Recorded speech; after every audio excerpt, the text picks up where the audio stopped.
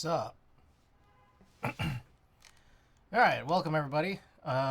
Silly, Randy, Bitterseed, Sean Wens, PS4, Jur, Bitterseeds, everybody welcome. Ricky. Alright, yeah, I just ran this. Ricky, thank you for that. Redeem. I got a seat at the table here. So I was spending some time looking for it. But I realize now I gotta clean that whole thing behind me, so let's go and do that. Wise Donkey, welcome. Let's see. I have to hit this button.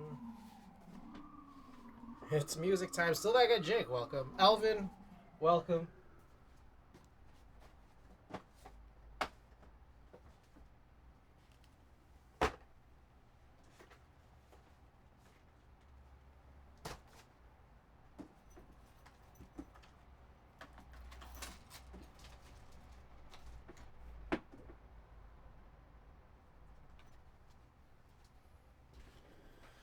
Okie doke. Gans, use chopstick. Can I ask for a favor? Elvin, what you got going on? Can you show me those 60% that you force HHKB? Oh, here's one. Oh, a 60%. I'll find some pictures. I have some on my site. Do I have any here in my vicinity? I'm not sure. Which one's site A? I don't know which one side A is.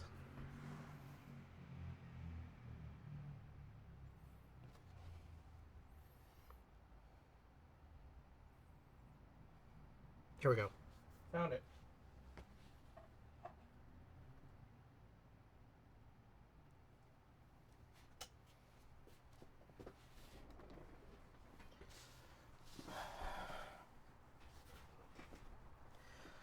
I'm done converting my corn, but I'm redoing my plate by removing the bottom row control.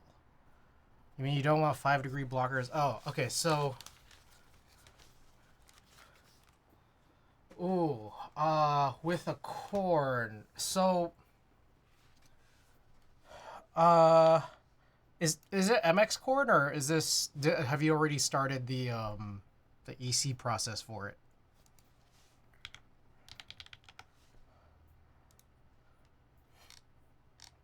So I think there's so are we talking about the EC one, or you're trying to HHKBify your EC corn?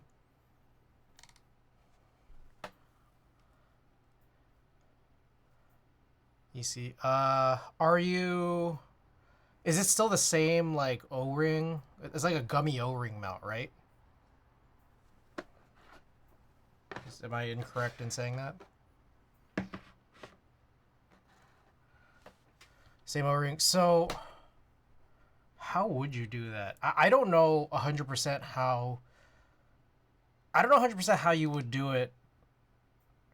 Two things. With EC, I'm guessing it would be the same. But I have not been able to come up with a good idea of how you would do it specifically for gummy O-ring mount 60s. Let me see if I can explain. Let me find one of the ones where I did it.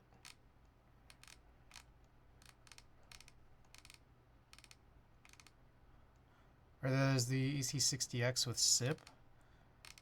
Well, to get an HHKB layout to work, like specifically if you are trying to remove controls from a gummy O-ring mount board, that's where things get a little spicy. So take a look at this right here. I cut a new plate here specifically so that there's just no control cutouts. Type 60. Okay, so here's my thought. I get plates cut like this where there's just no control cutouts. The thing though is that like I've only really had success with these kind of working when there's some kind, well, this one right here is a tray mount. Um, Meanwhile, the only other type that I've seen done that makes sense would be something like it'd have to be a screw mount of some sort, where you're screwing either the PCB down into something like a tray, or you're screwing the plate into something like a top mount or a bottom mount. Um, with a gummy O-ring, if you just don't have anything here, your O-ring is gonna come around like this, and I don't know if that's good or not. I do have a Type 60. So the thing is, like, yes, there's the Type 60, which specifically has like that bar that you kind of screw in from the bottom. But with a cord, you don't have that, right? Like, you don't have a place for that to do it. Um, so yeah, I don't have a good answer. Um, there's a similar thing with the brass seal 60. Um, but again, there's still like a cover for it. Where is it? Brass. Yeah, like this is a cover plate. Yeah, we only have friction mount. Yes. Watagaki is in the building here. I got this guy right here, the Hidden Leaf Hidden Leaf Book Club. Jesus, where is it? Hidden Leaf Book Club. Right here, T from Watagaki. Hit exclamation Watagaki. I also I made it zoomed in the shoulder cam, so you can't really see the back, but it's there. Believe me.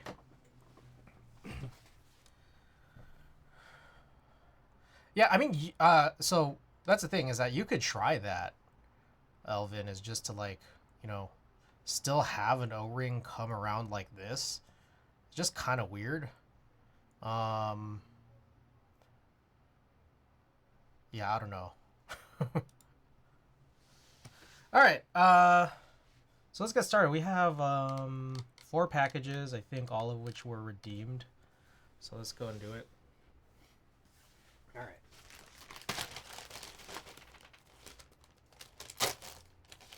So first up, Suzu, welcome. I got this.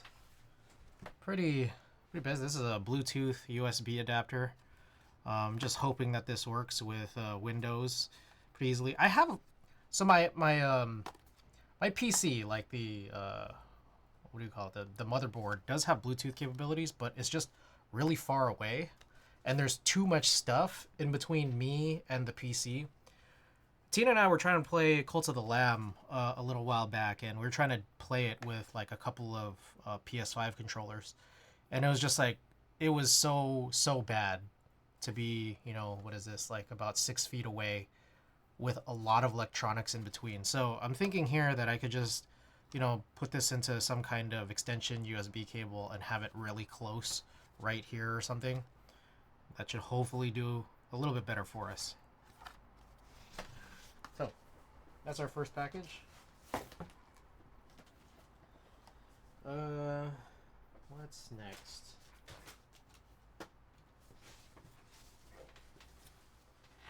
Let's grab, where is my box cutter?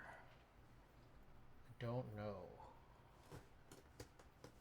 I gotta find my box cutter. I think it's in the other room. Be right back.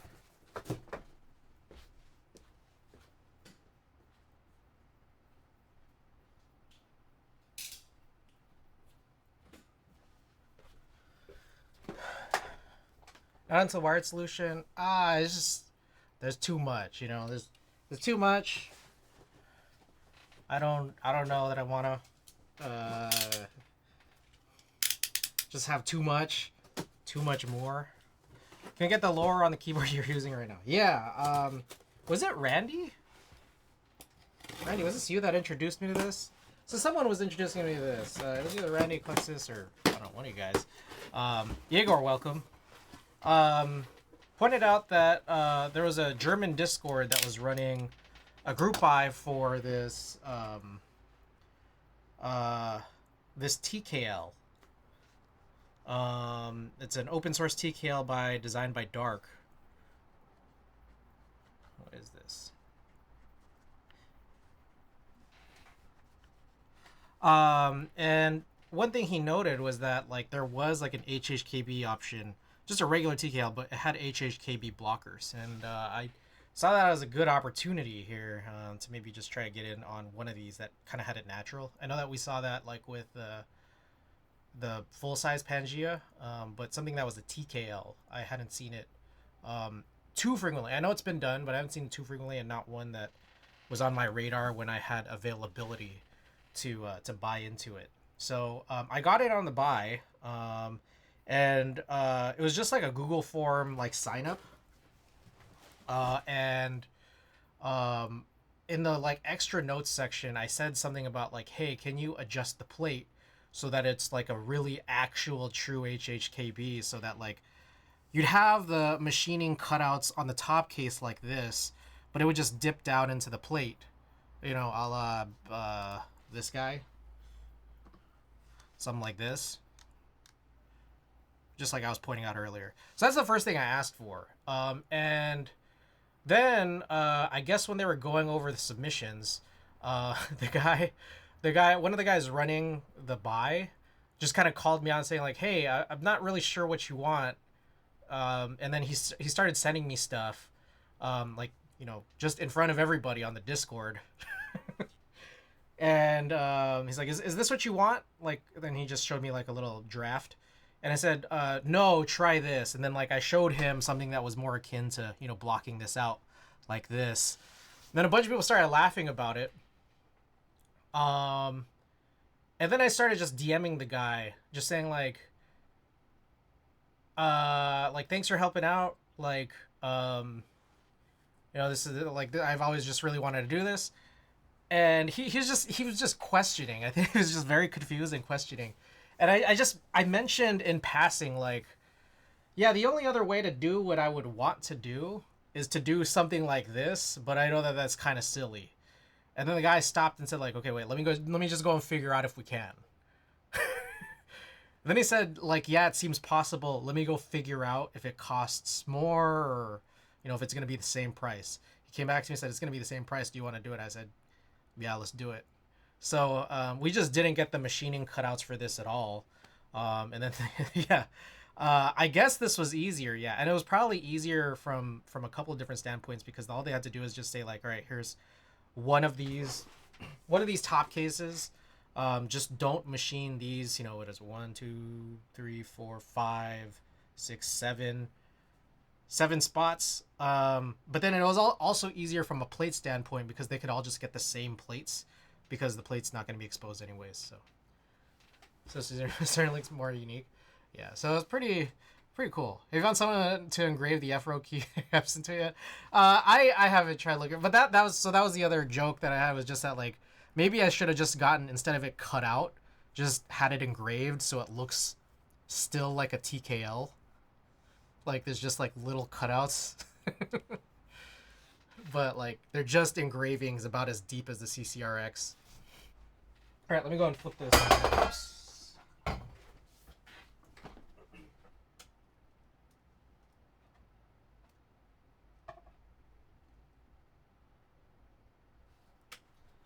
So yeah, finally arrived. I built it, and it sounds actually pretty good. Yeah, it is a one of one, but I mean it is also like, it was an open source board. It came out so good. Did you post finished build on Discord? I think someone from the Discord screenshotted it while I was doing the build last time around. So a bunch of people saw it. A bunch of people saw it. A bunch of people fire emoji'd it. So it does actually sound really surprisingly good. So there's that, which is pretty cool. But the other thing I kind of noticed just over time is it does funnily sound like it's very reminiscent of the Piggy, like not just in size but also the sound. Like there's, I don't know how to put it, there's a deepness to it, there's like a bigness to it. I don't know if that makes sense, but we could do a little type test. Maybe we'll do a type test after we get through all of the packages here. So I finally got this after like 6 months. It's not a group buy or anything. It's just I got the replacement air filter for this guy behind me. I tried buying this in July, and I thought I bought it, and then it turned out I didn't buy it. So I actually bought it this time. Thanks for the lore. Yeah. Okay. Next up, I'll open this up. This is now package 3 of 4. I'll open this up. We'll do this build. This is a build that I just received, and we'll do this second tonight. But we'll just open it up to show you guys, and we'll take a look, see what's been included here. Custom 3, welcome. Everybody, welcome.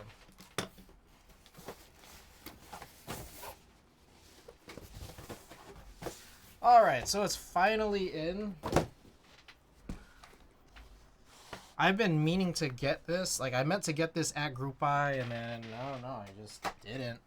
And then I've been, like, kind of looking for it just in the aftermarket for a while. I saw a good one from the guy who ran the Group Buy. And then it sold out, which is okay. But then I saw a guy selling this on the Mech Market subreddit, and I was like, whoa, that's a really, really good deal. So yeah, this is the martingale60 HHKB. It's just came in silver. This is not really the color I necessarily wanted, but it's chill. A guy also included a bunch of, this looks like way more than 60 just vintage black switches. I'm not sure what he harvested it from. I think he listed it in the messages. Here's a PCB. It has a plate, but I think this is like a plateless type build. And also on top of that, I don't know how this. Oh, there's 2 PCBs. Okay. Did this always come with 2 PCBs?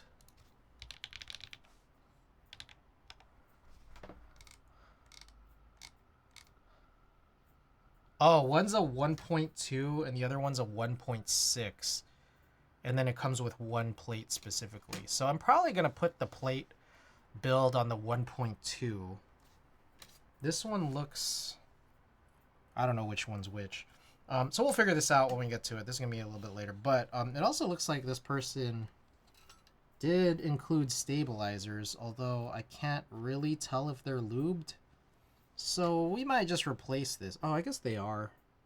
I do see some lube in here, so we'll see if we want to use it. I'm not totally sure yet. But yeah, the person who sold this on the Mech Market subreddit, it was like, oh my god, that was an incredible deal. And then he just asked me, do you want me to throw in some switches? And yeah, he got me a bunch of these vintage harvested cherry blacks. So I was like, what the heck? I wasn't even expecting that. It was already a really great deal.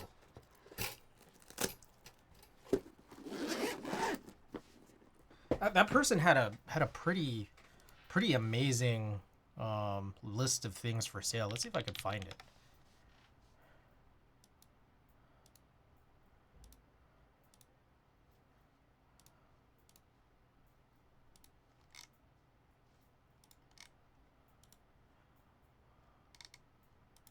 M60A Sequence 2, Ramakara, Iron 160 Rosewater, QK60, the Keychron Q60, which is a funny one, and a Tofu 60. What was crazy is that like he was just giving, like, his Tofu 60 was like he was just giving that away for free. It's just all HHKBs, I guess, but I guess maybe not that one specifically. I don't know if that one was an HHKB. Oh, and also a Numa. Yeah, that guy had a pretty amazing. They were all HHKBs, and I was just getting them for sale. So, anyways, that is it. All right, so for package number 4, the 4th and final package, I got this in. Another pack here of screws. These are just listed as laptop screws, and I think the goal here is to try to work on this. Really? All right, whatever. Try to. I don't understand. What was? Am I supposed to keep this in here? It doesn't make any sense. Oh, I see. Okay. Did you buy the Neo 75s from QWERTY Keys? You hear about the CC frauds? Whoa, I did not hear about any of this. I bought so Tina's Neo 75 and also my brother's that I bought for him, both came from Divinity, I believe. Honestly, I'm just a little confused. Why you wouldn't buy from Divinity?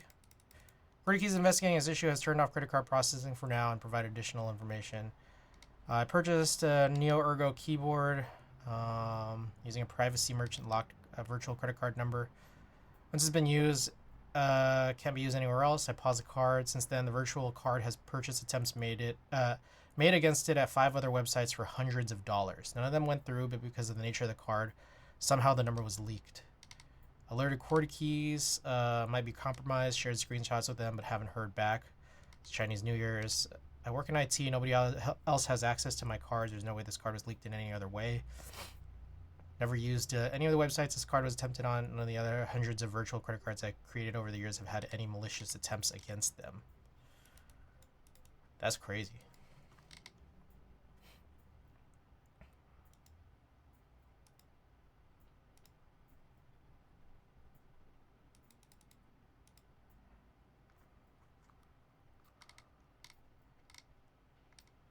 Seem to be trying to deflect the issue to Spotify, but seem to be tons of with the same issue in comments.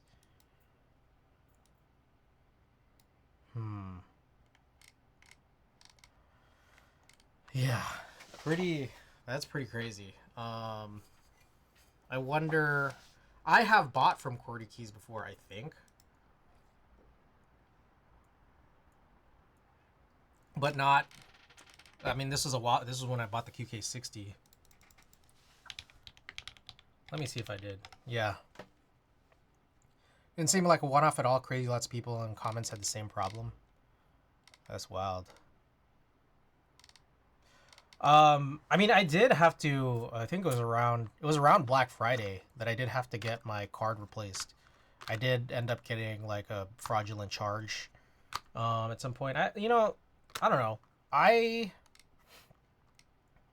don't know what to say other than I mean, it's easy to do with credit cards more so than like bank or like debit cards, to just get like replacements. So like I never really trip out about it because I'm just like, well, I like, for me, I don't know. I'm just like, if I ever get a fraudulent charge, you just report it and then get a card replaced. I've never had an issue to this point, but anyways. Aside from that, I haven't had this issue because I haven't bought from QWERTY Keys in a while. And I've also changed my card since the last time. So, alright. Anyways, here's the screws, and it comes with this little card thing that I don't know why they didn't just put stickers on this or something. But I want to work on the cloudnine right now, which is right behind me.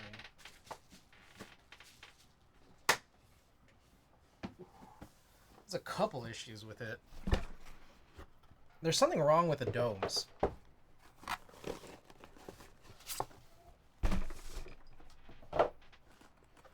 And on top of that, then there's also something wrong with the screw situation as well. So I think it's something we ought to do. Dixius, welcome. Welcome. Okay, so first of all, just to point it out, they gave the same screws for both sides of the standoffs, and these screws, like, they stick out too much. So then there's some collisions with these OEM toe brake caps, at least. I'm not sure if I'm the only person having this problem, because I don't know if I'm the only person using OEM. But I think that's one big primary reason why I wanted to change these screws. But the other thing, too, is that there's something really weird about how this sounds. And I get the sense that it might be the dome, could be the slider, maybe it could be the spring, but I'm leaning towards the dome. There's just like a weird... I don't know what to say. It's like a squishy. There's a squishy sound to it. So I just want to do like a bigger rebuild where it's just change these screws, change the domes, see if it fixes anything.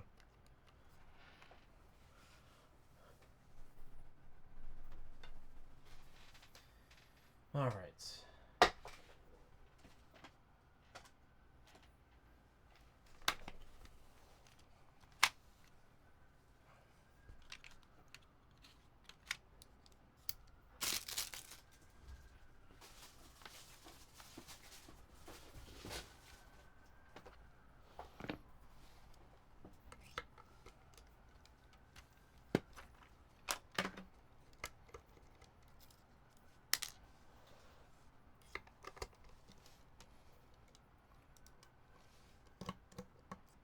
I'm thinking maybe there might just be some chance that I'll be able to pull the domes out and then maybe just try to listen to them in open air.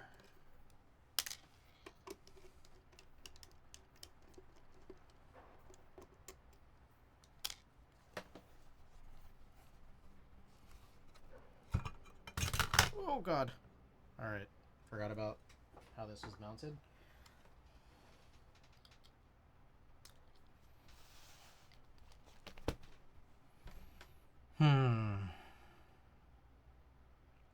Best way to do this. Alright, maybe. So it was M23 is what they said.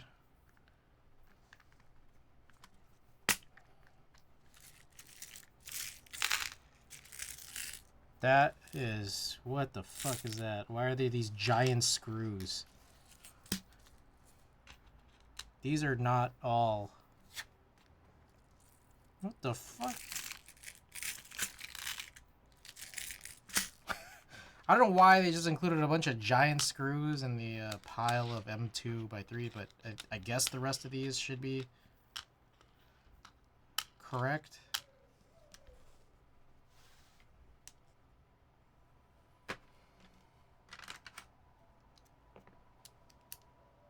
Well, I guess that's the end of the album. Oh, I never did a type test for you guys. I guess I'll do that the next time my space is free here. Okay, so here's my thought. I think I should be able to do this from this side. And it does look a little bit flatter. But it could also be worthwhile to just try to throw down some keycaps here.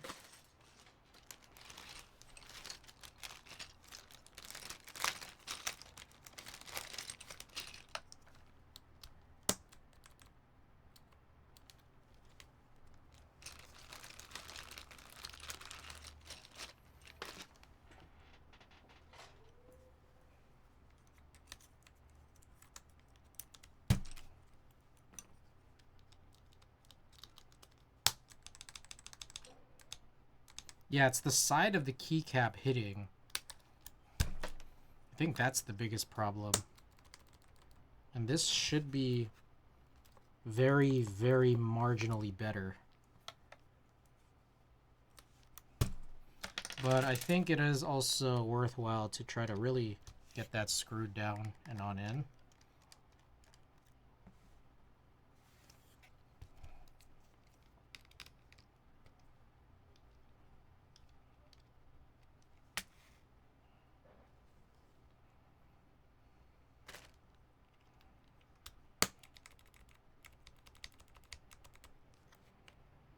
No, that still kind of hits it.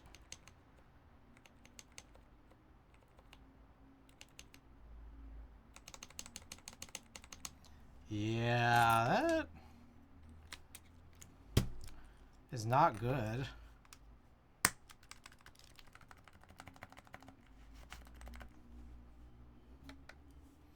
So this is like,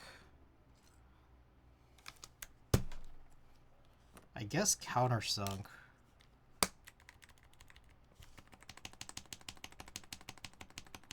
Yeah, that's still striking it.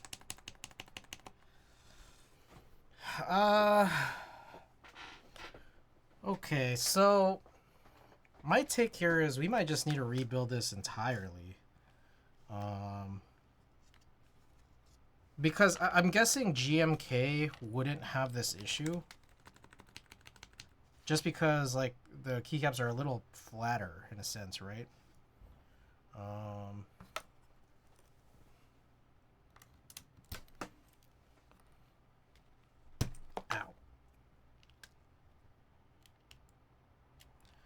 It's a little hard to tell. It does sit a little shorter, I think.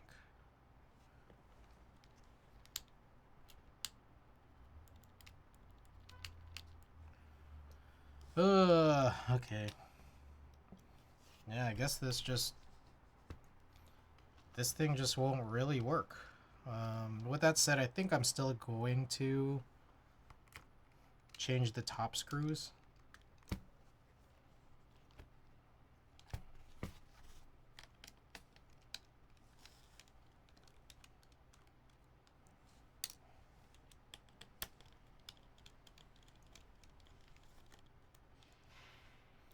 Why Zonky?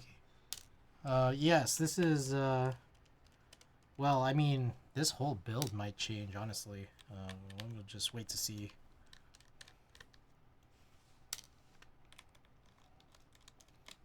I think there's a lot of digging around to do here.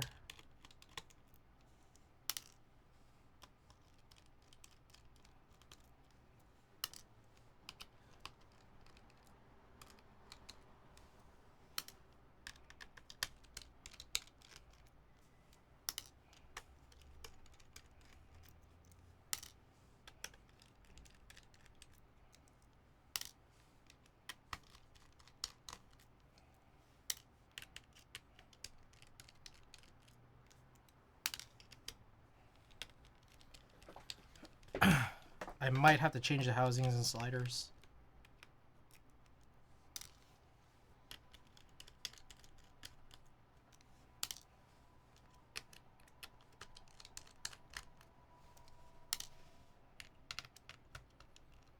I guess there's a chance that the only way that this would more reasonably work is if you got a plate recut where you didn't have to use standoffs and instead used like a threaded plate. Get the plate redone.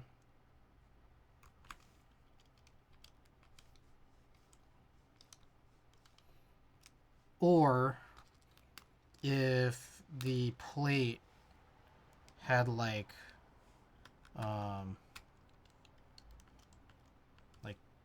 an actual thing for like countersinking, which I don't know why it would, because they didn't even include these countersunk type screws to begin with.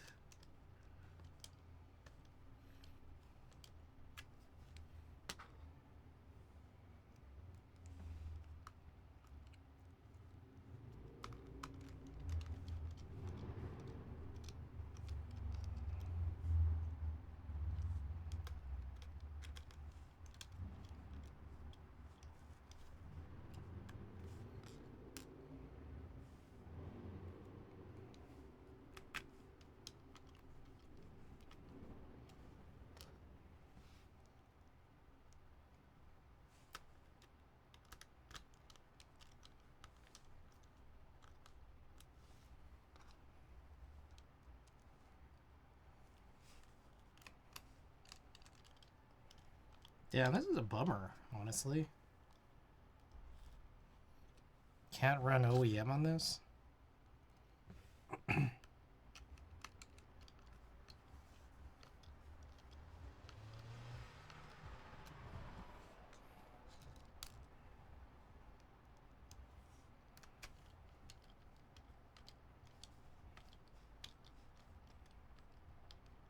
Ooh. Ooh, I don't know if I like that. What the hell?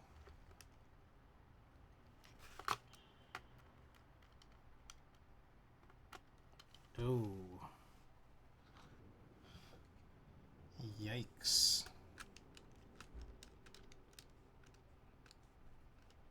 Okay, so this one right here in between F and G, that one is, I don't know if that standoff is busted or if there's just something weird. Oh, this one too.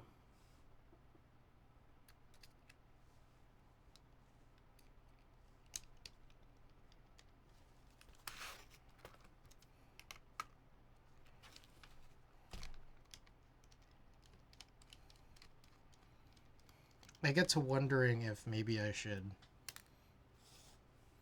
possibly kind of try to undo, like basically break this down.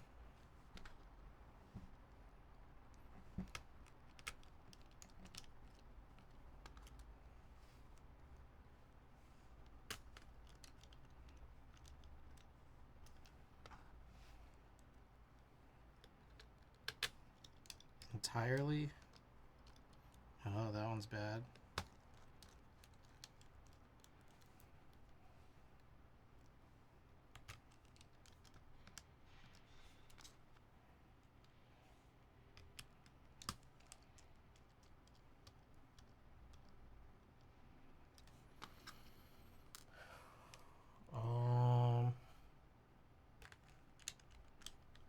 I'm also wondering how many extra standoffs they gave.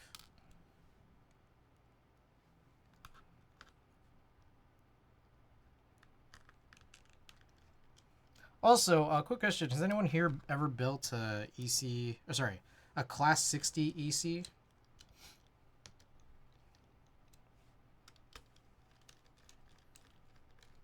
Something I get to wondering a little bit.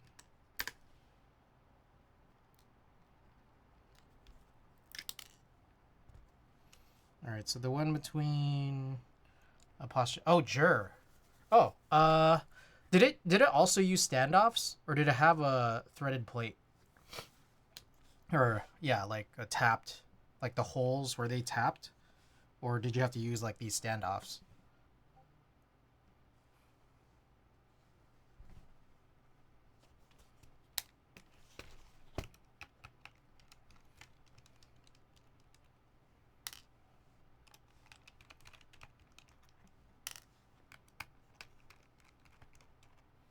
I think just holes. Oh, okay, good to know.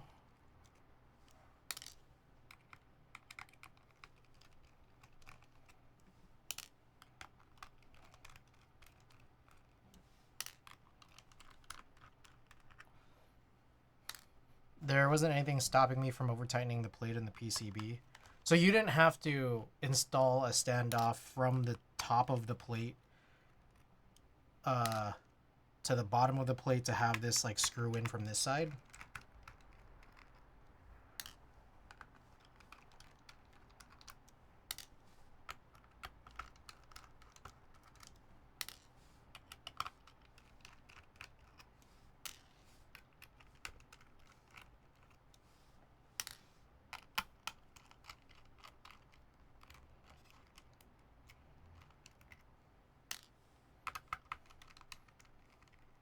So basically I'm in talks to get a Class 60 with an EC PCB, and that plate is a little funky. It's a lot funky actually. So Savior has helped me produce a plate that'll more normally take like topre style stuff.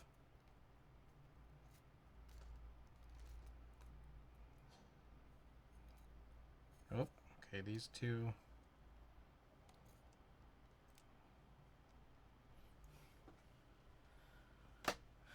All right, do have some extra trays here.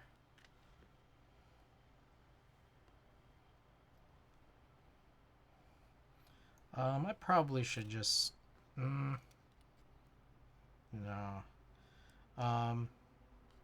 Probably wants to leave the springs in the domes. Just like becomes like a little bit easier to take the springs off of them.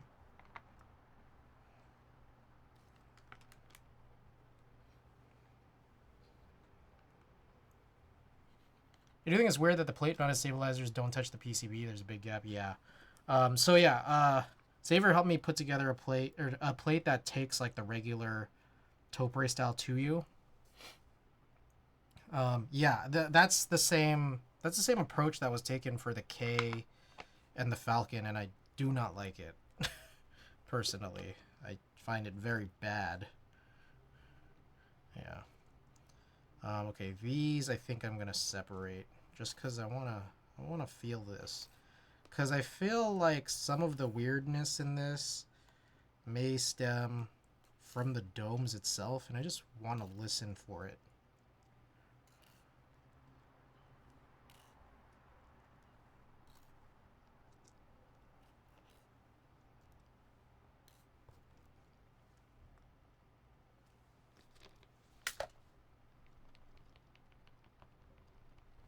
No, I don't know.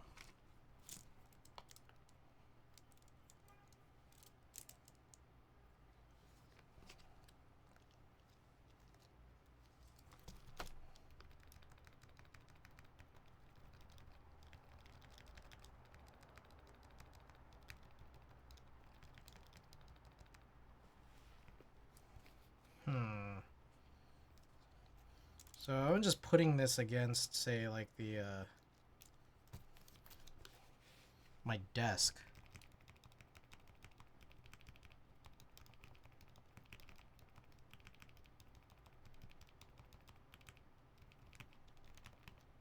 I don't know how I feel about this. I'm not sure if it's the domes.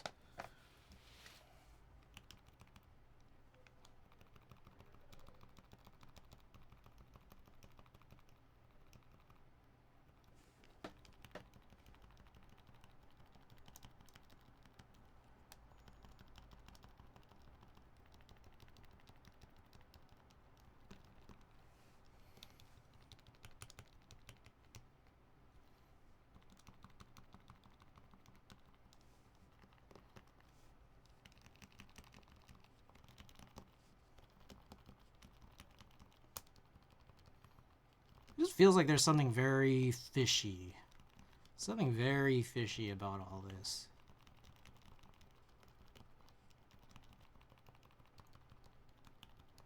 Technically, I should be able to get my own plate slash dome for the class 60 and use not use the default ones, right? That's my perspective of it. If you want, Jer, I don't know if you're stateside. You don't have to disclose that on stream here, but I could probably try to get more than one of these class 60 plates cut. The only thing though is it's not going to be threaded, so you're probably going to need some standoff situation where you just have screws on both sides with a standoff in the middle between the plate and the PCB. I think there's a way. I think there is a way to get it tapped, but it's gonna cost more. I've never done it through Pinocchio, but I did learn that they do have an option for it. But it would require making adjustments to the plate that I was already halfway through submitting. I don't know what to do here. I'm just being totally honest. I am not sure.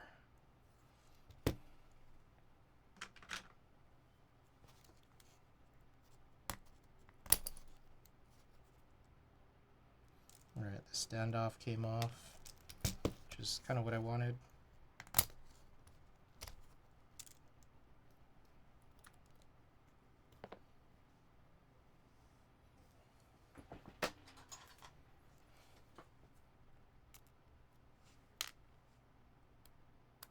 Where was the last one? Oh, shit, that one already popped out. I don't know where to, though. Okay, I've misplaced one standoff already. Very good. I should hopefully have a spare somewhere. That probably was what that ticking sound was earlier. Let's see if I could feel for it. Got the real crazy desk mat, so can't immediately tell. Alright, let's check here.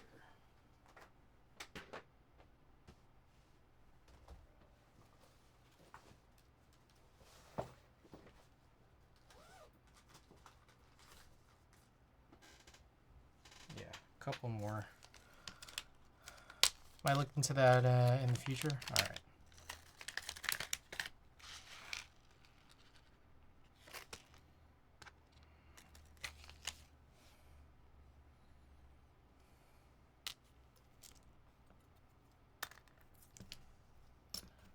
I don't know if I'm going to change these housings. I think maybe we'll just do a little bit more experimentation before I get to that level. Where did I put? Oh, there. Okay. All right. So what I want to do here.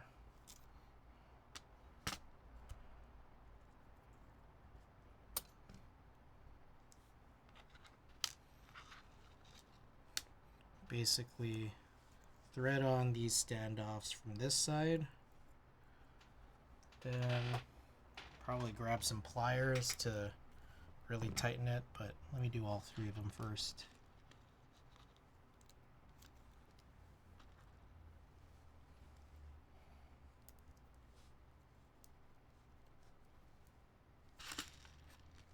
Oof, that is a tight squeeze.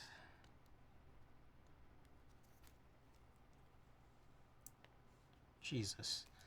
I gotta pull these out.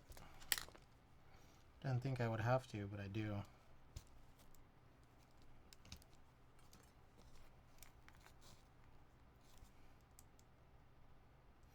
This one.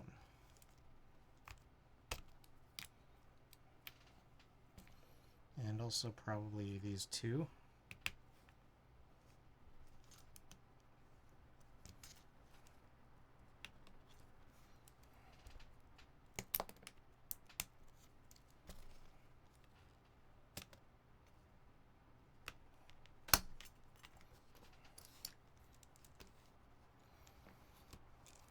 I use Cloud60 much after I got banned from bringing it to my work.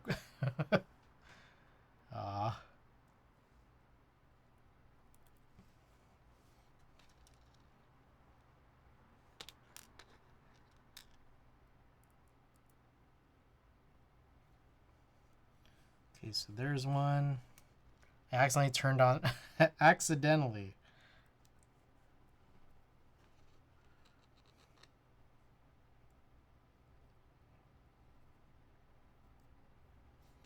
Okay.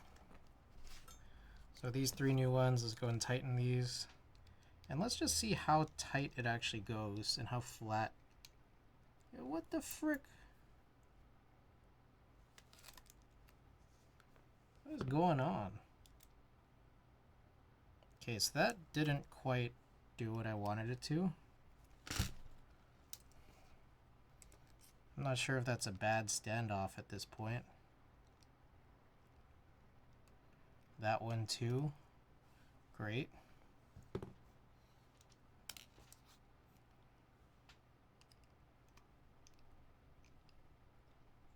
Oh, those might have been the bad ones from before. So it probably doesn't matter that I lost that third one. I just need to get more of these.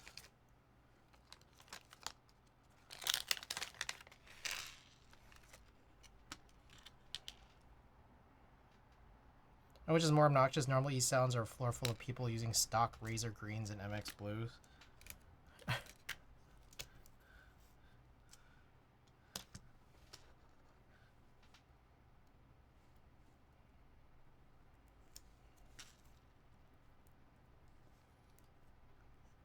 There's a part of me that is curious about whether or not those other screws and standoffs would work. I imagine probably not here because I think these holes are a little bit bigger. But it's just a shame.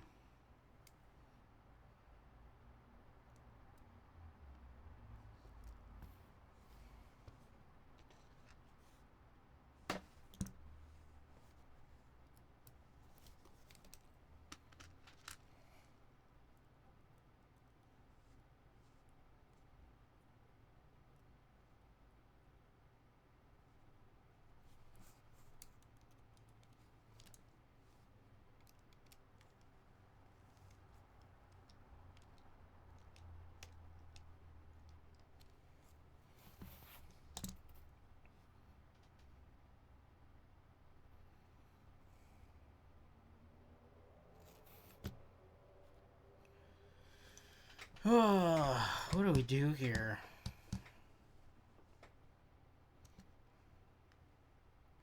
I'm gonna just try it. Just to see. This just has me too curious.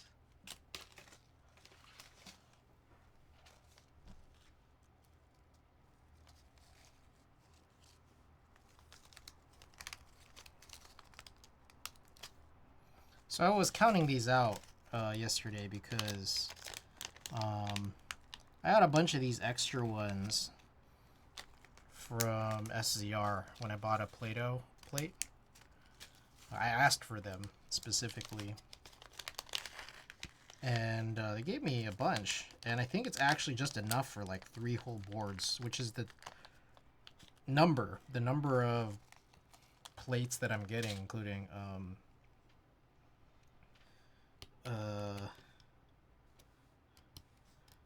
Savior's Frog Mini.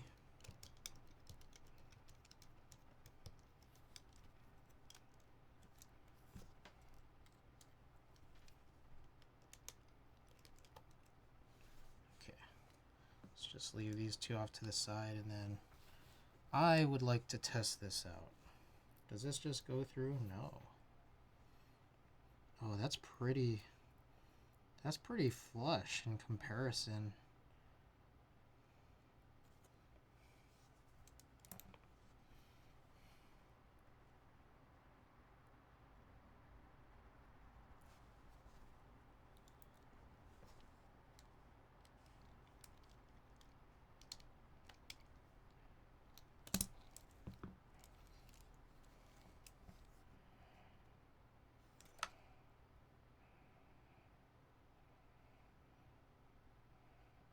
It's hard to get a really solid measurement of it, but this seems honestly like it would be better. I think the problem though is that from the other side you do need to use those like metal washers.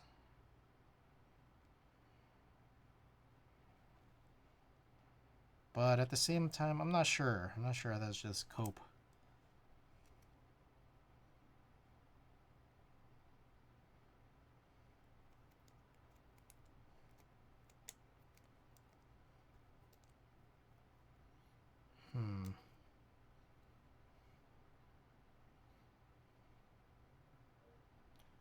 That's crazy, bro.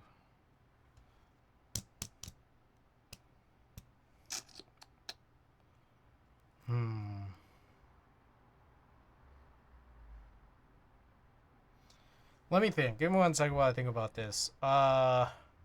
This is really only an issue because I want to use OEM. Randy, I don't know if you're still here, but this whole issue of where like there's a keycap interference because of the top screw of a standoff type build, that would only really happen for, you know, you wanting to use OEM parts, right? Is that where I'm landing on this? Because like I might have to just switch over, move over to using all other stuff here. A little bit of a bummer.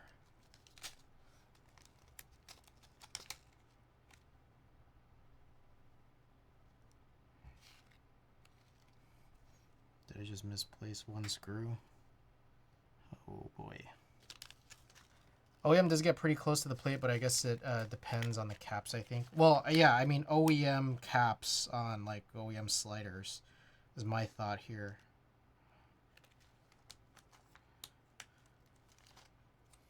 Because like I just tried replacing these, the ones where it was like a more rounded top, to this countersunk one, and it still kind of seems like there's an issue.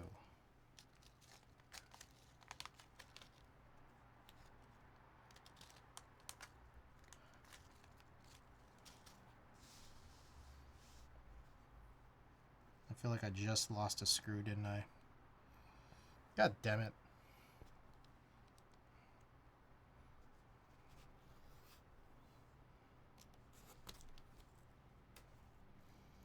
For the 3 that I'm thinking of, I mean, or the 3 plates I am trying to get cut, they're all 7U. So, I mean, I think you just kind of have to go with non-OEM.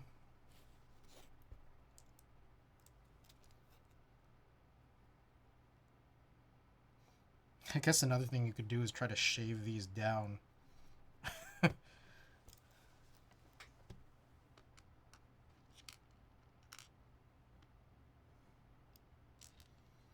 Now what the fuck? Do you guys see where I put that screw? You probably didn't.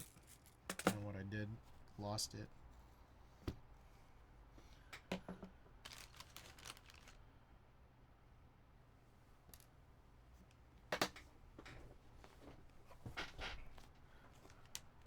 We'll see if it turns up. Okay. I think I'm gonna switch. I think I have a bunch of like deskies stuff ready. So maybe I'll go poke around for that. I'm gonna grab more trays too.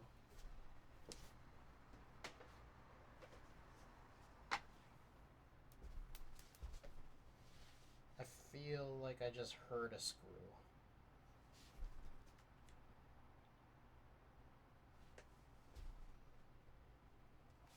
Don't see it though. I think it's gone.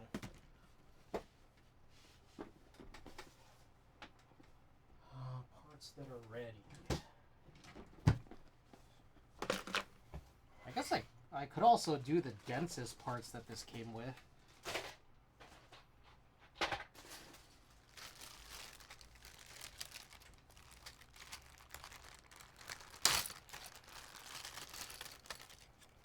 Probably not though.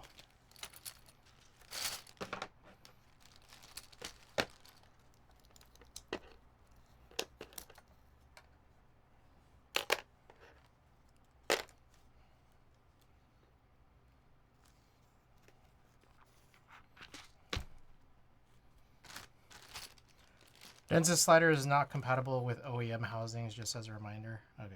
Well, I'm going to just switch out this whole thing, whatever the case. Where'd I put my spudger? Here it is.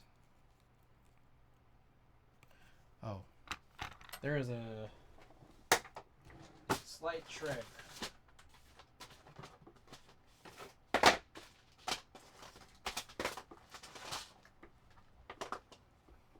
Use gloves.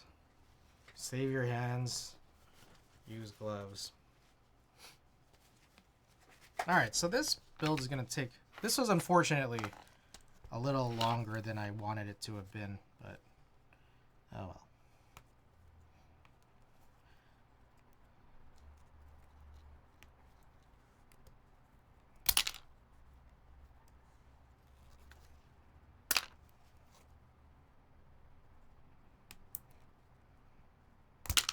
Some of these are really randomly tight.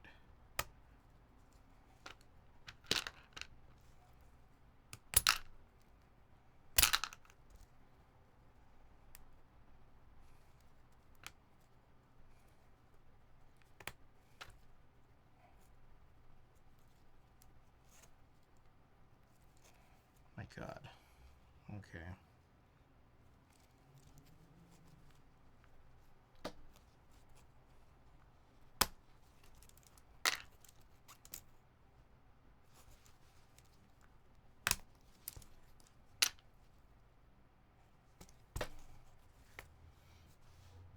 I'm gonna move this bottom somewhere else.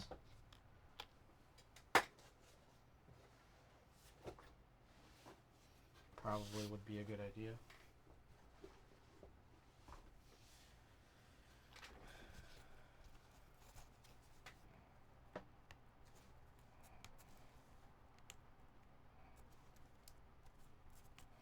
Oh my God, some of these are in there real tight.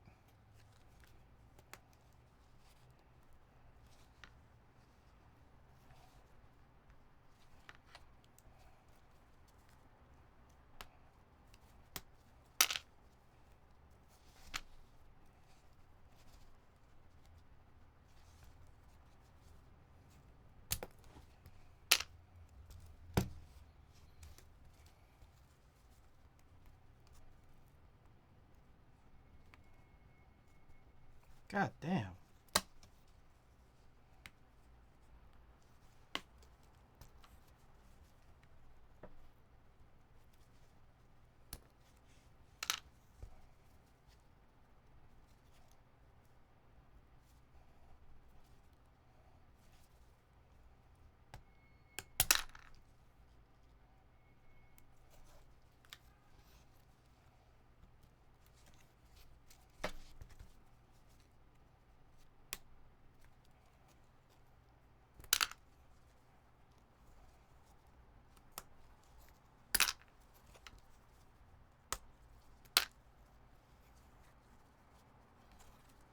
try to get these stabilizers out.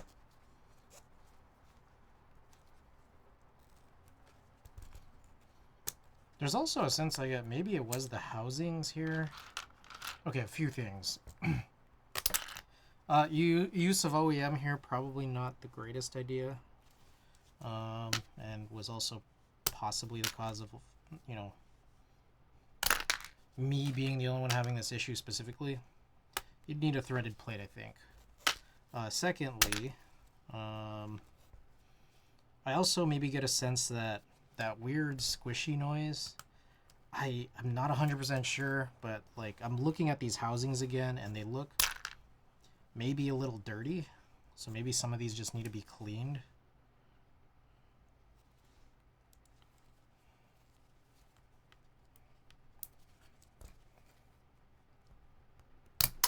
Oh shit. Oh, so I do have some updates. I did end up placing that order on Neon Gem's website. And I actually did get a couple of extra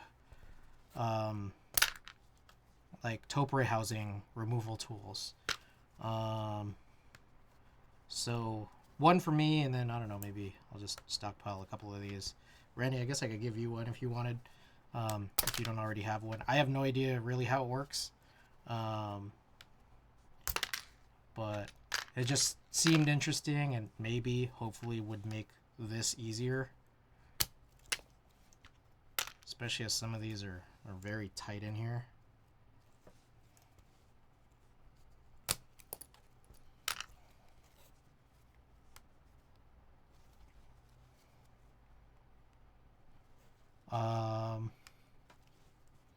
Oh boy.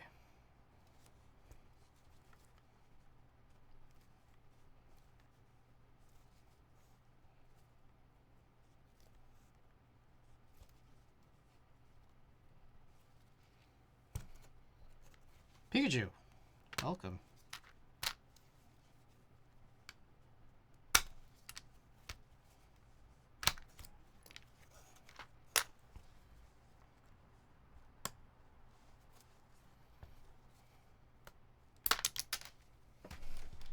But I'm gonna stick with the 55 domes and then try.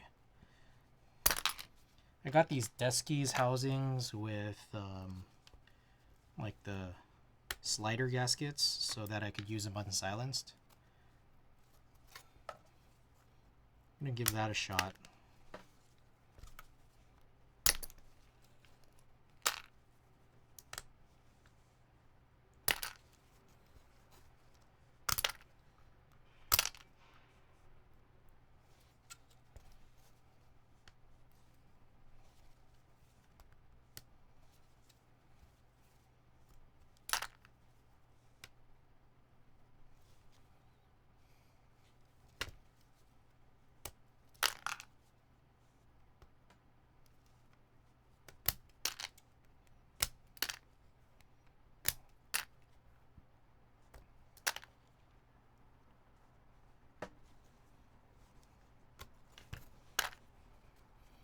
Alright, the rest of these guys are really stubborn.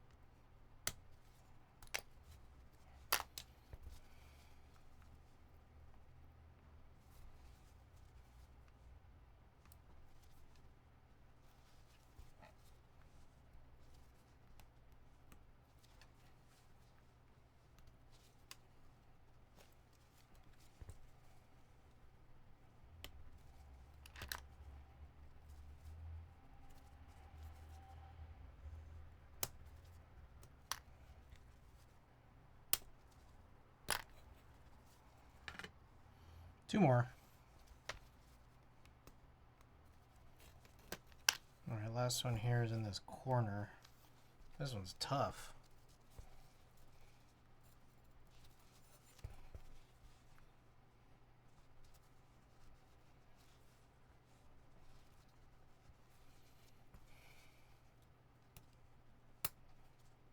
There we go. Jesus. All right.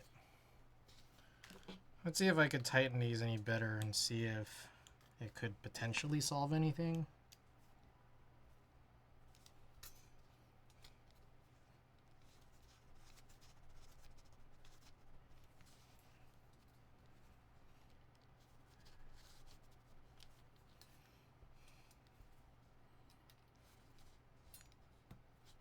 Okay.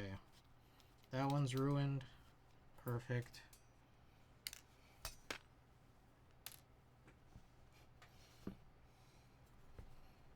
We'll come back. Oh. Oh my goodness. Unbelievable. Unbelievable, my guy. Whoa, what happened there? Lamp! Thank you for the raid. Cool Dog Derek, Alfalfa, welcome back. Zaina, welcome back. That's CCRX, love the layout. Shiloh Cutas, welcome back. Alright. Welcome, everybody. How was, you were gonna key call, right? How was that? How'd that go? Is that a personal? Stay over here about to hit the hay. Alright. Thanks so much for bringing everybody in. Nice. Sweet. Alright, well, thanks for bringing everybody in. Rage Killer, welcome back. Raise 2K for charity. Nice. Oh, that's awesome.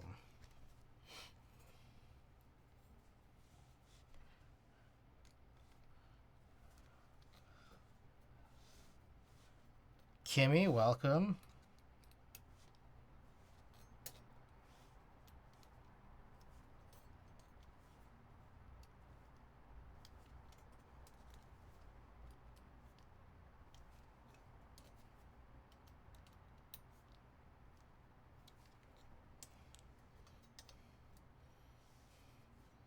Akshay, welcome back. Joke's on you, I was over here. Damn, I got punked. Alright, so right now I'm just kind of trying to tighten these standoffs into this EC plate. Boss Quest, welcome back. Alright, how many more standoffs I got? And this might be the end of the line here.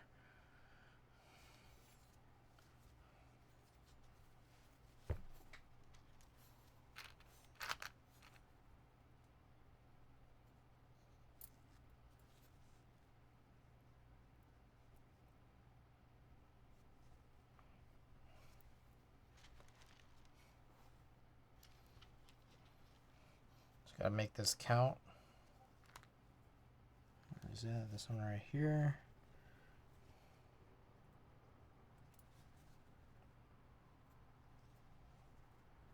Savior, welcome. Hey, Savior, we got some stuff to talk about for that plate. Am I right? Am I right?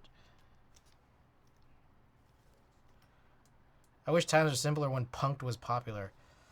On the Freya plate, you just want the controls blocked, right? No. There's a lot more to it, actually. Alright, let's take a quick look at the Freya. What am I looking for? Let's just look at a picture of the Freya keyboard. Alright, so for those of you guys who don't know, I'm working with Savior to get a bunch of plates cut. We gotta look at this. So... I think there was a picture directly from Wuche that just kind of had the configuration that I want to show. So, all right, let's just go over this real quick. So, when you look at pictures of the Freya, they'll most commonly have like pictures that look like this, where it has the slider on the left and the knob on the right. But what I wanted to show is that like there's more configurations. Ones, i.e., where there's actually a macro column here, and also like a 4 key, like a 2x2 matrix here. So those actually get shown. Freya plate file. God damn it. Freya plate file.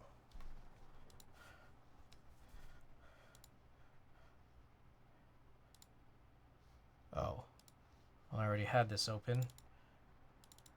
Okay. So right here, the Freya left 5, right 4 plate. I'd like all of those inner cutouts, like the switch cutouts, to just be removed. But then still have the screw cutouts so that I could get these printed so that I could just kind of block them here in total. So there's that, right? In addition, not just the controls blocked, but I want the arrow keys blocked and forced split right and forced back. Furthermore, another thing that they do here is there's a little more savior, which is that there's like this system here where, how do I show it? Basically, the Freya has like multiple plates. Yeah, just make it one plate. Like combine it so that it's just a regular 65 plate. I don't care about the 2 plates, like the inner and outer. Okay. All right, but then yeah, like you do still need the 2 other separate pieces for the left and right plates via the Freya left 5, right 4 plate. So if you could do all that, that would be great. I'll probably have it ready tomorrow. Nice. Okay, sweet. Thank you for that. Alrighty, so I have tried screwing this all on as best as I can, and I still get this feeling here that because this plate wasn't machined or, didn't have any post-processing to have countersinks, it didn't have any tapping on here, the screws are still going to come out a little bit from the top, which I think is detrimental to the use of like OEM style keycaps. So I think I'm gonna bail on that plan. I think I'm just gonna try to switch over to Deskies, but I do think I might need to figure out another situation, because these came from the KV2. Yeah, anyways, yeah, let's just do this, and we'll end up running here. No, who is that? Helviet, thanks for the follow. We'll end up running GMK on it, I guess. I really didn't want to. I still wanted to use these pink Sakura blanks, but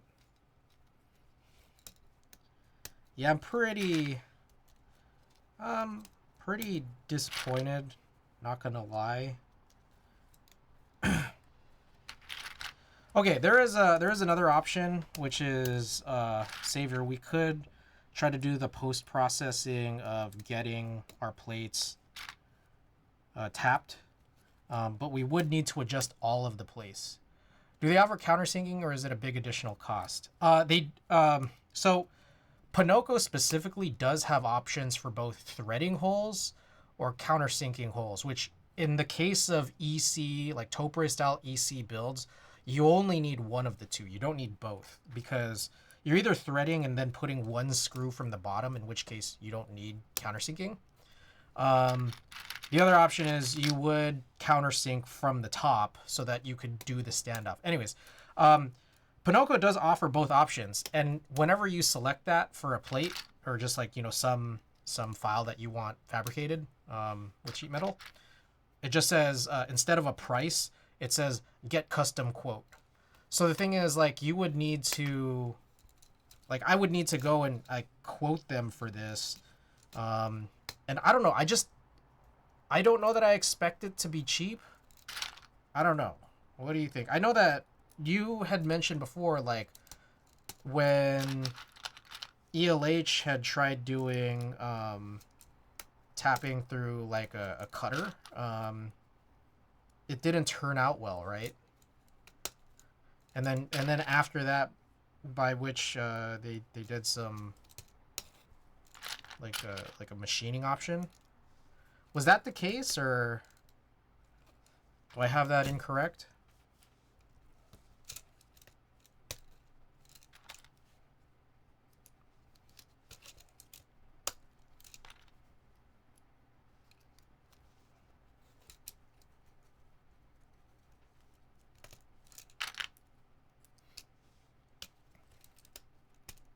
So, given all that,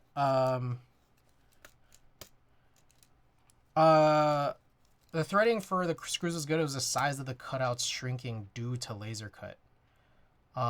If that's the case, I can get through them all this weekend. I just need to know the pitch and everything.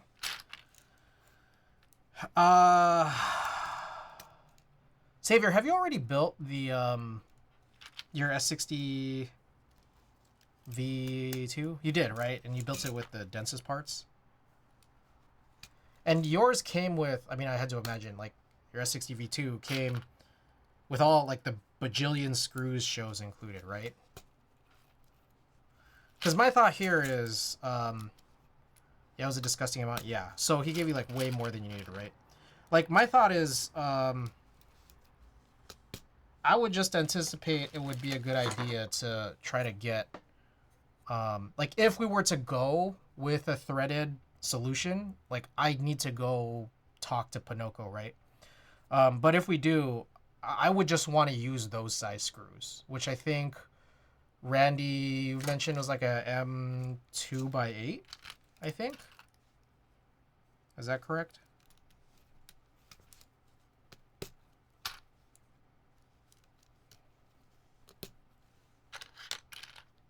Or it was probably something. It was something bigger than that.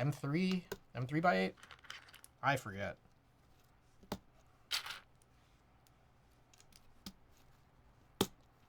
BRB right quick. Give me a sec. Okay, there's another separate thing, which is that I don't have a cloudnine plate file, which is something I would want to do here too as well, especially considering this is a 6U board. So again, like, I'm just like, I really only want to use, I think M2x8 is the norm, though show sometimes does M2.5. I see. Good to know.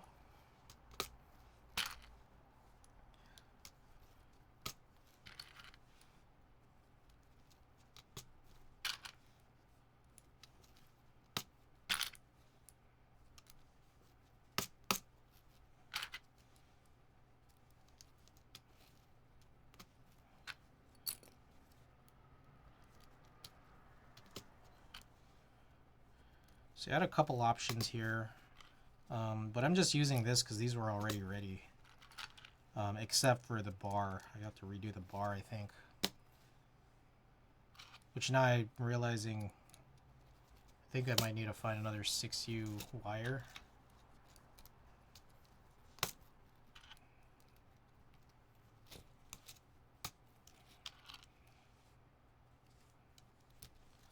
Alright, so these are unsilenced deskies. They have slider gaskets. So we'll punch in these last two. Should go in like this right here.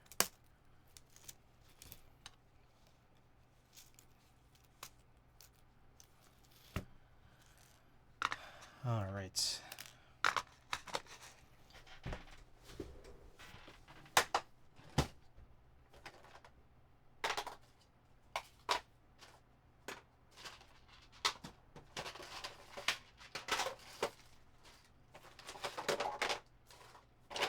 Oh. I think I also need one more here, which I realized I just found.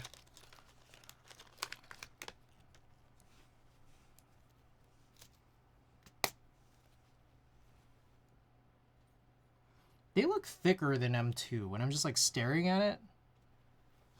Like, cause I don't know. Maybe I'm crazy.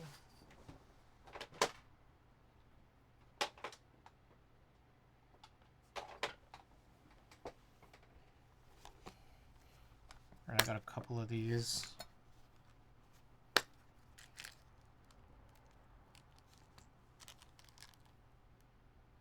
I feel very crazy because why do I feel like I've done this before? I'm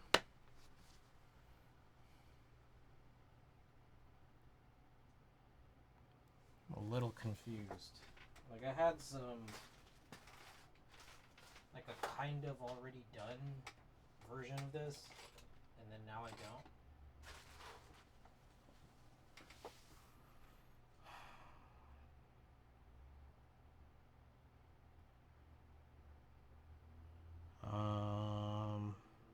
Yeah, I don't know. I guess I'll just do this.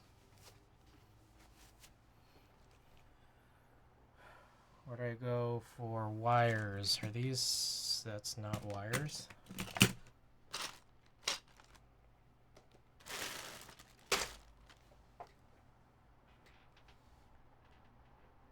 Boy, I feel like I'm going crazy here. Where is everything?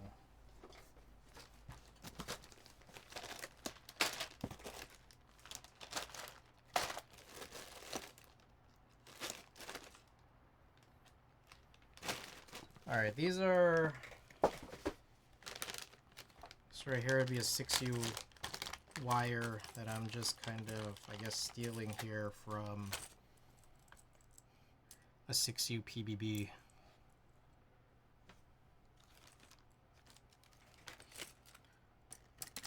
And then that whole inserted, like, inner piece just kind of falls out, so I gotta make sure not to lose it. Dump this back in here.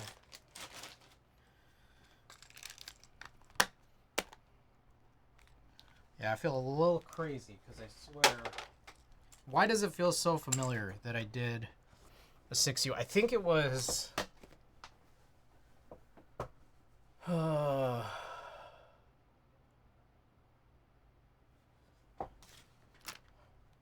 One of the first Digilog rebuilds I did recently.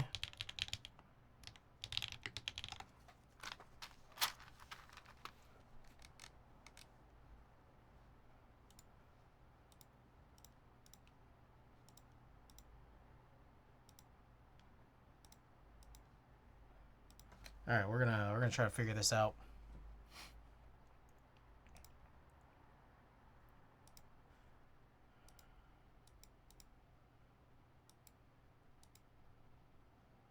Okay, so what's going on in my mind here? Was this when I was running? What is that set? Monkey? All right, so maybe it was before this. Oh, did I just publish this?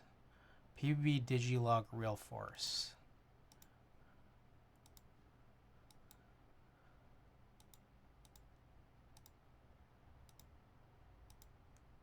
Okay, that one was also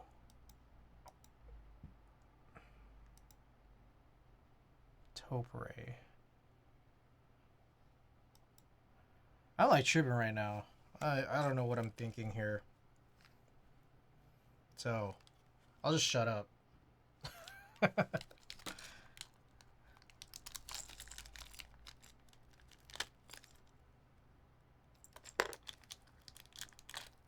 So what I had vaguely... Oh, shit.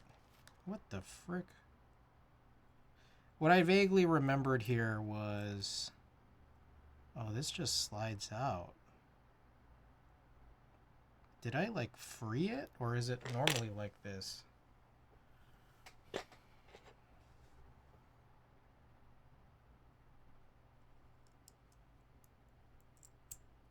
Whatever. It's fine.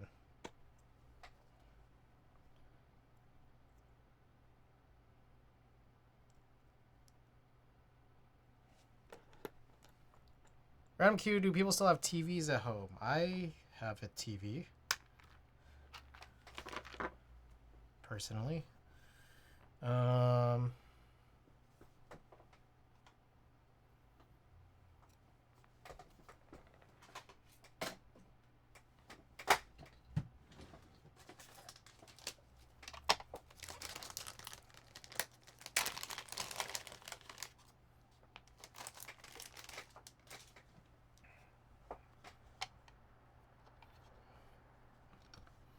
Do you not have it? The way you ask that makes it sound like you don't have a TV. Would I be correct in saying that?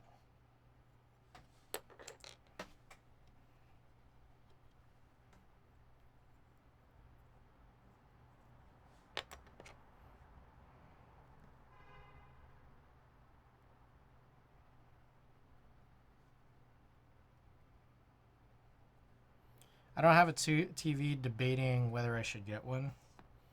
I see.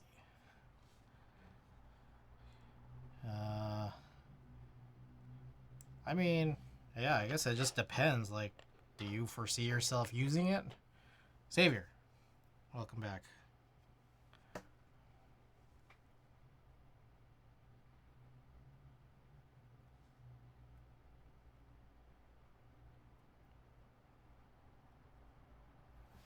So I gotta tell you guys, I've been very tired lately. My sleep schedule has been horrible. So M2 by 8, I don't know. Savior. I can't Netflix and chill with Savior if I don't have a TV. True.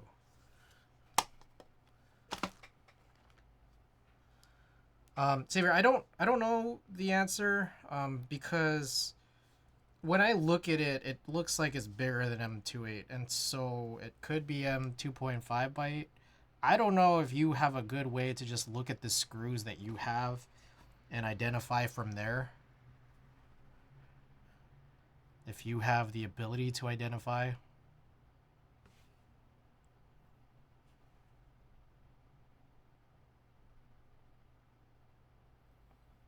Do I present myself as a psychopath if I don't have a TV?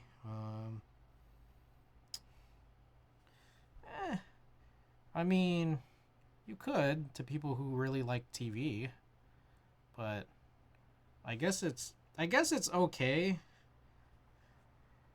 It's just I would like to have a TV personally, and so I do.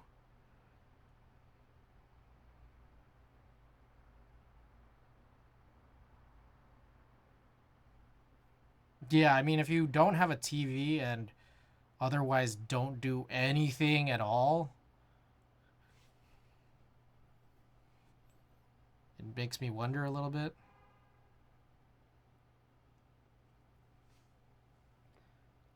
Like one of those don't date people without a bed frame. I bought a bed frame recently.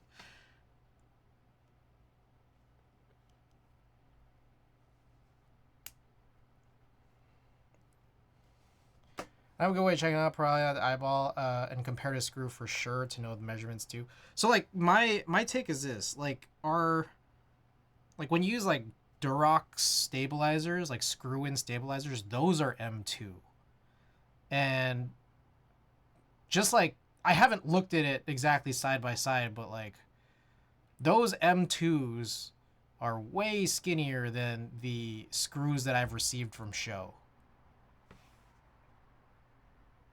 It's what I've noticed. Which that's like that's why I think it's bigger than M2. I'm just in the dark and clean your rifle in spare time. If I go to someone's home, there's no TV, no speakers for music, no board games or anything, I would immediately walk out.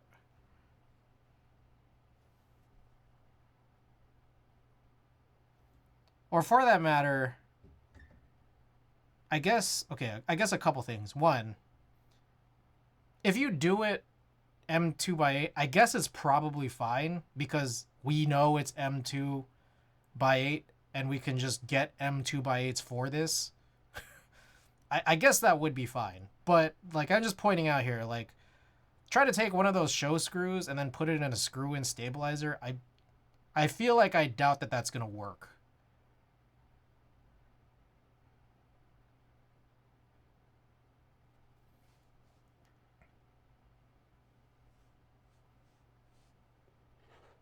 Yeah, these things seem kind of fat, right? They're like at least M2.5, but maybe M3 in my eyes.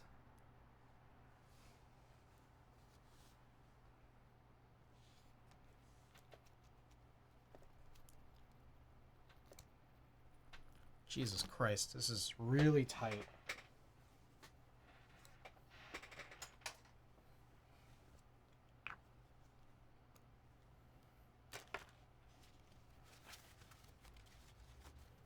This is like a thing, right? I forgot. M2.5 was annoying because SIP made his PCBs to M2 standard. Okay, so that's another thing too then. Yeah, Savior is like, do you want to just do M2 for that reason?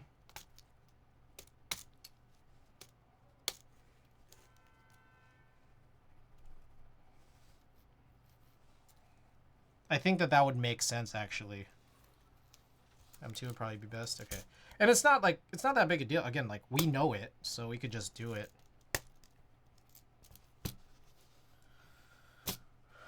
Because technically, you can't technically always go. True, yeah. All right. So there's that. I guess we'll just get this build together. What I've done here, I mean, it's not much. Really the only big...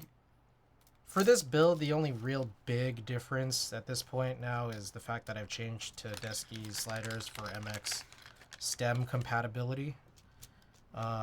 In which case, this whole screw thing was pretty much not a factor for anything.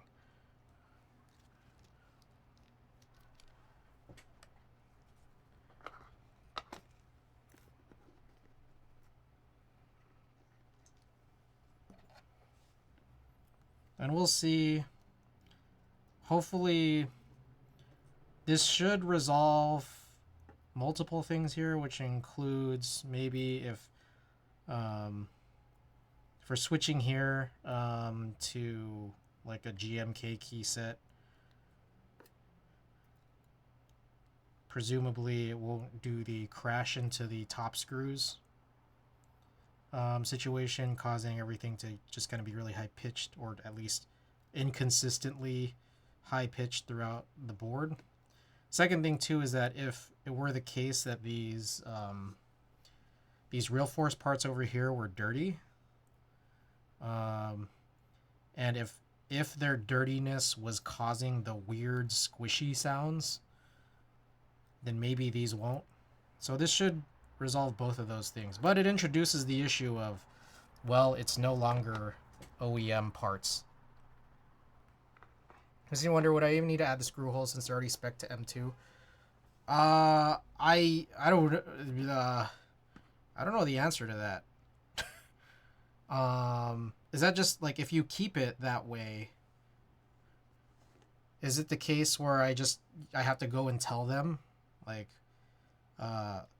there was that one thing, like, you need like a threading spec document. I remember having to do that for JLC, and then Blind Assassin put together like a document for what the threading should be like, which was like an actual spec sheet more so than what I was originally planning on doing, which was just tell them.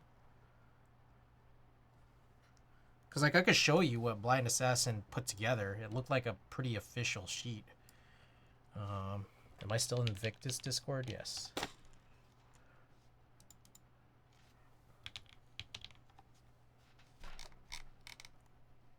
Oh, technical drawing. He called it a technical drawing. So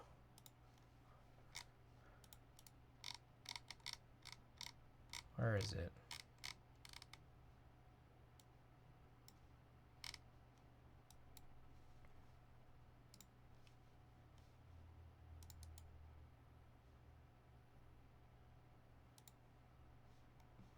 Okay. So this is what I told Blind Assassin. Do I just need to send this? I just took this and then I drew some circles and then wrote this in. And then he said, you probably need a more official technical drawing, like an actual technical drawing. And then after a day, he sent this, which looked pretty official, you know? And then like there's a bunch of details here in the bottom.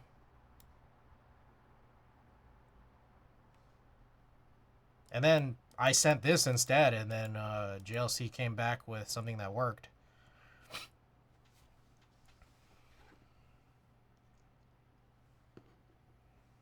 What do you think, Savior?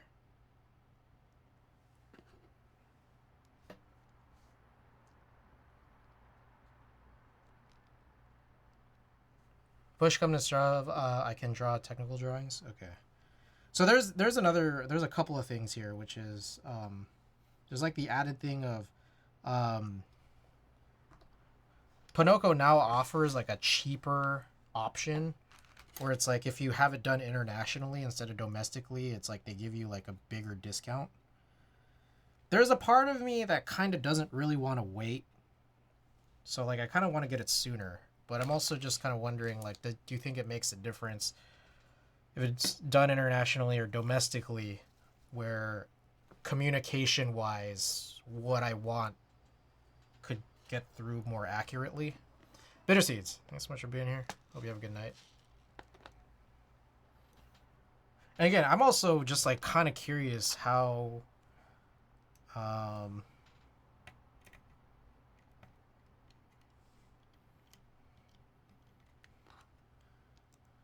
much it's gonna cost. Like, and what's your price limit, you know?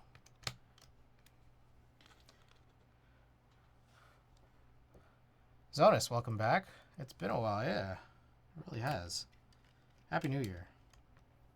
Welcome back. Like, I don't know, how much could tapping possibly cost, you know? But at the same time, it's like, what if it does cost bajillion dollars? You still in?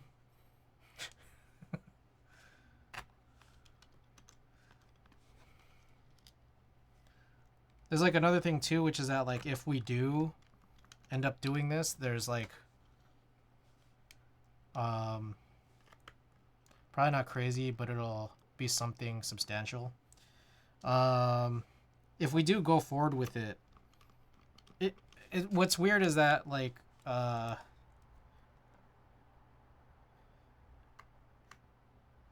just looking at this doc again.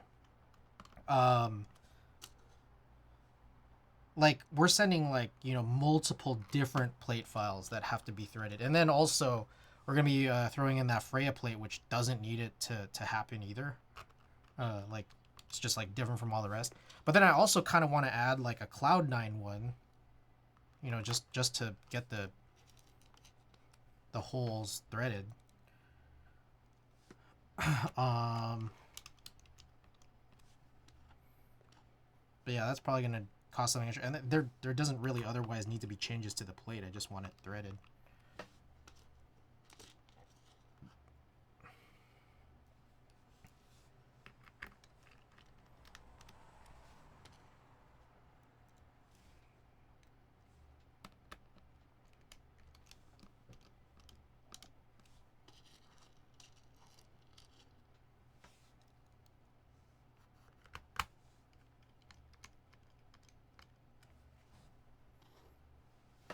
Alright, once I get everything screwed in here, I do just want to flip it over and try it out, see if there's still that squishy sound. And if so, then it's like, okay, well, it wasn't the housings this whole time, but I might have still needed to change the housings anyways, just because of the smacking issue. I think that regardless, I'm still in. We just got to figure it out. I got to AFK for a bit. I'll rejoin soon. Alright, for sure. Yeah, go take care of business. I'll be here.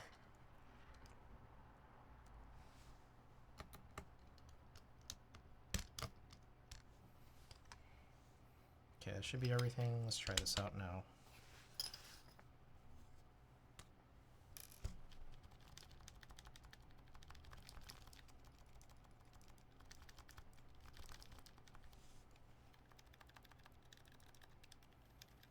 Okay, it does sound a little bit better. So maybe it was the housings that caused that issue. Maybe. Oh, another thing I just have to kind of remember is, I don't know if I've already done this to this point, but I might as well just go back and do it again. I think we need to do some stem shaving, right? We might have already done this, but I'm just going to do it again.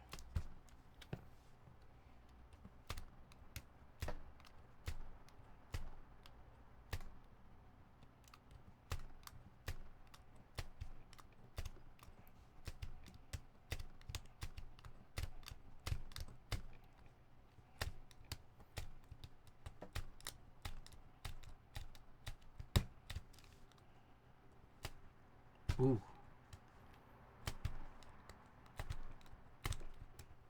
Probably a good thing.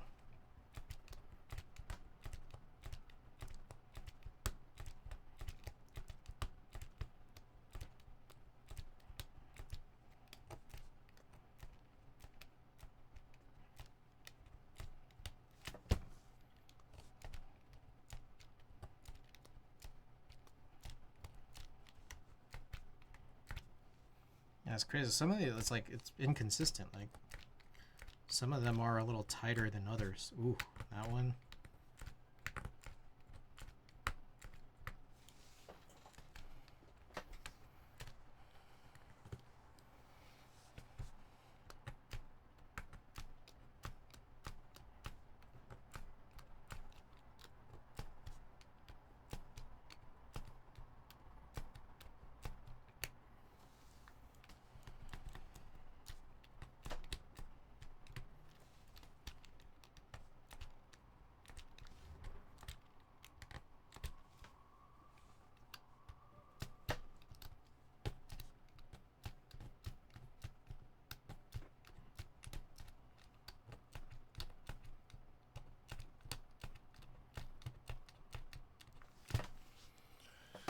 Whew.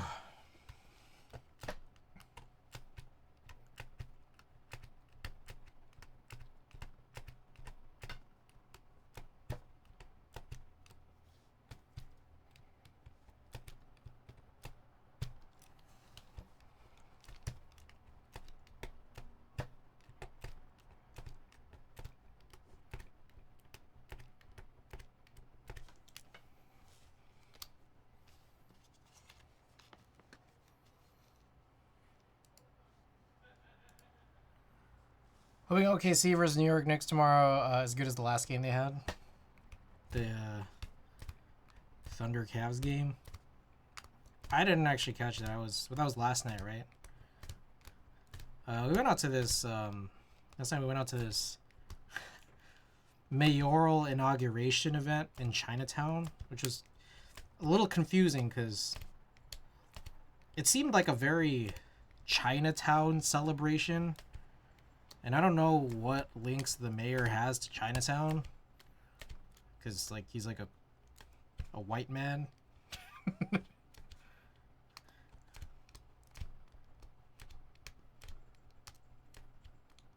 Yeah, why do Daniel Lurie, the guy who, like, kind of paid his way into office. He just had way more ad money than everyone else.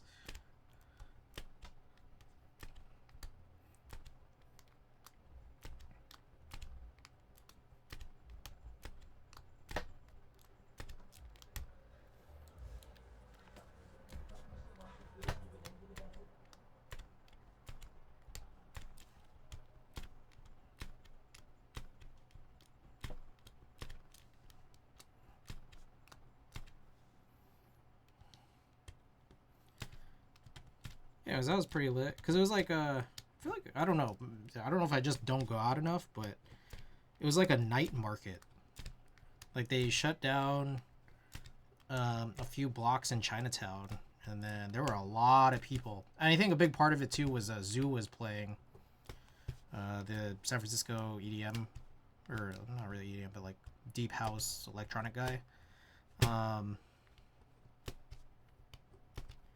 It's like a guy who people would pay $100 to go see, and he was just playing for free. I guess he got paid pretty big by the city to play it.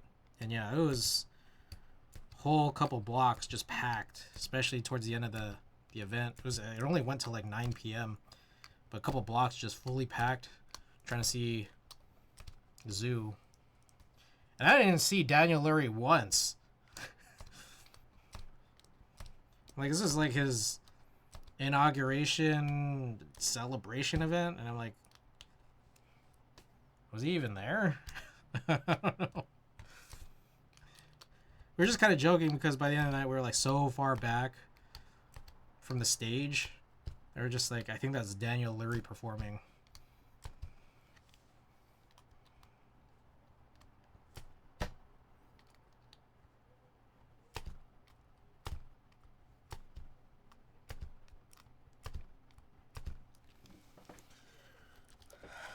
Famous Asian man Daniel Lurie.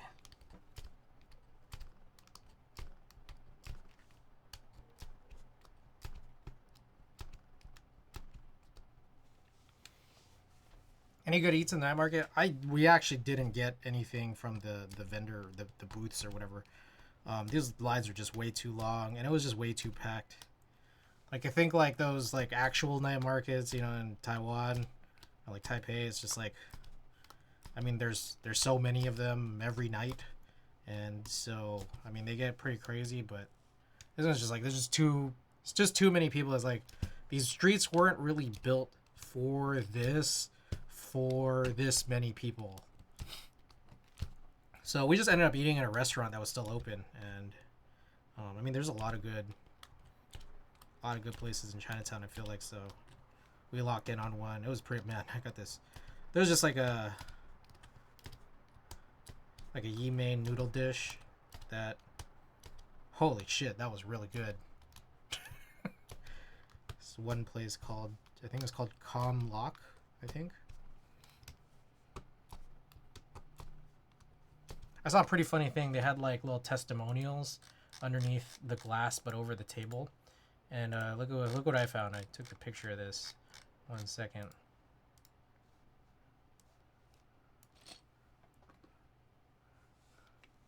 Brad and Angelina. It's crazy. Did you know that Brad and Angelina write like Asian teenagers? They have the penmanship of Asian teenagers.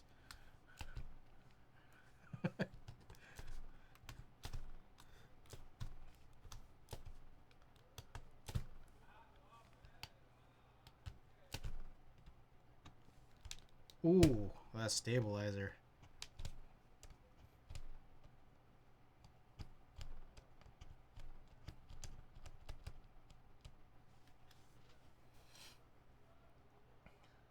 I'm pretty sure they hate each other too. It's somehow the combination of them wrote that review appropriating Asian teen handwriting.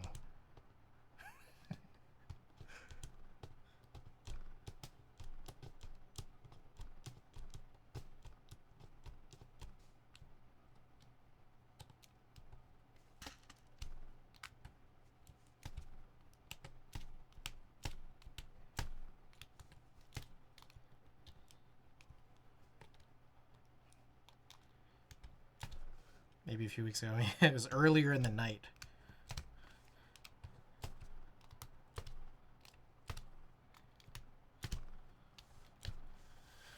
Okay. I went through all of it. Yeah, these stabilizers here are pretty spicy. I feel like I need to do this more. As a Taipanese, I feel ashamed I'm not a night market goer, but the food in Keelung, the city north of Taipei, night markets are much better in my opinion. Ah. Dang. I wasn't able to go out there when I went.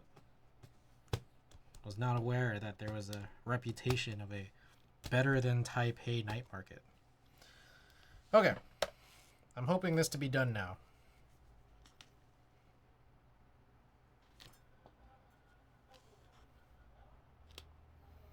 I also now need to find a 6U unused key set. Let's see what I got here in the collection.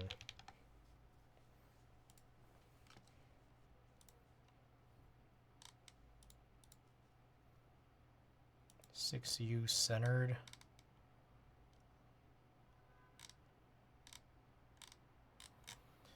Alright, I got some CRP. What else I got here? Unused. I got some cherry white on black. Oh, I guess Mecha 01. I didn't know I had that. What would be a good look though? Something on silver. Greg Handerbite 6s. Does the board look like it? It's just it's like silver. It's raw with a clear coat. Maroon, McLon, Dolch. Oh, Botanical. Botanical R2 Desert. We've used that one before. Oh, I have Dual Shot. Dual Shot 1.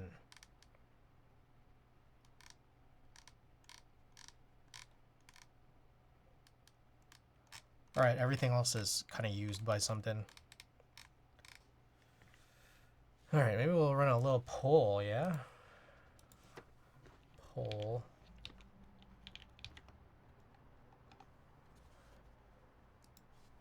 Which key set EC cloudnine? Oh, we have Phantom 2.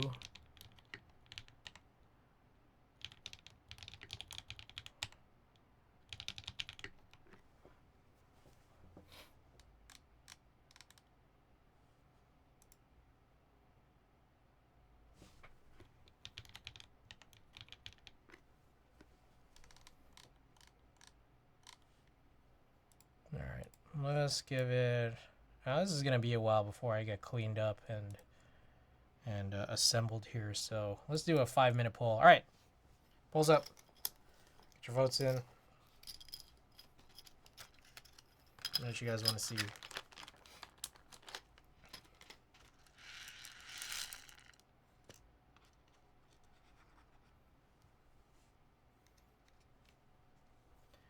Dictated but not read.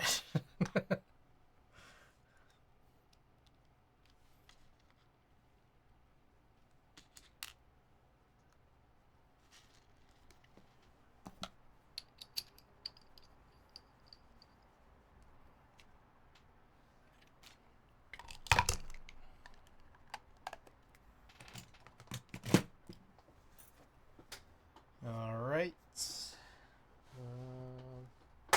Here's the bottom. Heavy boy.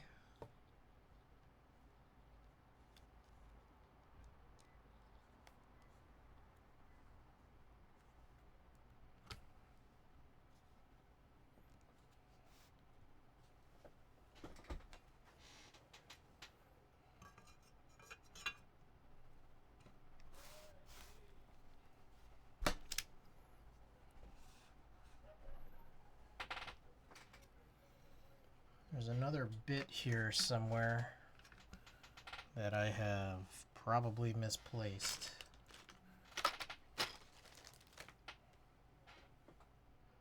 Yes, I have misplaced this bit. As per usual.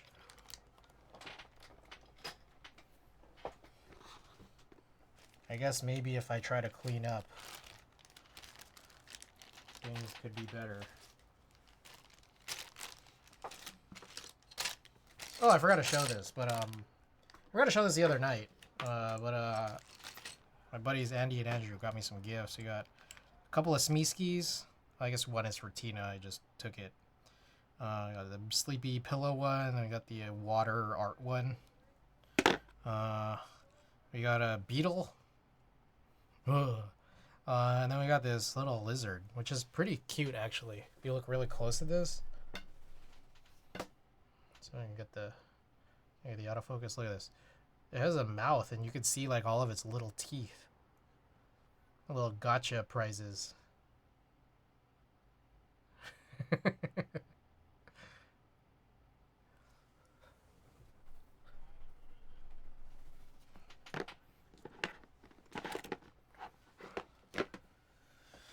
Okay. Oh, I need to put in this. Fuck. God damn it. Alright, I have this. I'll just use this in a pinch. Fuck, that's not the right size. Is there another one here? What the hell? There we go. There we go.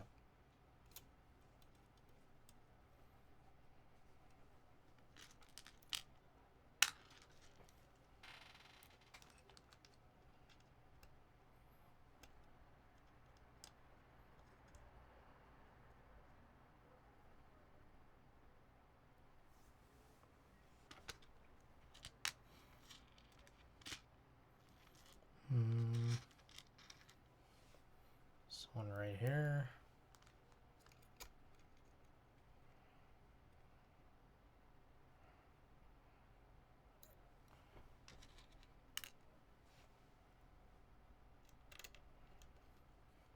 All right, we got Botanical Desert and Maroon Tied Up.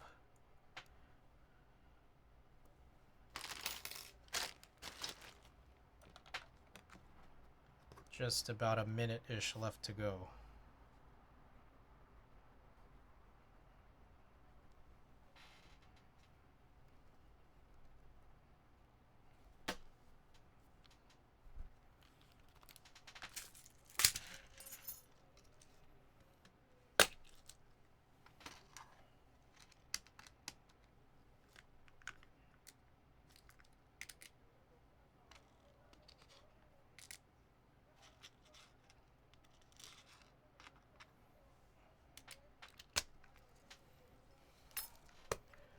All right.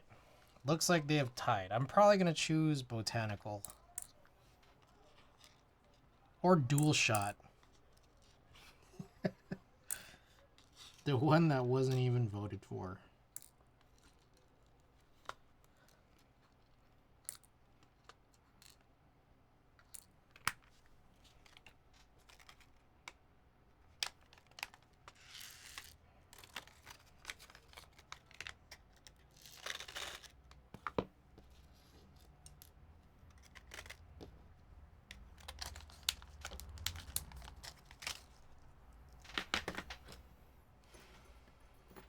Alright. Oh, shit. Okay. Glad there wasn't anything loose in that. Alright. Let's grab Botanical. Oh, those are switches.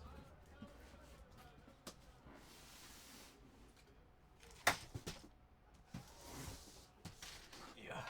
Do Dual Shot then because that was my second choice over Botanical. Ooh, okay. I'll grab both. Actually, I might do Botanical. Let's see. I don't know. I gotta find it.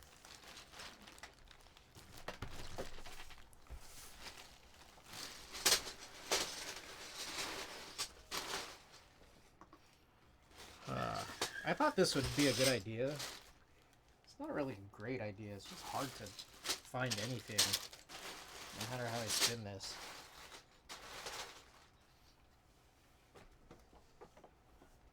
God, such a mess.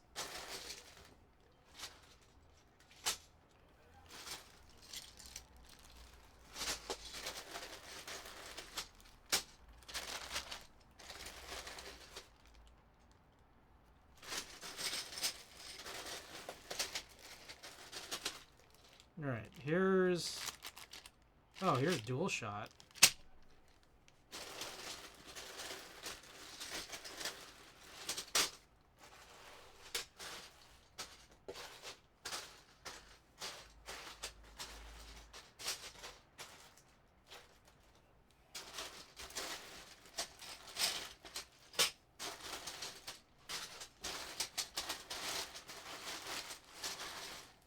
Oh, there it is.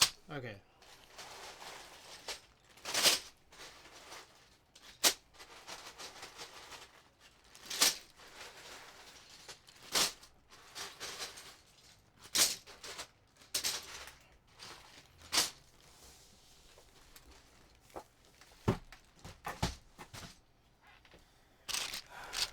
Alright, let's just see here. Yeah, let's do Dual Shot. Okay, I guess I'll do this. I think I did, yeah. Looks like I did put this 6U out here, which is good.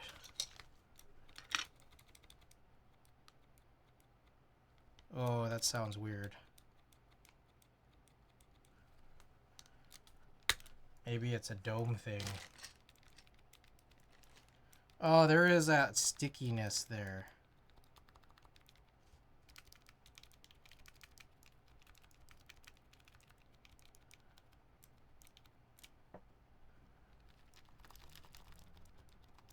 Okay, the stickiness is still there.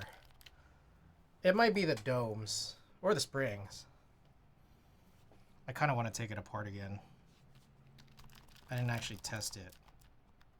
It didn't sound too bad at first, but now I'm hearing it again. Klex is welcome. Alright. I'm gonna open this up. We're gonna change these domes. I am a little disappointed here.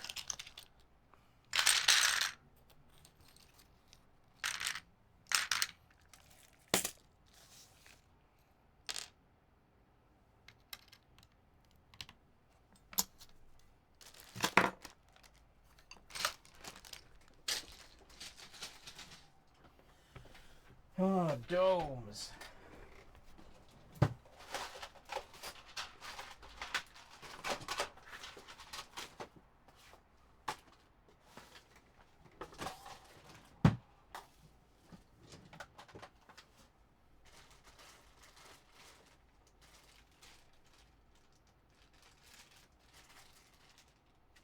Alright, let's go with some Pro 2 domes.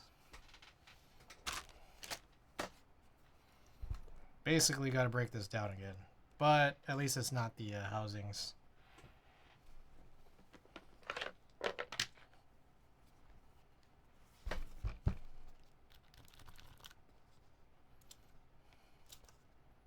Oh, shit.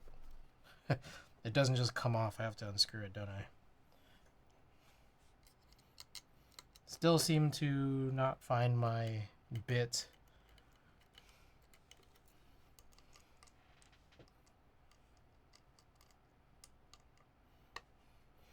Alright, well, we know what to do here. So maybe I could spend this time to go over some news and notes. Oh, with Klexis here, now it's possibly worthwhile to mention. I think I'm going to be skipping on the Pangea Mini, which I think the deadline is tomorrow. Because I remembered here that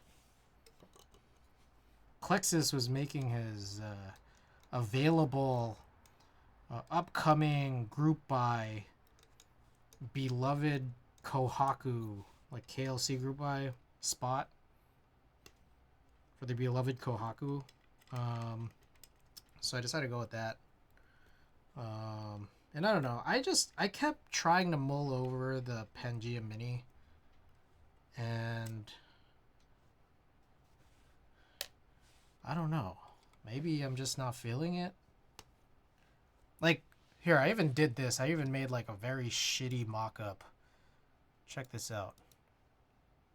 I just like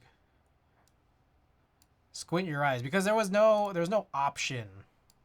There was no option, like a photo option of what the HHKB red brass patina was, and I'm like, I kept looking at this, I kept thinking about it, and then I finally just did some dumb shit like this where it's not even like good quality. There's a funny corner here.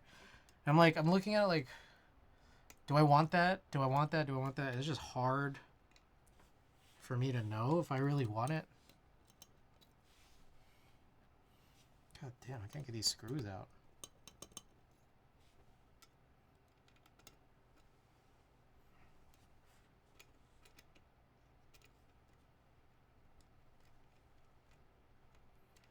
So yeah, there's that, and then on top of that, like, yeah.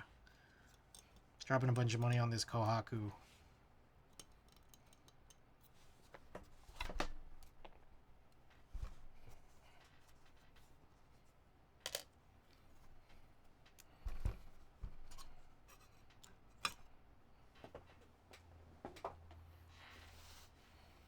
Alright, my question is, are we even going to get to the martingale tonight?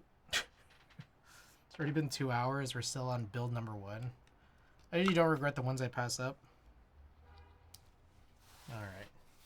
That makes me feel better, that's for sure.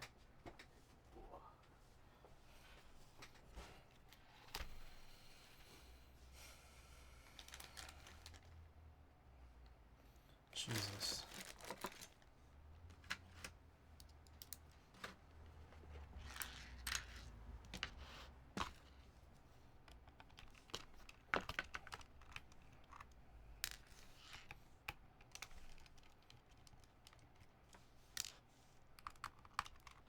Apologies here, guys. I probably should have checked sooner. But we basically got to break this down, do a dome swap.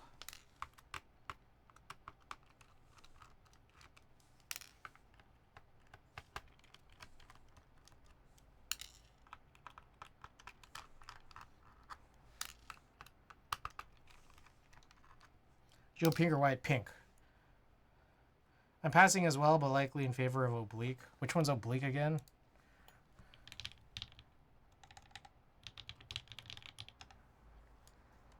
That wasn't...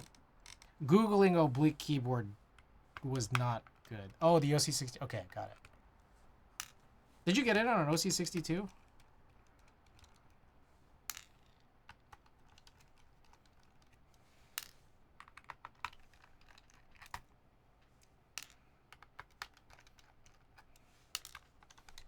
Yeah, but I got a win keyless version, so I sold it. I see.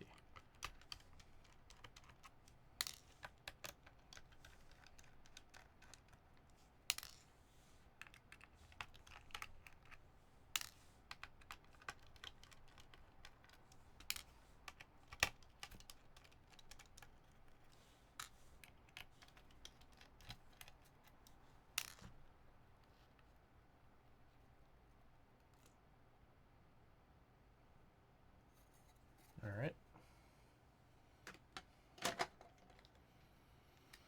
Okay, so I'm still going to try to lift this off safely. Just to make it easier to take the springs off.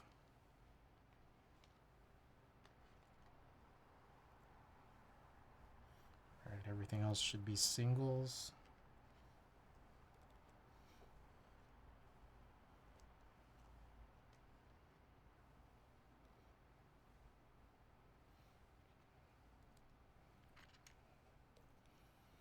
All right, we're going to pop in these Pro 2 domes here. Little Tokyo Keys, welcome back. Misato weight was neat though. Wait, there was a oh, for the OC62 had a Misato weight? Do I remember this? Was that an option?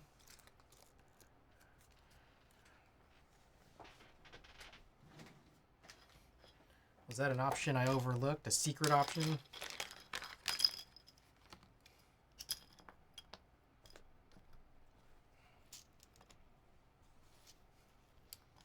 Or do I have it and just not remember? It was a secret option? I see. Damn. Blew it.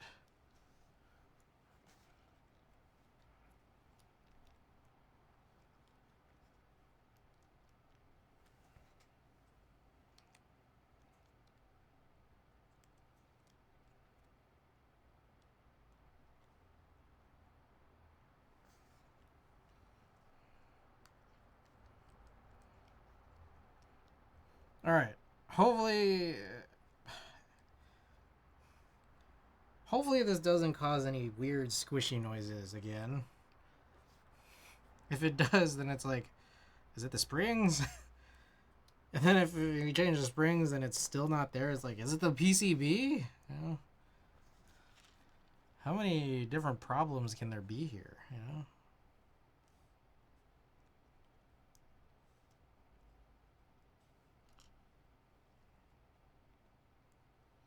Line art could have been better. Let's see this.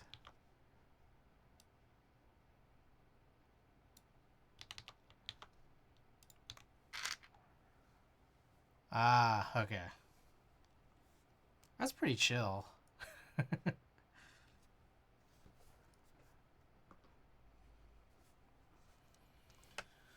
All right, tweezers. Here we go. Let's get these springs on. We'll be on our merry way. With HHKB and Jar, have you seen the Wave 60? Not gonna lie, I'm super tempted, but I think it might be my next board. I remember seeing it and thinking it was pretty interesting, and then still, like, it was pretty interesting, but for some reason still wasn't sold on it. Was it EC or no? I think I'm confusing that with the Blue Ridge, right? The Waves is MX, right? Yeah, I think that was the problem. Hot swap. I think I'm confusing Waves with Blue Ridge, and for some reason I feel like I also had a personal issue with the Blue Ridge blocked PCB. Oh yeah, yeah, yeah. And that one you couldn't just replace the PCB with something else. Like it just wasn't going to be an option. Yeah.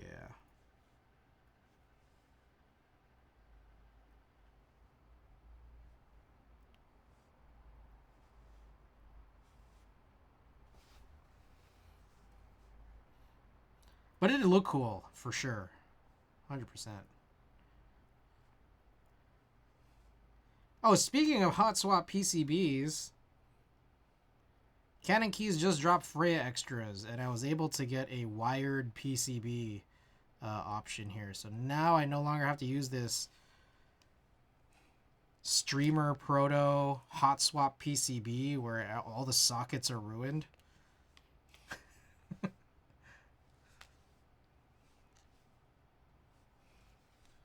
It's like passed around so many times and had so many different switches put in that it's like it's just messed up now.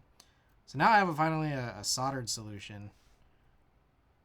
So I'm getting that in, but then I'm also thinking that like, okay, I think the Neo 75 is going to be coming soon for Tina, and then she might just not be using it anymore, so now's a good time to HHKBify the Freya.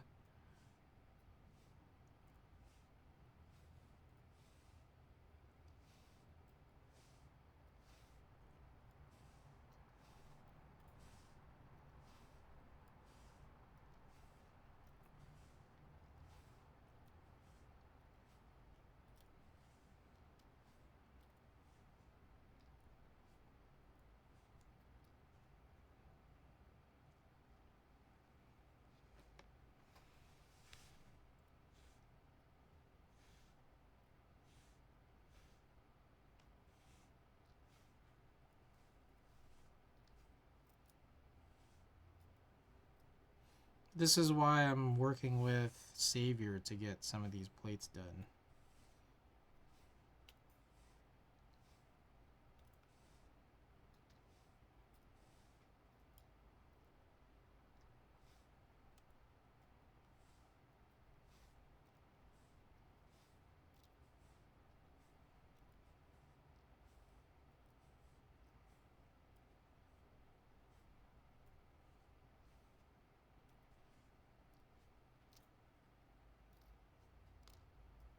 Alrighty.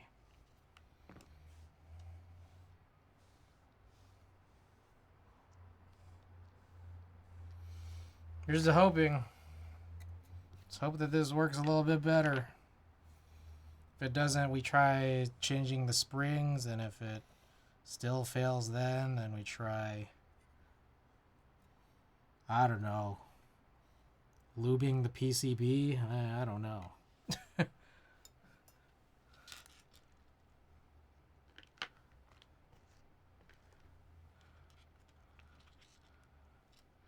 I do notice there is like some funniness on these domes, I feel like, so maybe they just need to be cleaned down or something. I don't know if like there's just like a good way to clean domes. You just wash it in water.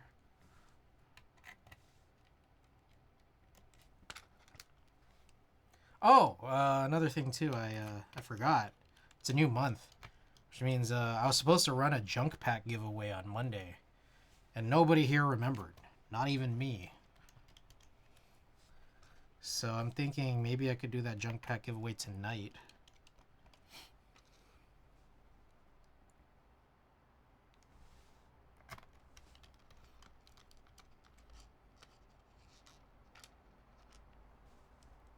Oh, okay, more stuff here on my list. XM5s.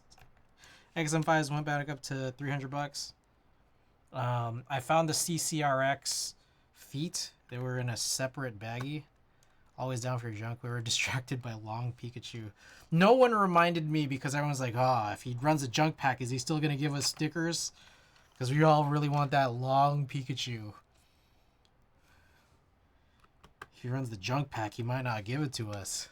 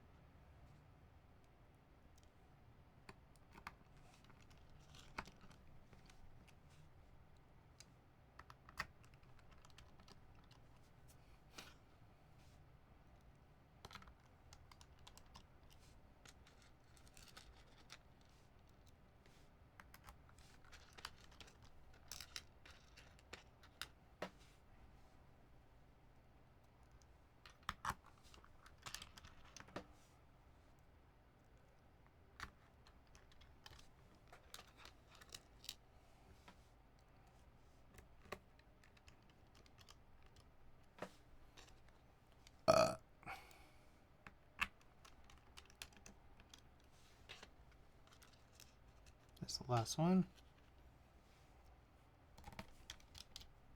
Alright, one thing I've forgotten to do in the last one was just tighten all of them.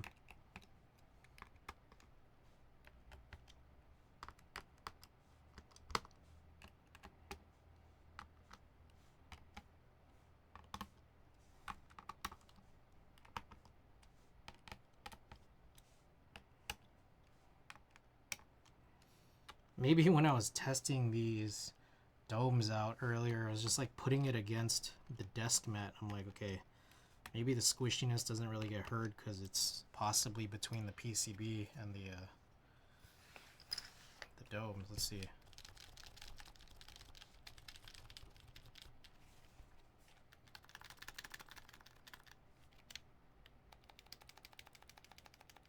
I don't know. I don't know if this is good or not. I think it's better, but I just don't know. I won't know until it's all said and done here.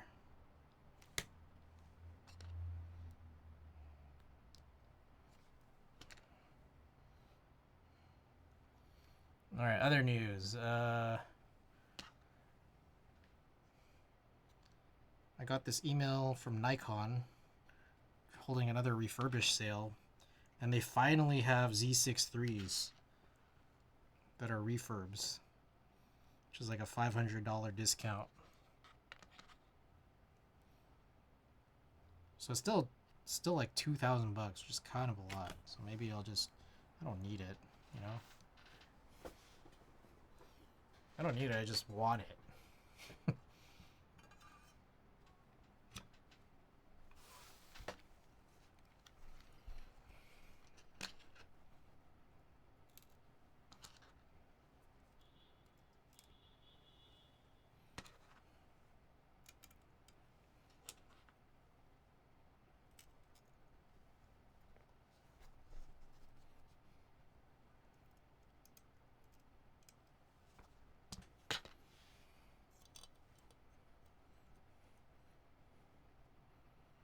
You guys see GMK Lilies of the Valley? That one's kind of interesting, but there's a part of me that thinks that like that color is a little too hot, you know? Like it's like too like hot pink or magenta.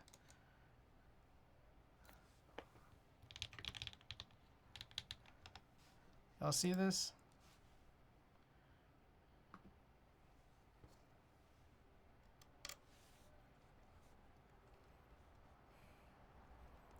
I don't know how I feel. Like I almost feel good about it, but I'm not sure. What do you guys think? Like I wish it was like a more pastel pink. Also, another thing I find very weird is this alert row. The legends are not white. They're like the darker beige, like the mod beige. We're on green now. We're talking. Yeah.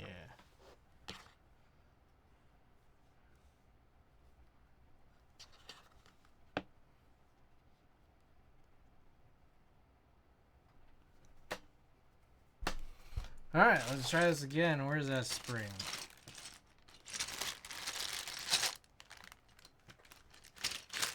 Got that spacebar spring here.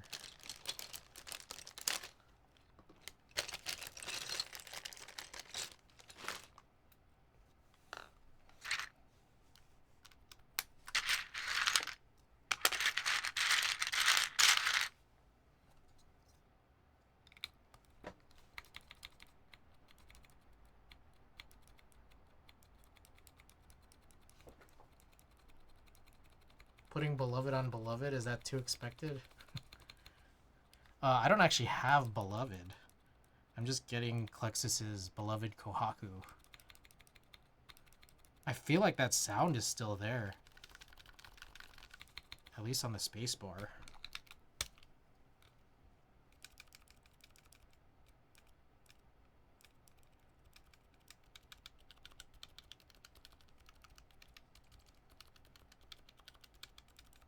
It's weird. I feel like it's only the space bar. Kind of like LOV, especially on a horsey. Everything else sounds pretty good, but maybe there's just like residual whatever dirt, slimy dirt, whatever that was on these domes, like stayed on where the space bar was and is making this sound like that. But everything else actually sounds pretty solid.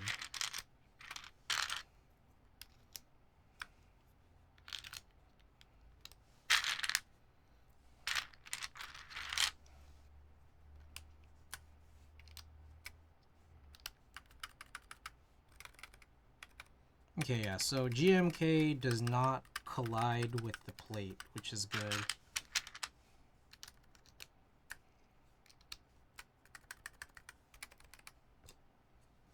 But I am just generally still curious here about this. You guys hear that?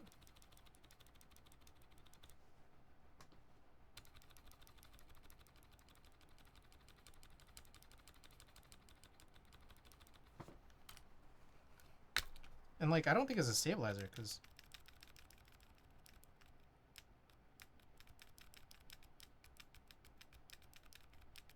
it's like that same weird stickiness, but now it's just only isolated to the bar.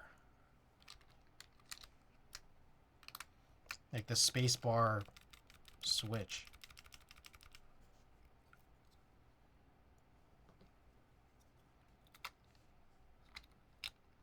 See, I might need to open back up in the future, but I think regardless I might need to.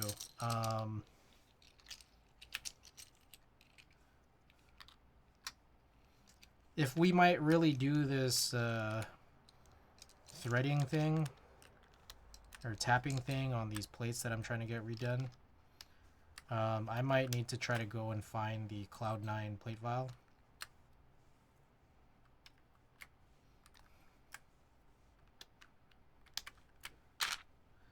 I gotta be honest though. I mean, I think it's kind of been, I don't want to say it's a, well, you guys can call it if you want, but it's not really a skill issue here, but I've had some disappointing builds with this cloudnine so far. And there's a part of me that thinks it's just like, it's not really a skill issue, but it's also not really their fault. Like Machina's fault. It's more just like for me. Well, some of it is like the not having threads.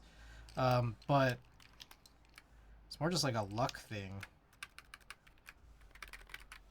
Especially with this weird sticky dome sound.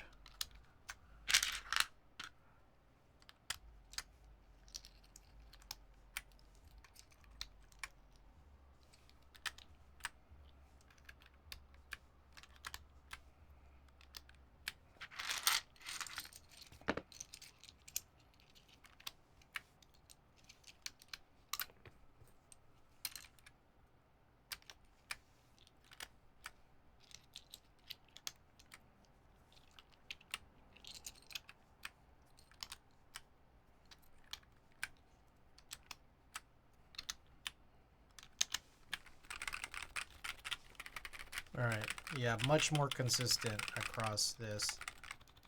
And I guess, like,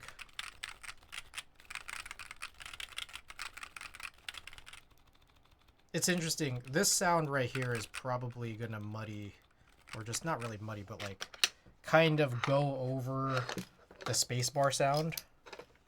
So I guess it's probably fine, honestly.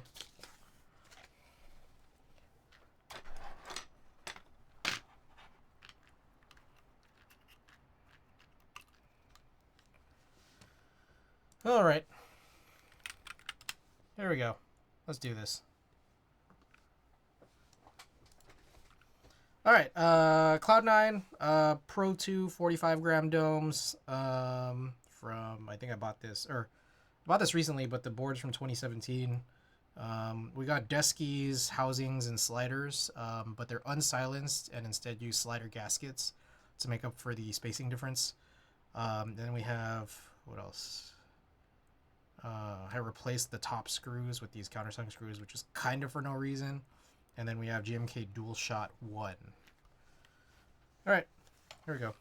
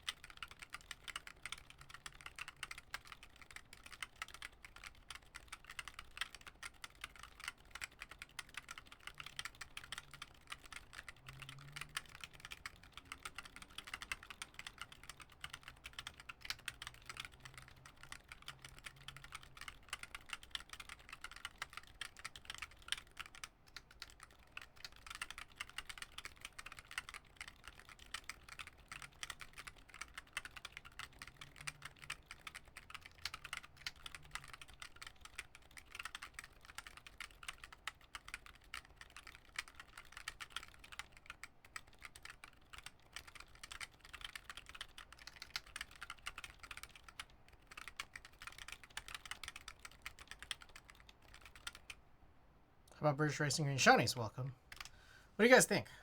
You guys like it? It's better than before. And actually, yeah, the spacebar issue isn't noticeable when typing. It's like it's only noticeable when like I'm actually like just really trying to hone in and listen for it. But for the most part, otherwise, this is a much better sound experience now. Now that I'm using GMK because it's not colliding with those PCB standoff screws.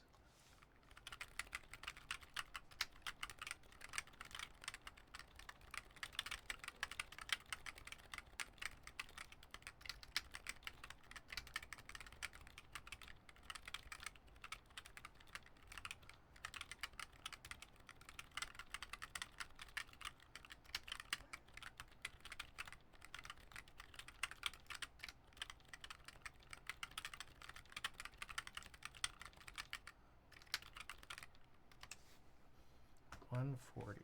All right.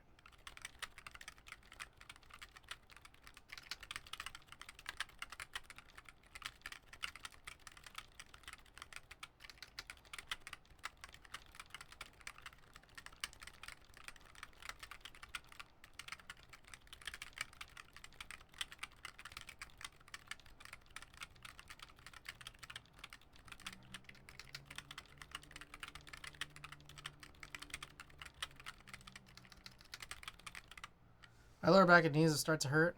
Oh, happy birthday, Shoney's. Olge. All right. Let's go back. Whoa. My screen says no internet connection. What? Why though? I'm still online, right? I need some DBZ. All right, I'll lurk. All right. Thanks for lurking.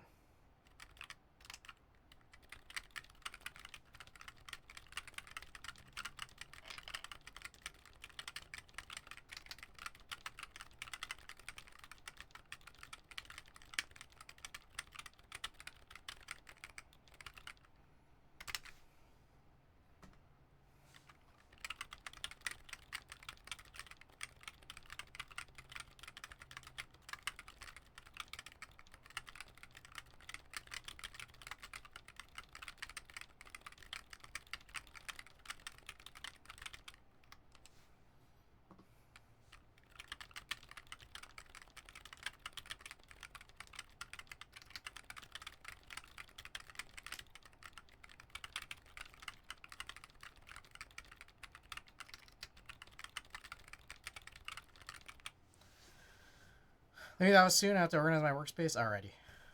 Again, thanks so much for the lurk. All right. What do you guys think? I don't like it. I don't like it. I think like it's definitely 100% a better typing experience than it was before. I will say that. I think there is a part of it where it's like it came down to the domes. The dome, there was a weird squishy sound coming off these domes. I think I might need to clean this or something. I don't know. I don't know what was going on here. Which is sad because these are 55s. I like I like the concept, the idea of 55, but there's something wrong with these, I think. I think some of it has been residual on the PCB. So I might need to, I don't know, maybe consider opening it back up again. But here's my other thing too. I don't know if it's Deskies or just any MX, like EC, like MX stemmed EC type build here.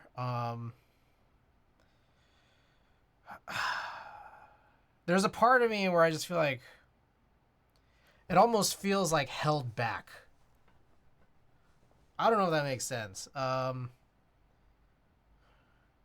don't know how extreme I want to go, but it's like it kind of feels like it could be so much more if I just were using like real forest housings and OEM keycaps.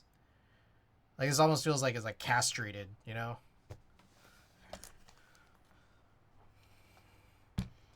That's kind of how I feel. And it's just like basically until I have some type of solution where I could run OEM on this, you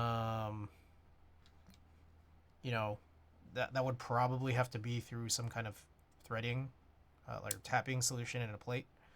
Like until I have that, I just don't know that this is like the best it could be. So that's kind of my perspective on it. And now, like from here, from this point, I am kind of curious to see, you know, what the MX build will look like on it. If I'll like it better. We'll have to see. Okay. Given that, I just don't know when the next time I'll be touching this is. Like probably sometime down the line when I work on the MX build. And or I don't know what'll come first between that or trying to get like some kind of different EC configuration up. Given that, I think I do want to at least maybe try to get in this second build tonight. Luckily, I don't have my early morning meeting tomorrow, so I don't have to be up for that.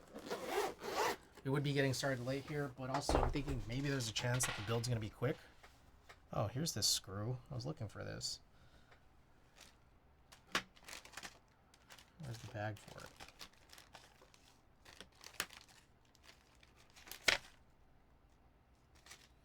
I don't know where I put it. Great. I don't know. You guys think I'm being reasonable? Unreasonable? Oh, here it is.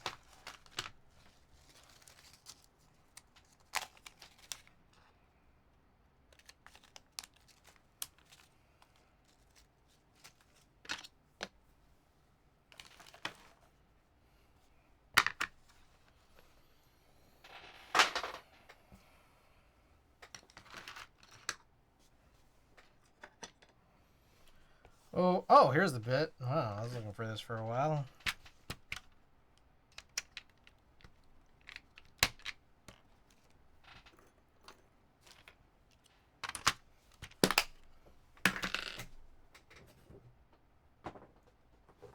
All right, martingale out. Oh, another thing too, Klexus, if you're still here, was looking at these, you know, I think you call them JBC clones. I found a bunch like on Amazon, and I don't know what it was. I feel like I got cold feet, like I didn't want to buy it, and I don't know why I felt that way. I think maybe there's still just a part of me where I'm just like, maybe I should just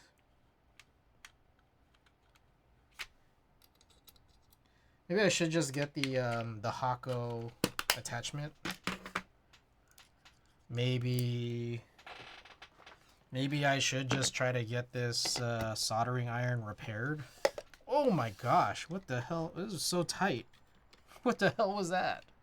You guys see that? That was almost very bad.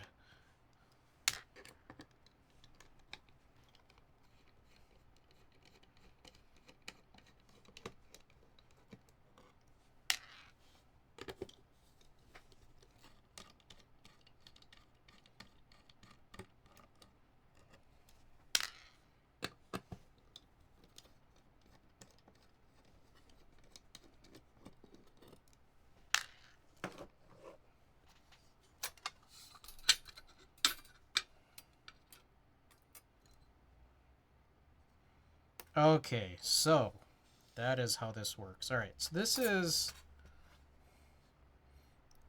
Okay, this is interesting. There's a few things here. Extra, yeah, they're extra torque screws. Okay, this looks like this has never been used. This looks brand new.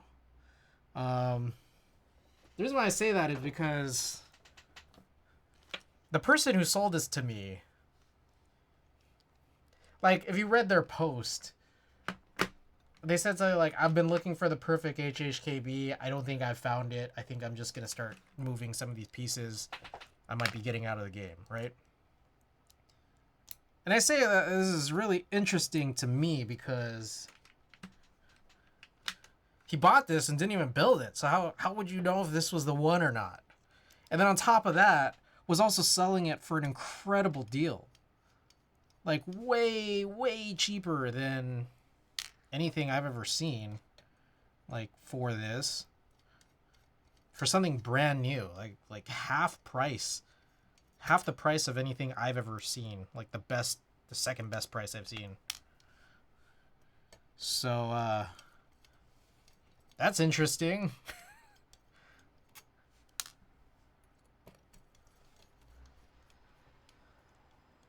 Was that the... Yes, yeah, the click says yes. That was the guy. He's dumping the M60A. What else did he have? I think I might still have this up, do I?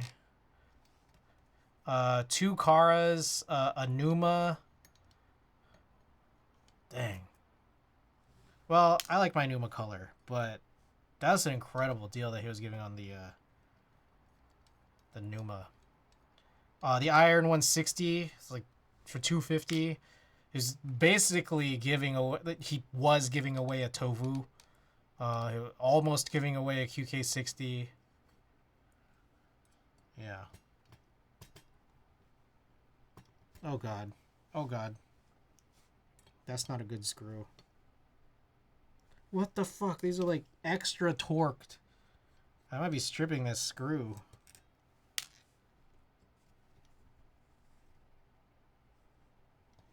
Oh shit. That one might be stripped.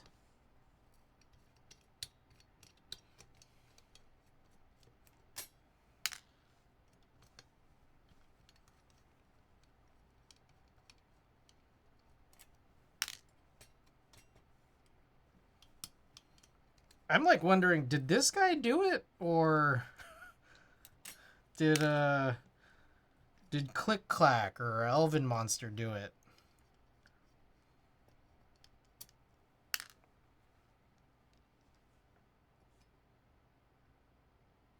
Good lord. It's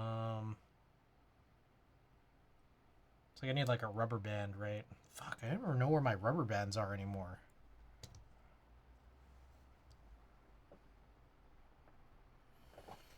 Let me just try to find another thing.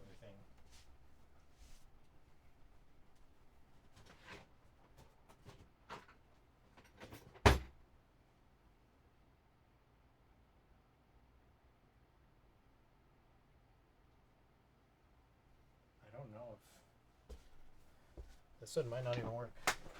Factory assembly seldom installs the PCB.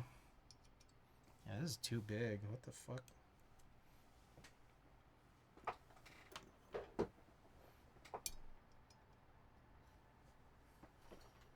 What the hell? Alright. Oh shit.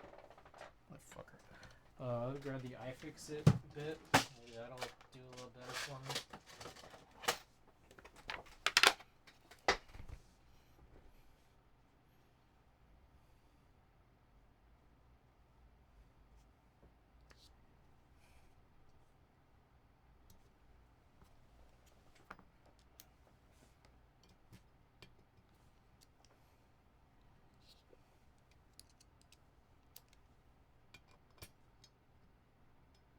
Yo, what the fuck?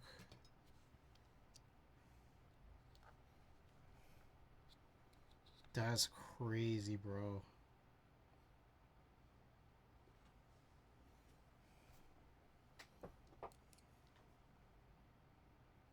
So this is H1.3 and is basically stripped. I gotta find a rubber band. I'll be right back.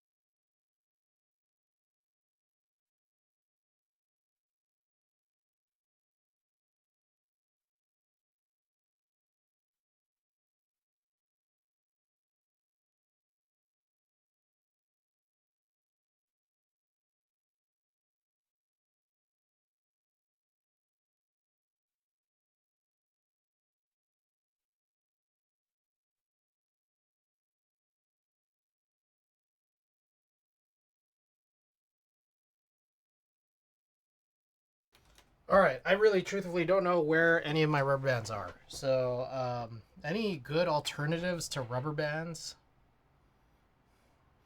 Do you guys have any ideas about?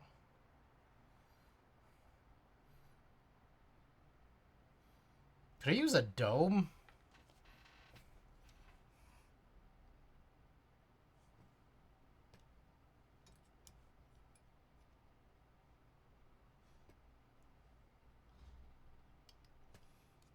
I don't think so. Sacrificial dome if it fits.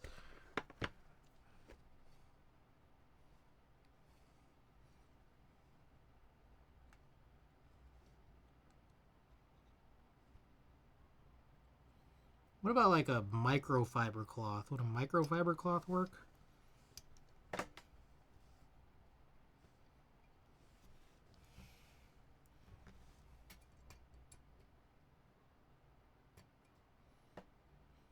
The hell, bro?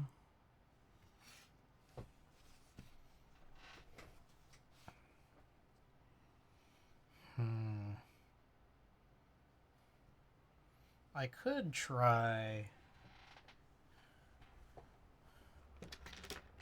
to snatch onto it with pliers and then just spinning this.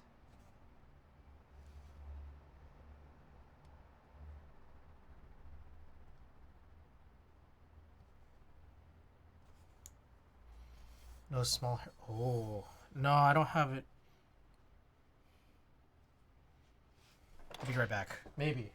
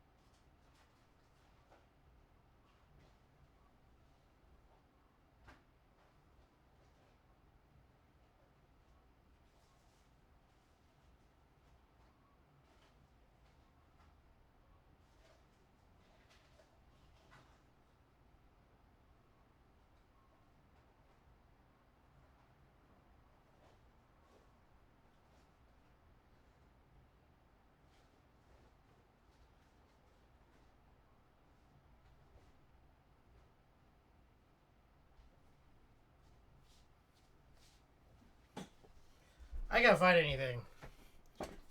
Solder the bit to it. Ooh.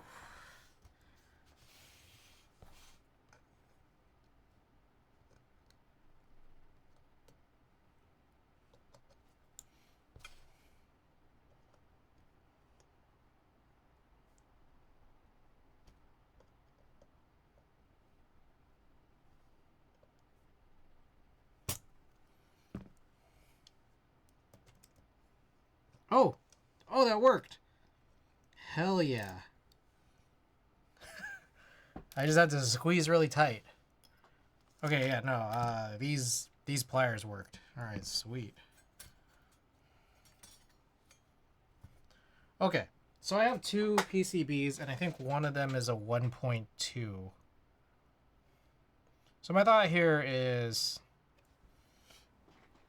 there's already some stabilizers here. I might just go and use these. These look like some kind of Duroc V2 or something. Screw-ins. And I'm thinking in the 1.6 I could go plateless, and then I'll keep the alu plate for the 1.2 build.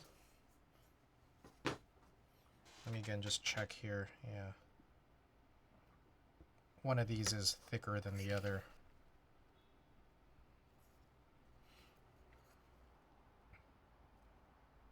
Oh. There's like a sort of a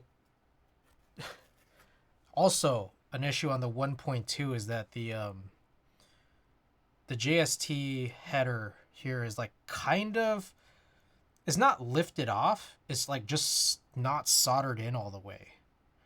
Or like there maybe must have been two sides, because like it's just kind of like it's at an angle up like this.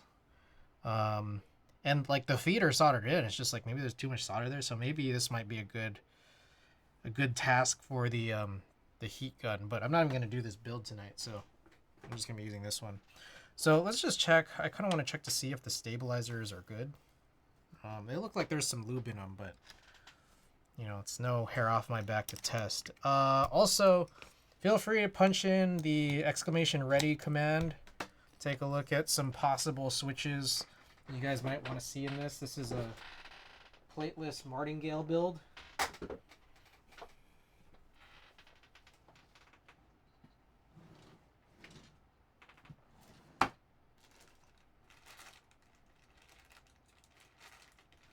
Just for now, I could throw on these JWK EV01 R2 switches.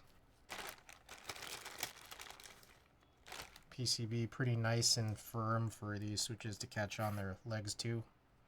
Which maybe that's what JWK is good for, right? Just like sticking onto the PCBs so they have fat legs. But yeah, let me know what you guys might want to see on this.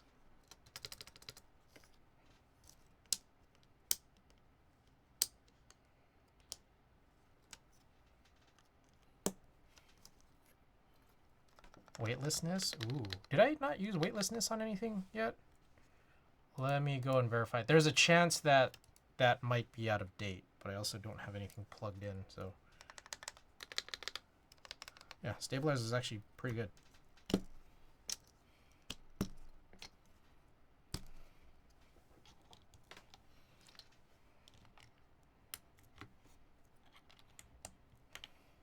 I also never gave you guys a type test for this today. I gave it the other day, but I kind of promised that I would give it to you today, and then I forgot. Oh yeah, no, I don't have. Oh fuck. Have I done them? I must have if you suggested it, right? Yeah. Okay.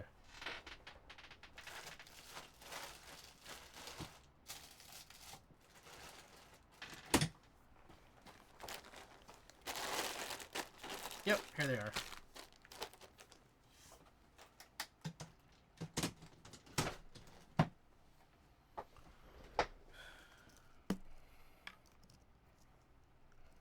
God damn. These are really tight in here.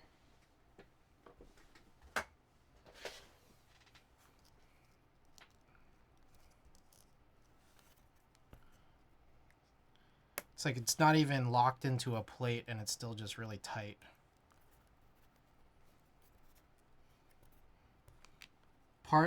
A part of me makes me want to use it for that reason, but you call out weightlessness, so I guess we're doing it.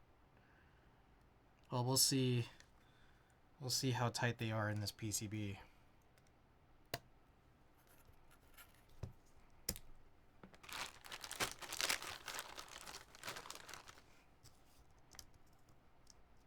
that's pretty tight. Okay, let's do weightlessness on this. Yeah, I'm down. Very down.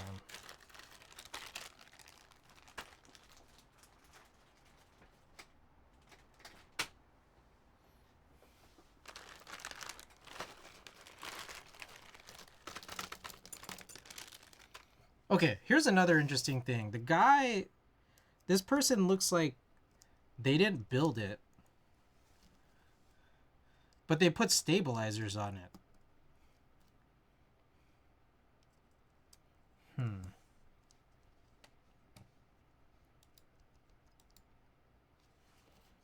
Oh.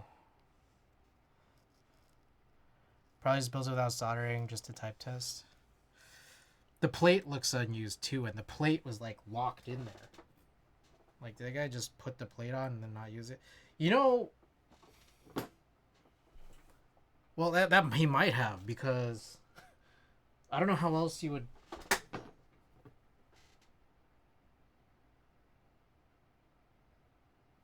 Yeah, it looks like untouched. I mean, let me think. There's a chance you're right. Because there's stabilizers installed to this, and also the PCB was screwed in because it's like PCB top mount. Yeah, PCB top mount, but there was a plate there, and he must have gotten these stabilizers in. But you could tell that it's never been soldered into. It looks like switches were never installed into that plate, because otherwise there'd be like some semblance of some mark on the plate. But you know what I'm also possibly thinking is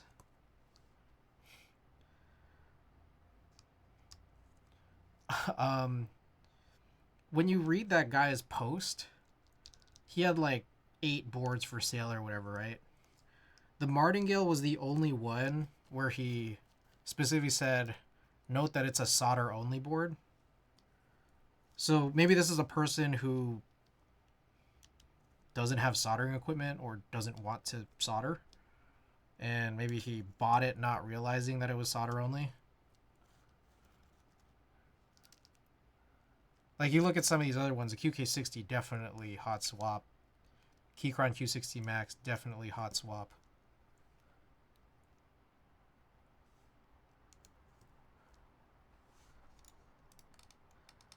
Karas, he had 2 Karas, definitely hot swap. Probably M60A as well. I don't know about some of the other ones. I gotta imagine hot swap for Numa Iron 160, right?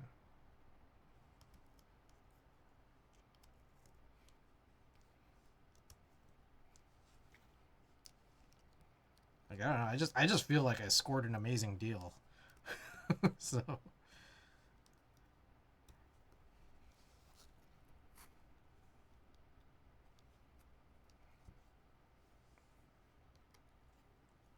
Alright, I do like how tightly these fit.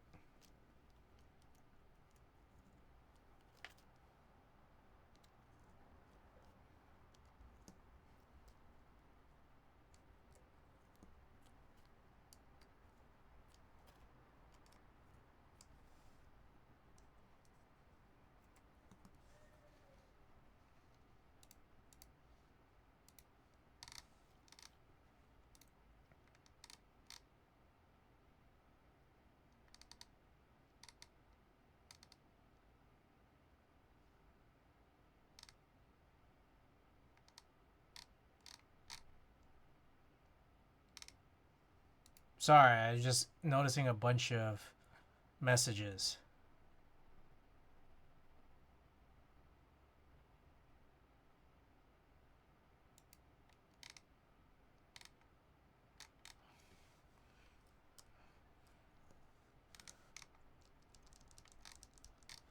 I'm seeing some messages here that one of the many fires in Southern California was actually like an arson case. The Kenneth fire.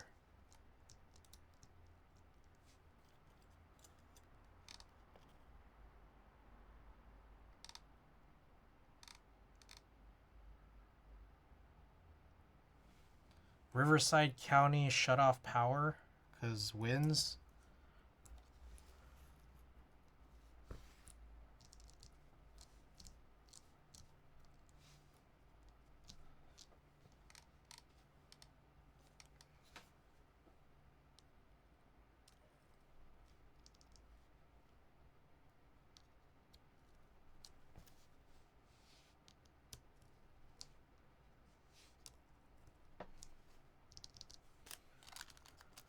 Are weightlessnesses like the truth? I don't know.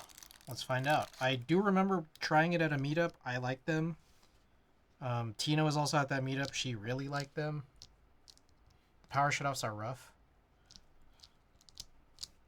I think they were from Brandy's boards, right? You're the ones that had weightlessnesses.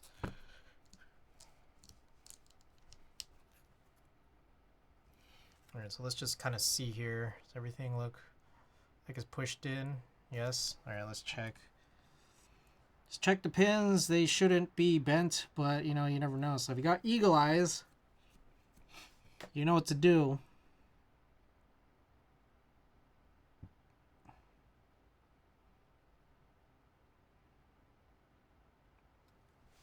And loads of videos, people showing power lines arcing on trees that those haven't been shot off still. That's crazy.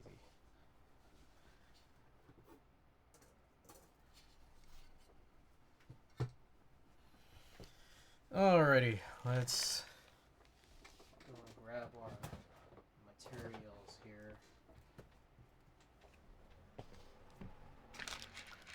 I said you're about to get evacuated, but we were just outside the fire, so shit.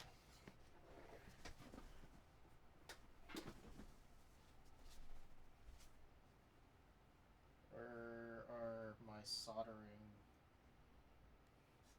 Where's my soldering gear? Oh, it's right here.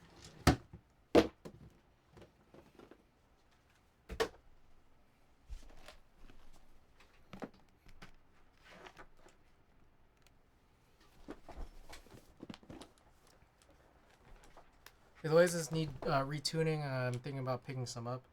I did. Do they need it? I don't know. I never know. I just do it.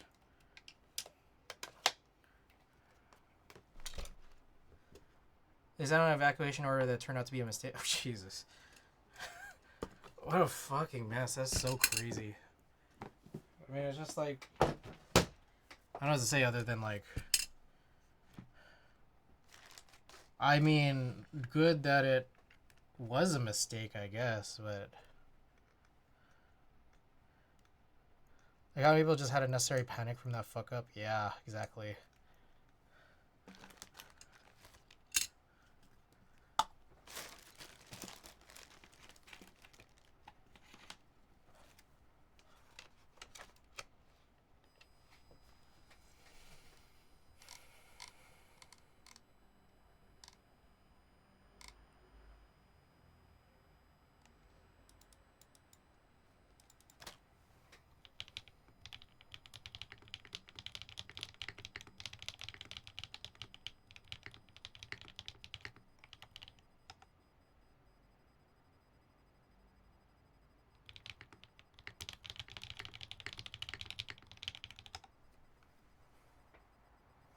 Okay, my mom was like, we're supposed to go to your cousin's, but they said never mind, so I made Eris call though.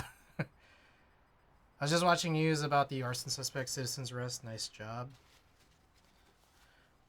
Not gonna lie, I slept through the evac time. Oh shit.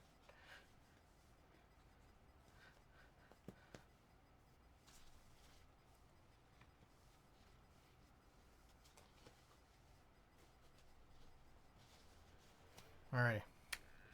Let's run it.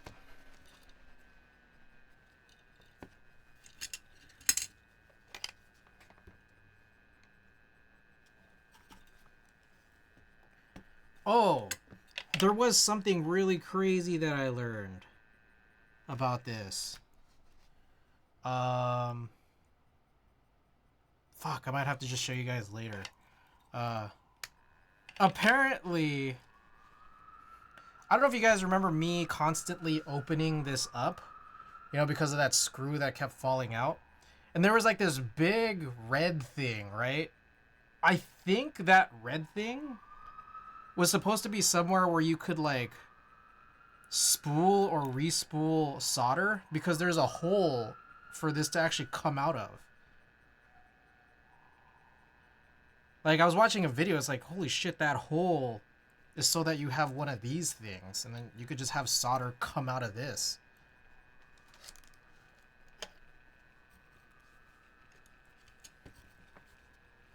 I was like trying to find more information. Where does it go? It's like you have to unscrew this and then like, yeah. I don't know. We'll look at it later. I remember just thinking like, holy shit, that's amazing. Like a hot glue gun type of deal? No. Like it's just, it literally comes out like you have like solder like this, but it just, there's a hole for it to come out, so you could just like do this. Yeah. So you don't need one of these things. Makes sense since there's a self-contained unit? Yeah. And I don't know, I'm not sure that I need to replace this. It's just, I think it's just calibrated really badly because like I could solder fine right now. It's soldering like this is normal. But the thing is just that like the temperature is way higher. Like the temperature reading is way higher than it's supposed to be. But this is not like, I don't think this is that temperature. So maybe I don't need to buy anything brand new. I could probably just work off of this. I was like looking up those temperature, like the tip testers, plexus that you were talking about, and there's like one really cheap, like it's like a bootleg Hako for like $20 of like a tip tester, and I don't know, it seems to have mixed reviews, but I mean that's probably because it's $20. You know, like if it's $20, it's probably reliability is probably not high, but also probably still good enough. I don't know.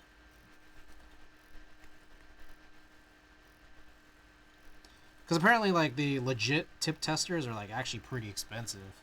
So I was like kind of like looking through and reading.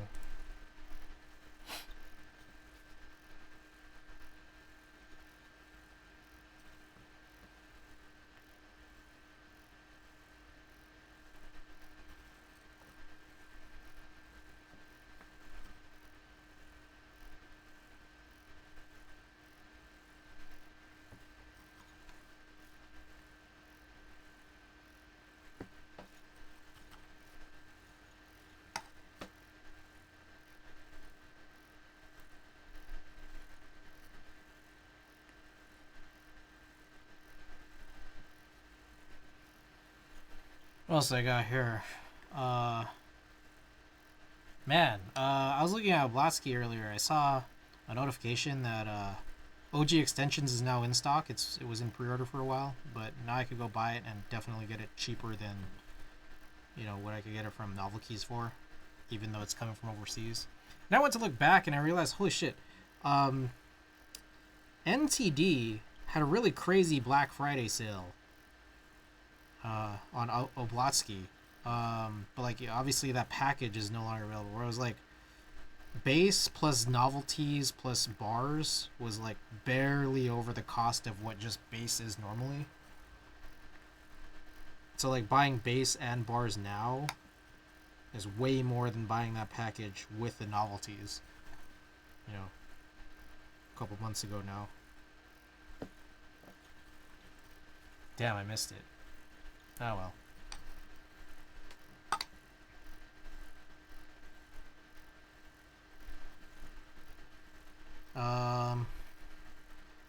We've gotten some notifications here.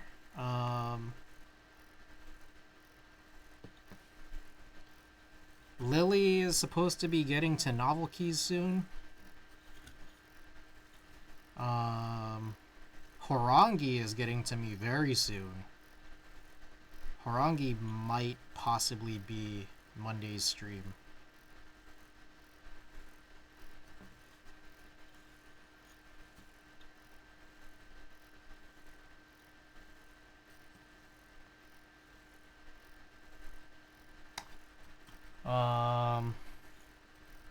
Julie60 is also very close.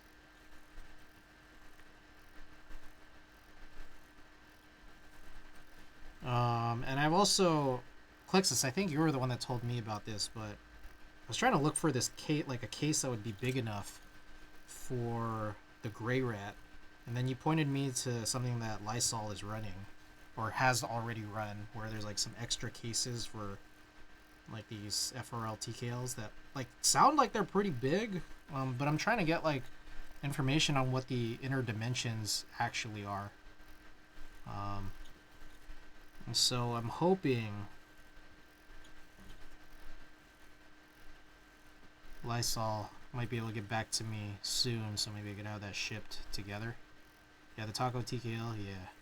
Was that just like a really wide keyboard or something? Because like I was looking at that dimension, like those dimensions of the outer case, and that outer case just seems like way bigger than a lot of other cases I've ever seen. Oh, TKL, that, okay, okay.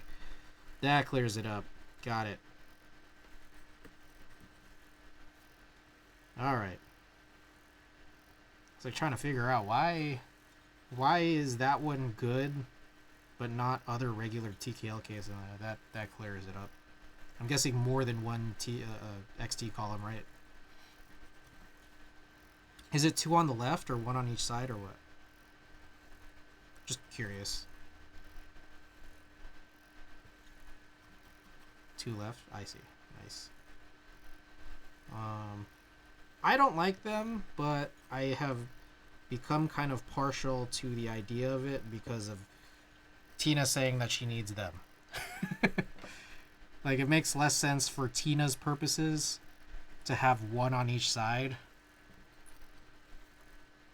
Macro Zamia, welcome. Can I ask a question here? Is that for the... You could ask it here. Yeah, no discrimination on the location of questions. I mean, you could ask it there too if you want. But yeah, feel free, shoot. If I can't answer it, hopefully maybe someone else here can. What you got for us? Oh. I don't think I need to do alignment pushes on this. It like looks pretty straight.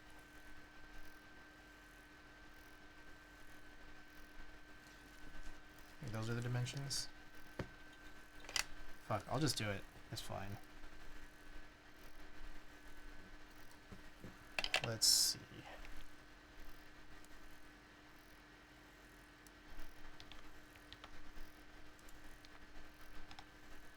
Ooh, okay.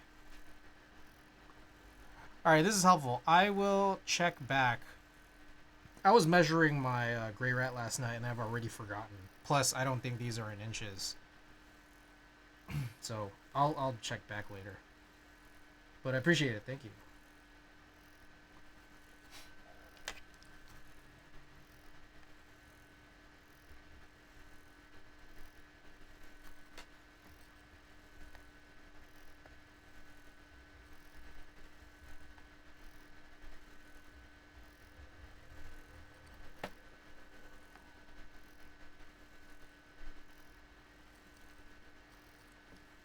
Alright, so I think that's all for my news and notes. And I think this, hopefully, you know, cross my fingers here, should be not too long of a build, considering stabilizers were literally already installed, done, and sound good. Pretty quick soldering job here.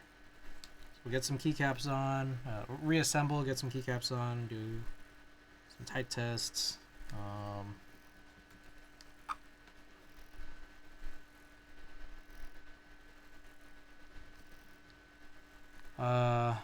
Let's see. I guess we'll do a junk pack. Look at a PCB for a build. Are there any downsides to getting a hot swap PCB? I personally do not like hot swap PCBs. I feel like I might be in some kind of minority because I think a lot of people do like them. Just like literally it's what I call like hot swap. Like people like swapping out their switches very easily, and so that's the upside. For me, I've just personally, I wanna emphasize that I personally just had like not great experiences with hot swap PCBs.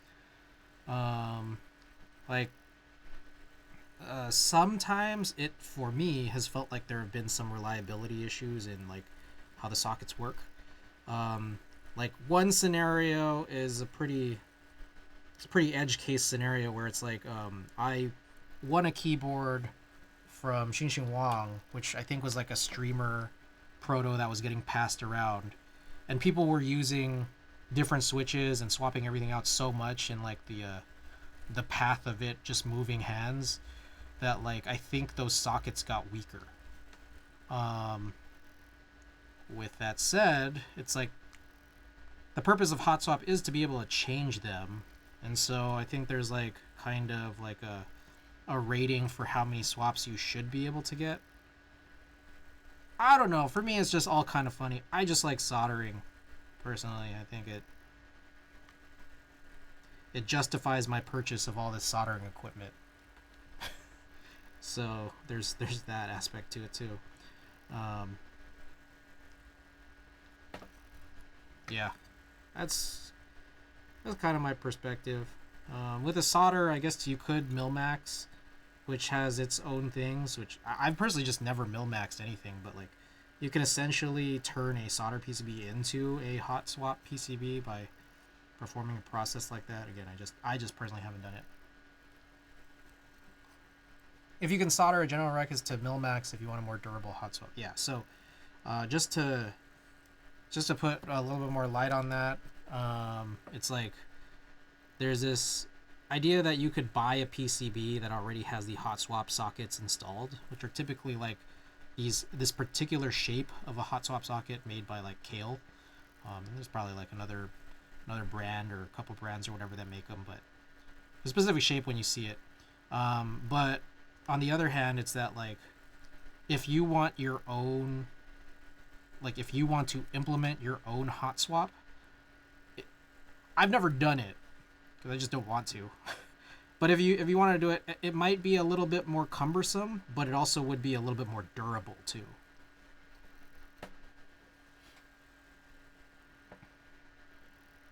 So yeah, Milmax is a different type of like socket design that's different from like the Kale style hot swap sockets that Klexus is talking about, which yeah, he's mentioning those ones that you normally see on PCBs, that you would buy as hot swap. It's just as Klexus is mentioning here, probably not the best design in the universe.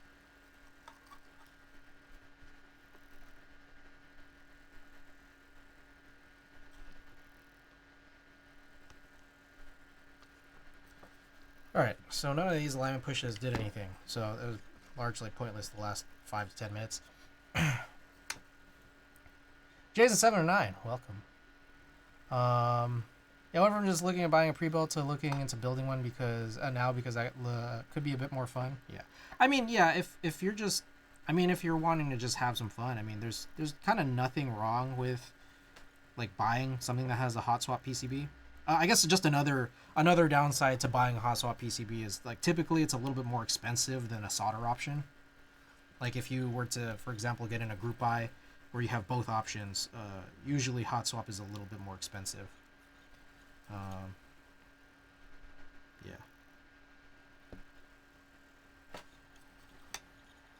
So that's the other downside to it. Again, you've come to a funny community here to talk about it because I'm very pro solder. I'm personally very pro solder, so but I am trying to also just mention here there is an upside to it too if you wanted. Oh, I just kind of noticed here an interesting thing. This PCB actually has Alps compatibility. So, but the funny thing about this too though is that you probably wouldn't do plateless Alps, so you would need to get an Alps plate cut for this if you wanted to run it. I guess I could. Maybe I could add that to my order. Man, I'm gonna have like so many.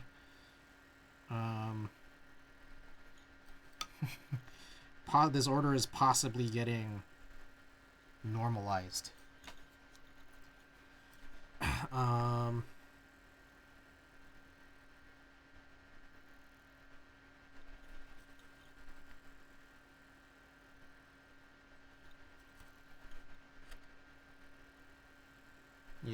But then in that case, it's like I'd probably move the MX build to the 1.2 with plate build. We'll see. As a chunky side bezel, yes, Yegor, this is a TKL that I've asked for there not to be any non-HHKB machining for. So it is, in a sense, a one of one. So examples of such Milmax sockets, but vendors will carry a few variations. My hot swap sockets always seem to fail. I like lose pin contact. I do change switches quite a bit though. Yeah, and I think that that's kind of what's happened to the Freya that I won, that Tina has. She's kind of mentioned also that the P has been acting a little funny, so probably a good thing I bought this solder PCB.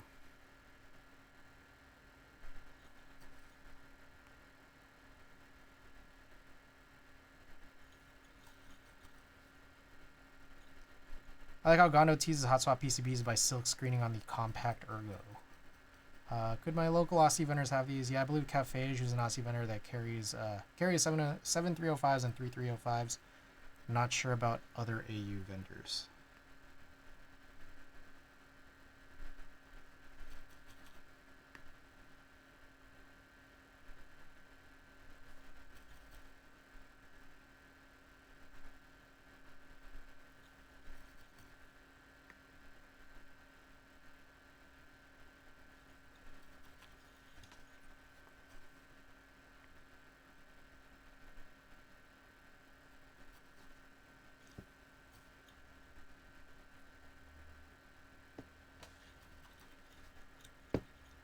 Have you seen the Chill Max sockets? What the hell is this? R&D KV come up with more dumbass names for stuff. What is this?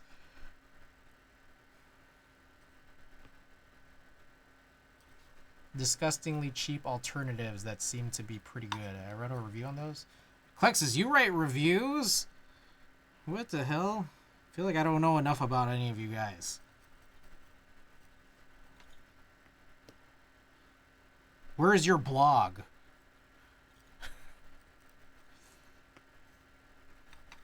Stupid Bullets Tech.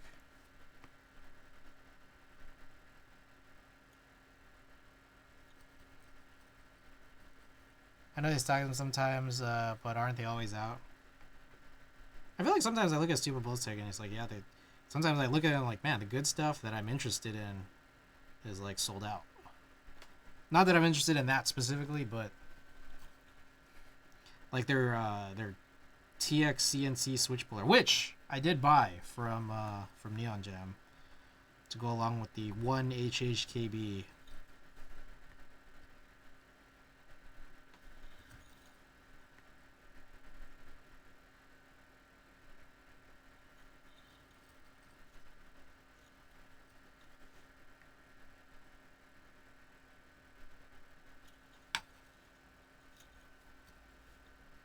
As well as a couple other tools.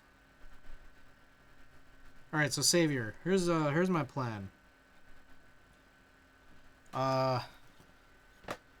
Really quick about plates. I'm gonna try to hunt for a Cloud9 plate file.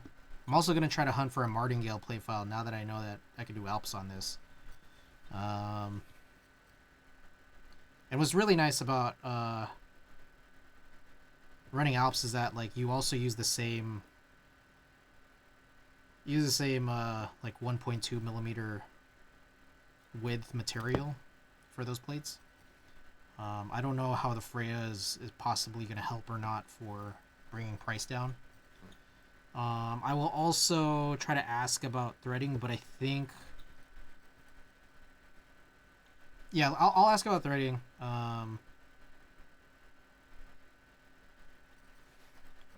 Although, yeah, I'm probably just going to need to diagram that or come up with some way to ask.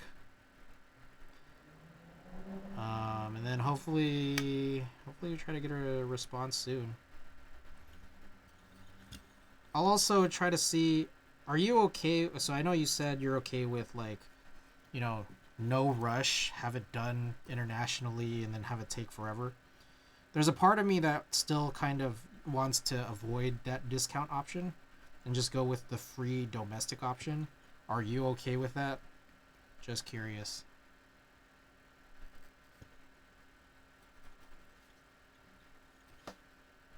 It's like instead of having a $13 discount on these, what was a 3-plate order, it'd just be 0.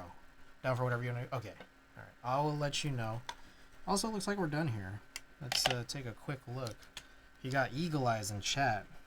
Feel free to drop them. I gotta check for all this. Oh, I missed one.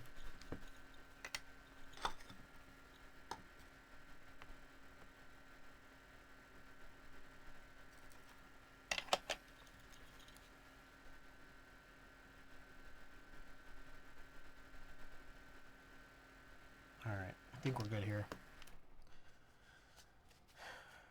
Plus, the relative cost will go down because you're always adding more plates, so it's seemingly more worth it at some threshold. Yes, that is true. That, or at least I expect that to be true. My only thing though is that like the Freya thing, I don't 100% know if the Freya is just gonna do nothing, or make it cheaper or not, because I have to get that one done in a different, like a 1.5 millimeter material. So it's like they're not using the same sheet, you know. Okie doke. Yeah, so we'll see. But adding like an Alps plate, like a martingale Alps plate, should be helpful. Adding another cloudnine EC plate. Should I find those 2 plate files? If we do that, should be good. But we'll have to see. Okay. Let me go wash my hands. I'll be right back.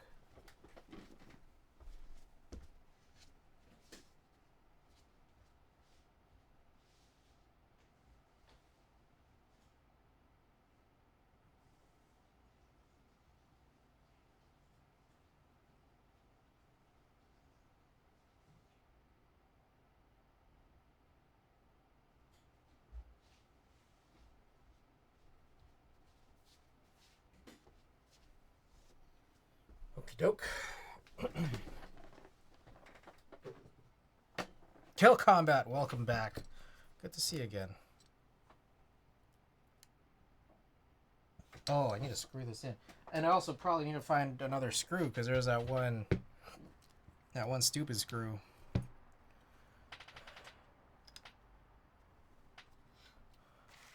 Which I don't know where I think that's there. Yeah, okay.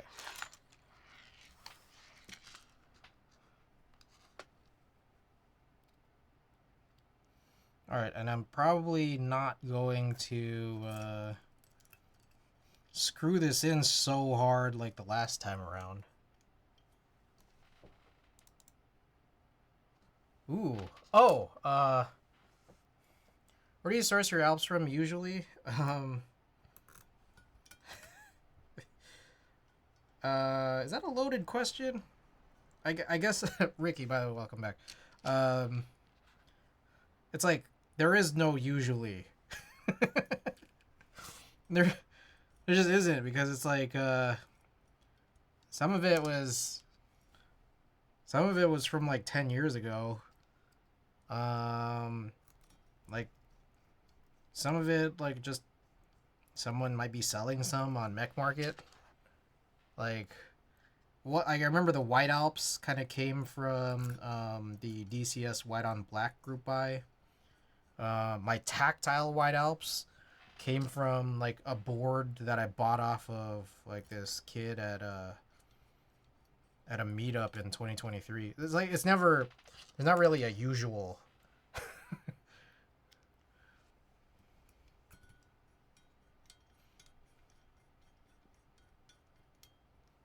Some of it came from Keep Me Up before Keep Me Up disappeared. Which was it was an old vendor from a couple years back.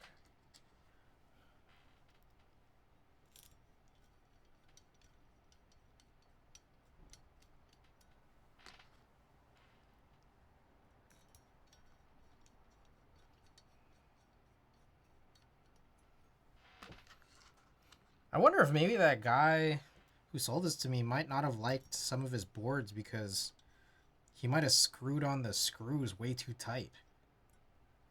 Seem hard to come by. I only built one Salmon Alps board and had to buy them from eBay. Oh, was it from Ori Halkin? Because, like, that guy has some really cool stuff, but then he sells it, like, way expensive.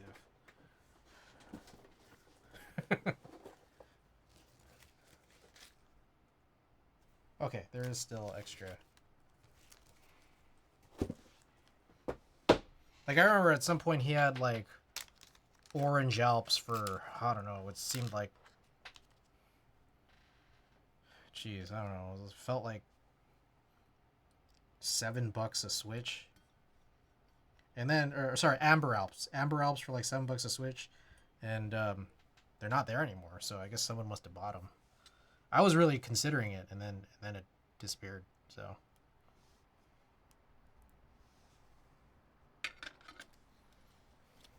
Alright, maybe before I screw this back in, let's just check to see if this works alright.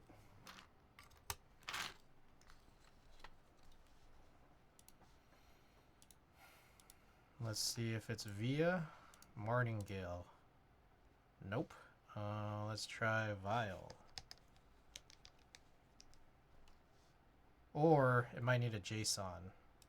Let's see if it's vial or if it's via JSON. Nope. Yeah, it might be a JSON. Marting. Oh god. Oh god. Martingale. Look at the pins. JSON file. Download that. Load.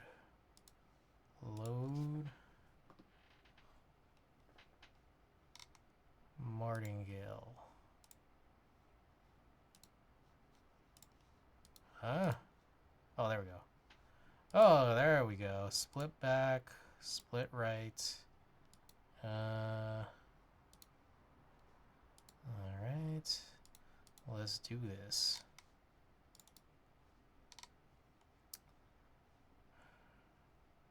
Tilde, backspace, left control,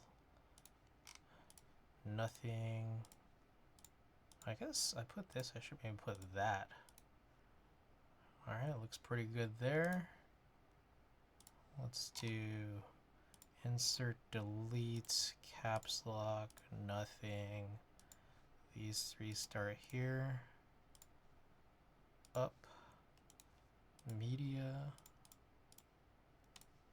Skip. This would be / home page up, left, right. Plus, minus, end, page down, down. Okie doke. Then do a test matrix here. Uh-oh.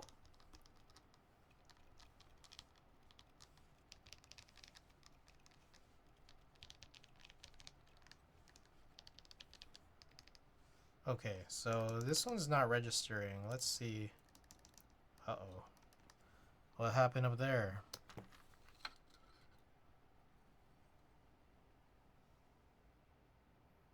It is soldered. Oh. There's a missing diode there.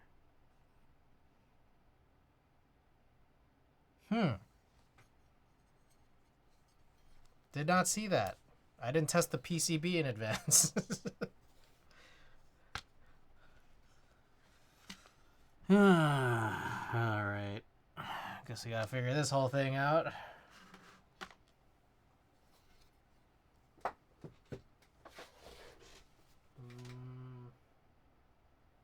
Where's my... I reorganized a bunch of stuff, so now I need to find my thing that has diodes.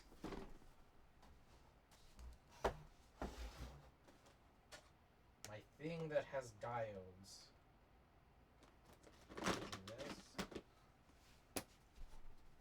It's always something, man. Always.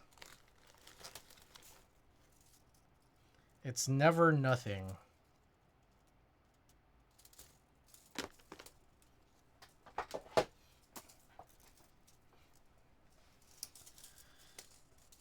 So, you think I should bring out the hot air?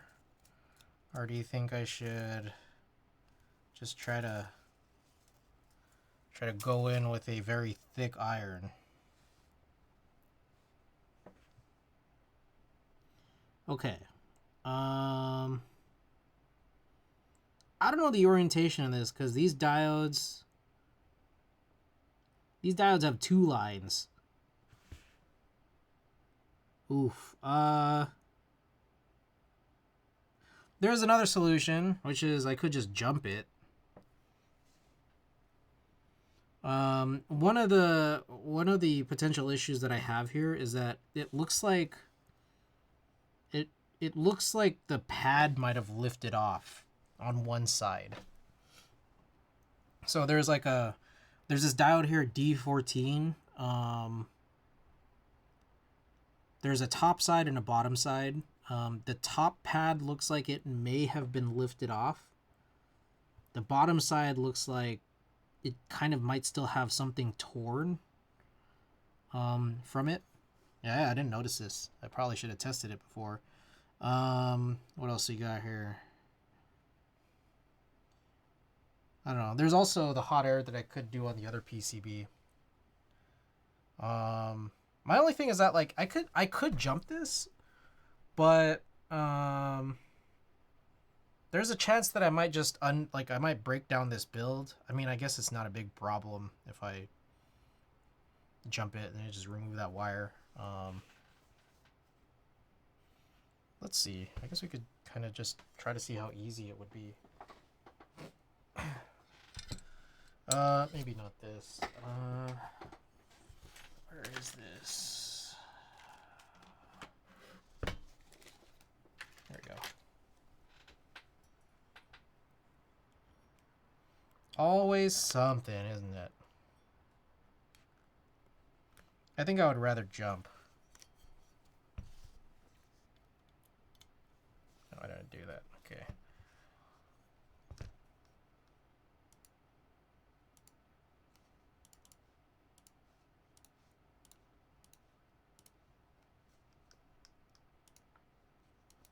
Okay.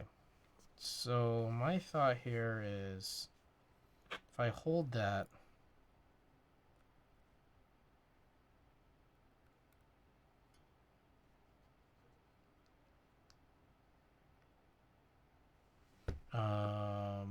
what do I need to do?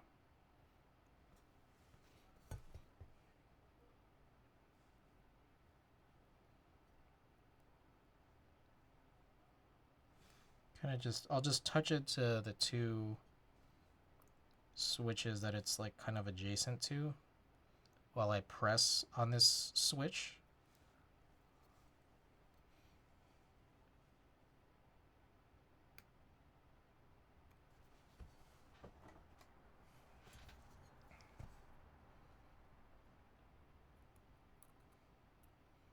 I don't exactly know.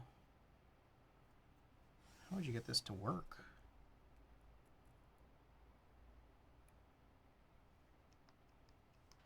Is it still?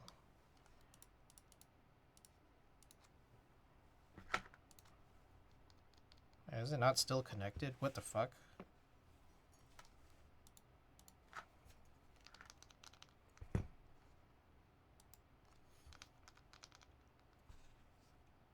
The test matrix not working anymore?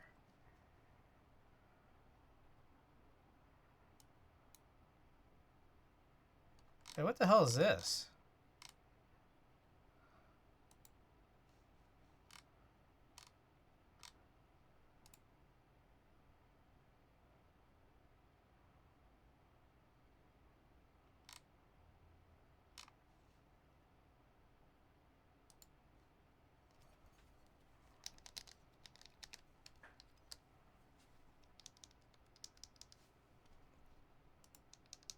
So why isn't this test matrix working anymore? What the hell happened? Like crazy?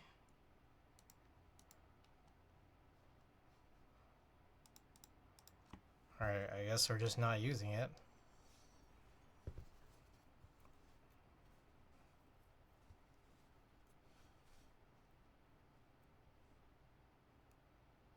So that's not right.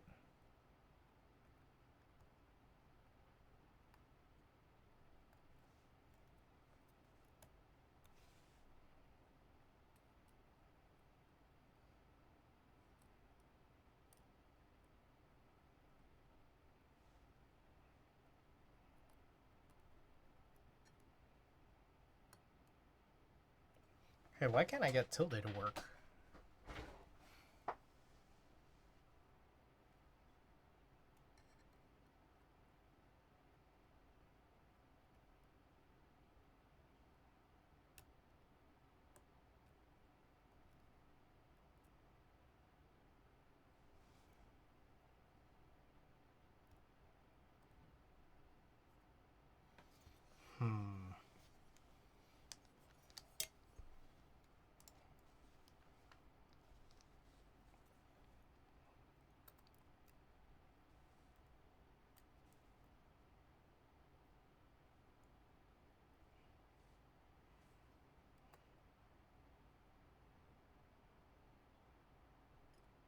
I might just need to try to figure out how to solder this diode in.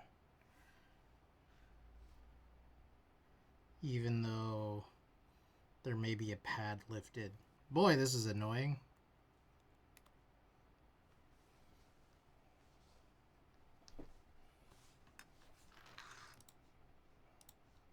Here's what's interesting is that, like, I could see this, and I feel like this is supposed to be helpful.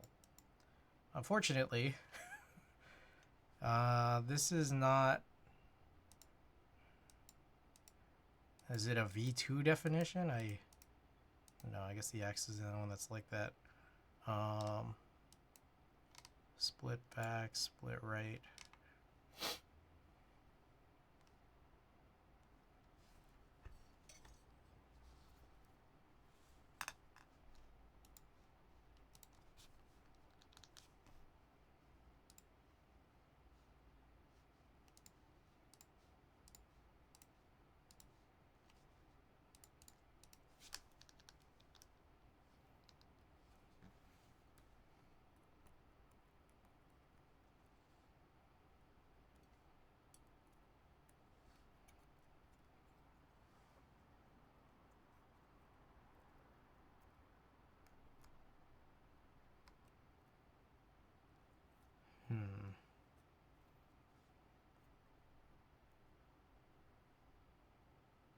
I don't know why enter is getting depressed from this. It kind of doesn't make a lot of sense to me.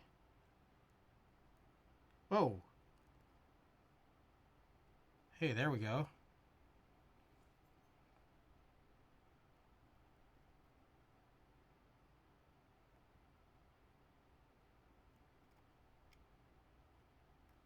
Okay, so I think I need to connect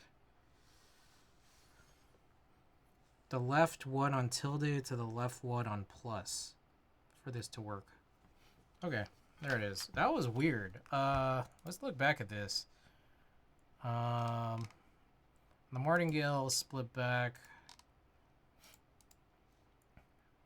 I guess that's what's funny is like what it just skips that.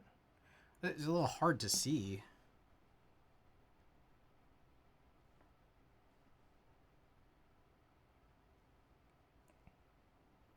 I guess if I look really closely at the traces, that is actually kind of what happens. Okay, so I'm just gonna do that. Let's try to figure this out. I gotta plug this back in, I guess. Oh, I didn't want to show that thing.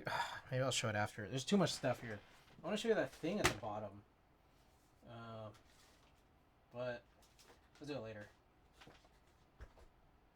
Ah, shit. Where's my copper wire?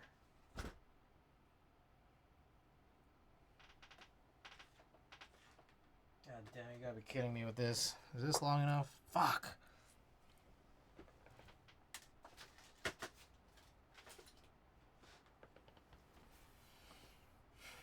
Well, this is embarrassing. It's always got to be something, isn't it?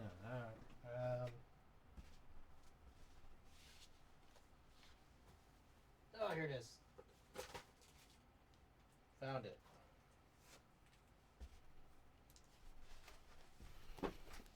So I need something about the yay long. Yep.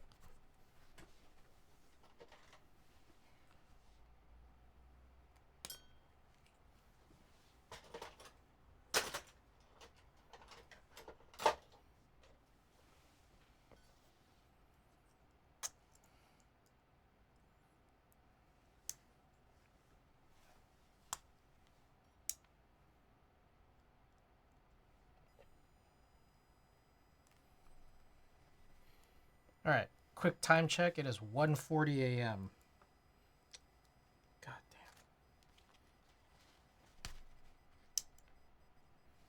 damn.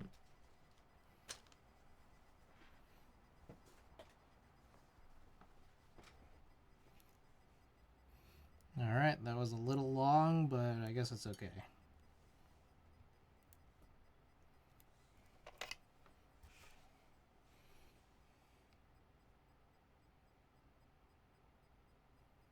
Is this not hot enough? What the? Come on, man. Come on, baby.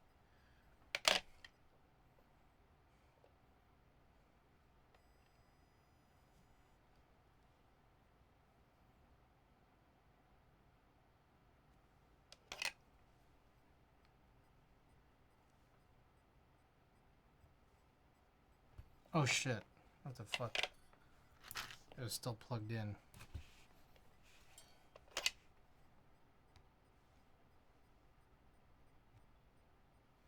Oh my god, this shit. Okay, all of a sudden now. Alright, there we go.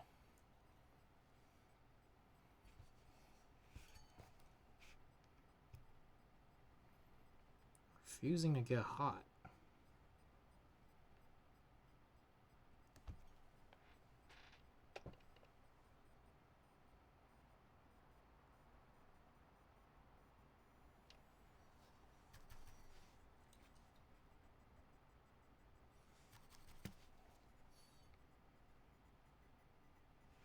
There we go.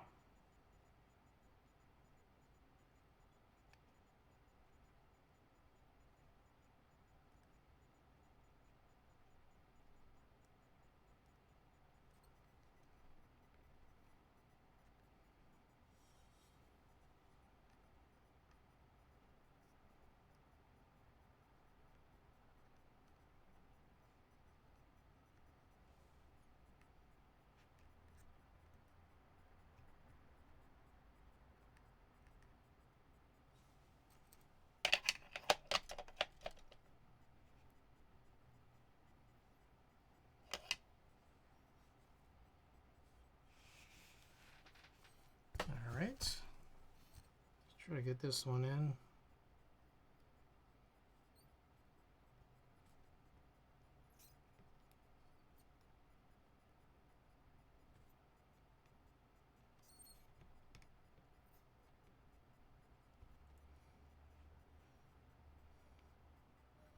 Okay, this is kind of long. Let's see if I can snip this a little bit. They're actually kind of long on both sides, but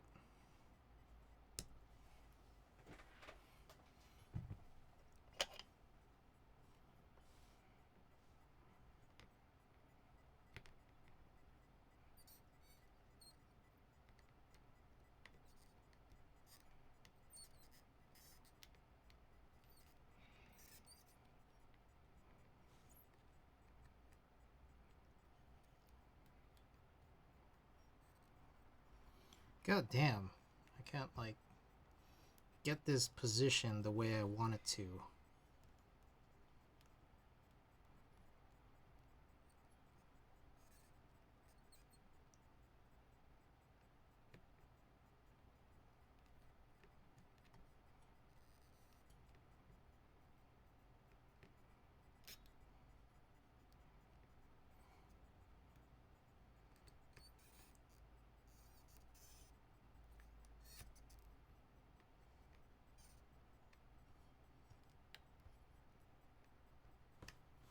Jesus Christ.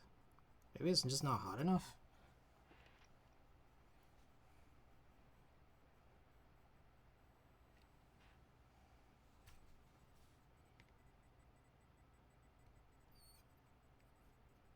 Or not enough solder?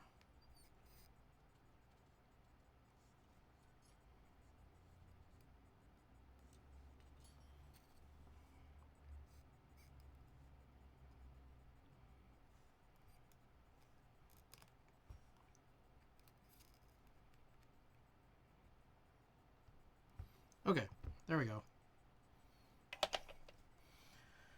That should be good. Let's try this now.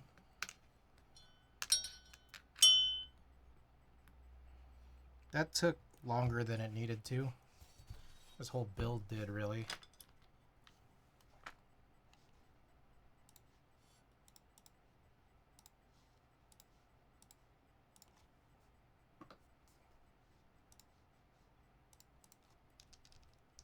Hey, there we go.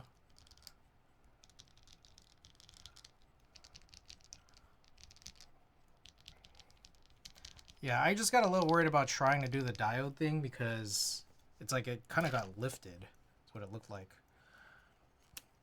The wonky JST was assigned all along. Well, that was on the other PCB. Alright, I'm gonna go wash my hands again. I'll be right back.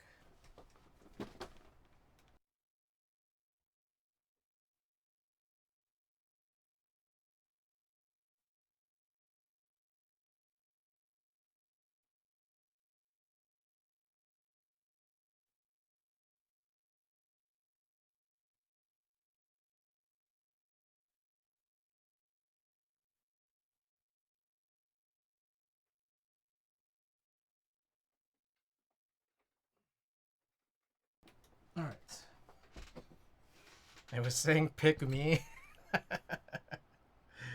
That's good.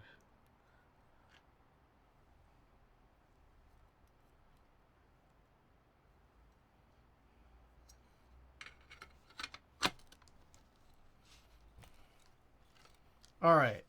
This board actually is kind of insane. This feels like one of the lowest front heights I've seen, at least in a while. Like, this board is very thin.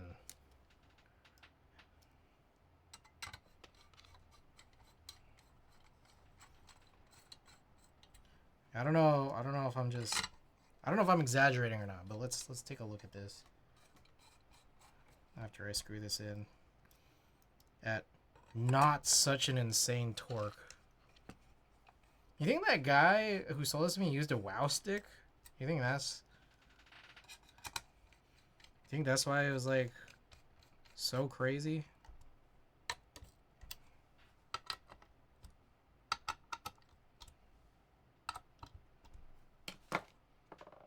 Also, let me know what key set you guys want. Presumably one that doesn't have a 6U, so I could save those for when they're necessary.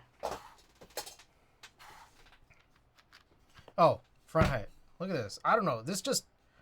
I'm not crazy, right? This is like super thin, right? This feels really thin.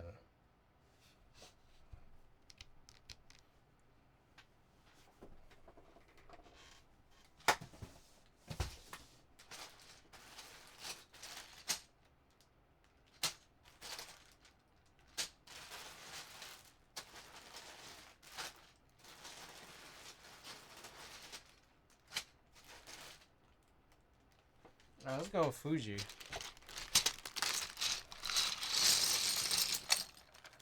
What's this measure?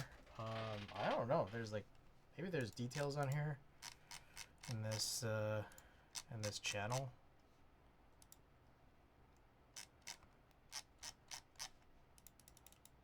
I don't know how far up I gotta scroll.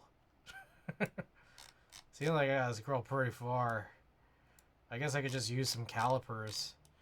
It's like I don't like touching the metal calipers to the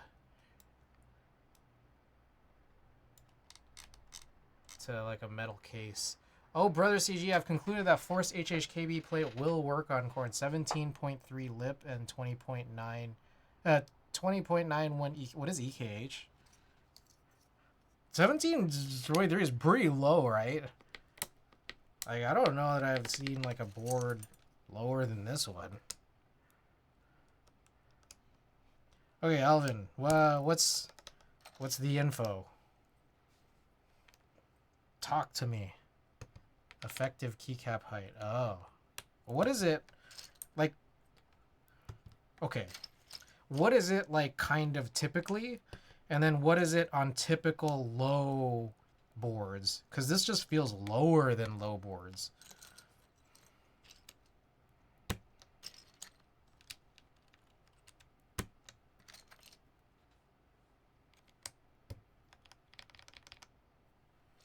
The info is that the bottom of the unicorn has some sort of a standoff for the O-ring to probably sit on. The bottom of the unicorn. So with the two corner at the bottom control. Oh. Do you have like a picture of that? Like, so I know that, okay, it's not exactly the same, but the KV1 had a very weird design where you did have to like latch the O-ring onto something, but it still wasn't for HHKB. It was weird because it sounds similar to that idea, even though it's not exactly the same.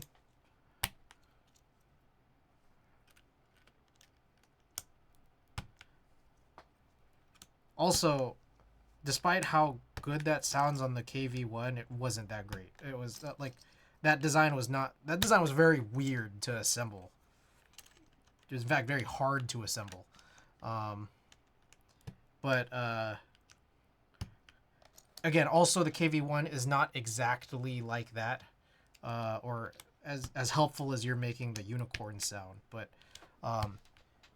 I could try to sort of show you and explain.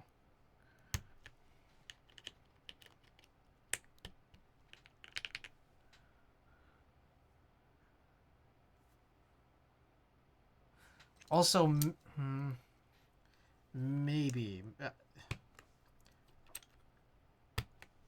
I might be getting the detail wrong because it also the KV1 might have just been worse. I just remember like having to latch the O-ring onto something else that wasn't the actual assembly. It was just like, what the fuck are we doing?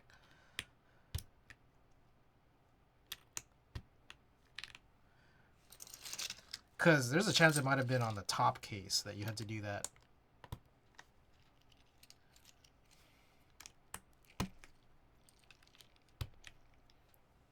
Oops, effective keyboard height. Okay.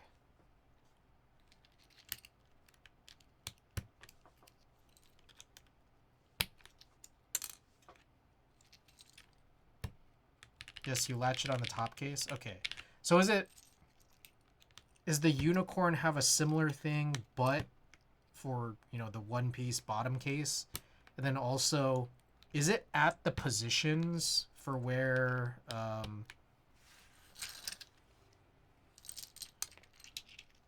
like for where the control keys would be? And then after that, is it something that you're able to access given a forced HHKB plate? No, unicorn you just hoop in between the plate and PCB. So again, I think I'm just a little confused on how you find that it could work. I mean, I don't doubt it, but I think I'm just a little bit confused because typically when you don't have, for example, like an MX dummy switch for an MX O-ring HHKB, you have the O-ring not go around this corner. But then you're saying, is there something you put the O-ring so it's like that, and then with this blocked, can you reach in to like pull the O-ring out towards something that's in the corner? Is that what you're saying? Ooh, that is nice. Ooh, that's actually very nice. All right. Let's just test this out. I want to test, you know what I actually want to test is how hard can I bottom out and will there be shorts?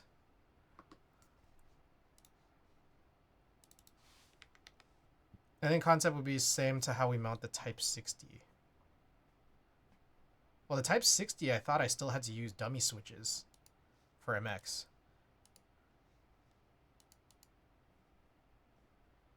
So the Type 60 has the lip for the O-ring to sit on. Well, I'm curious. I would like to see this, however you might have done it, because I have like always just avoided like any unicorn discussion, like wanting a unicorn, partially because it's so hard. It seems like it's so hard to get. But also because, I mean, I guess the cope would be that like, okay, well, how can you HHKBify a unicorn? I mean, there's probably a way, but seems like it could be a little bit of a challenge. But if you can, you have me interested, you know. I want to see how you do it. All right. All right, maybe I'll turn off the sounds. Okay. So this is pretty neat. I'm pressing pretty hard and not appearing to get any shorts, which is good. Which is surprising, especially considering how low this board is. Now I wonder, I mean, yeah, there's like, the flex appears to be consistent, I think, unless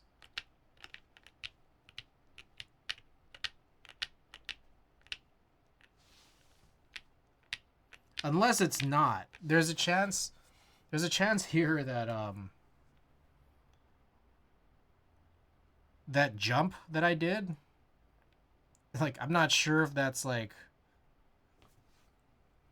lifting, like if it's being compressed, like it's being squished, because this side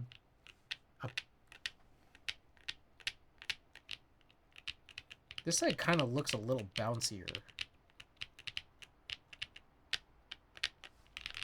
Now, do I notice it when typing? Not really. I mean, I guess I could open it up and just kind of see. So far, I guess the lack of shorting seems like a good thing. But for how maybe this build is supposed to be, and especially considering that we have like a fucked up diode situation,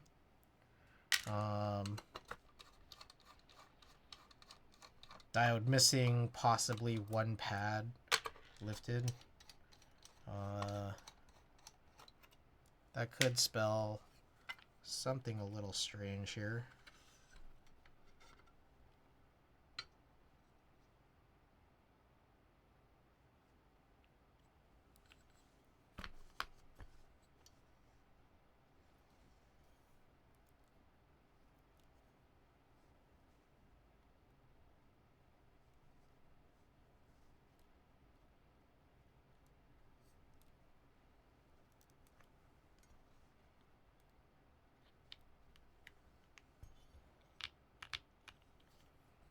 Alright, so let me, if I can here, I guess I'll just pull this off.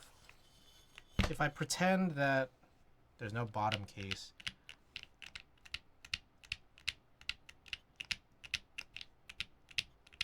there is a flex here that I can see. And is it the same amount of flex for if I just kind of sit this on? The answer kind of feels like no.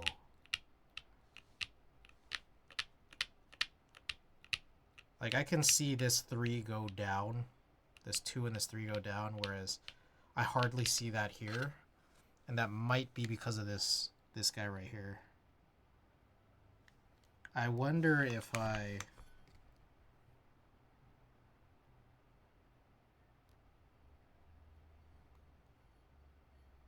God, I don't know.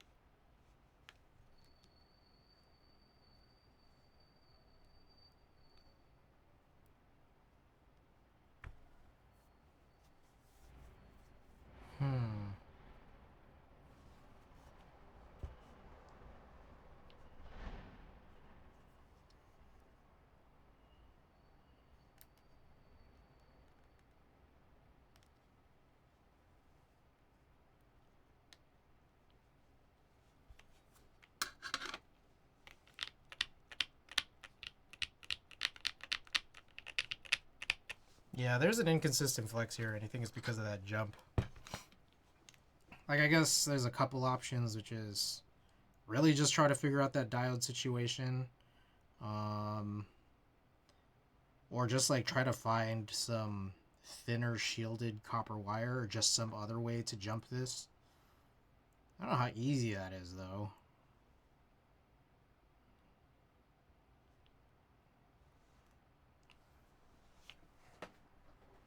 Basically, you guys see what I'm talking about?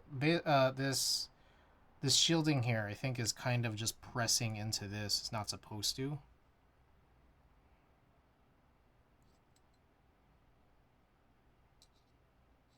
That's a really cool engraving right here. I'm just noticing. This is a really sick engraving on the inside. I don't know, I just didn't notice this.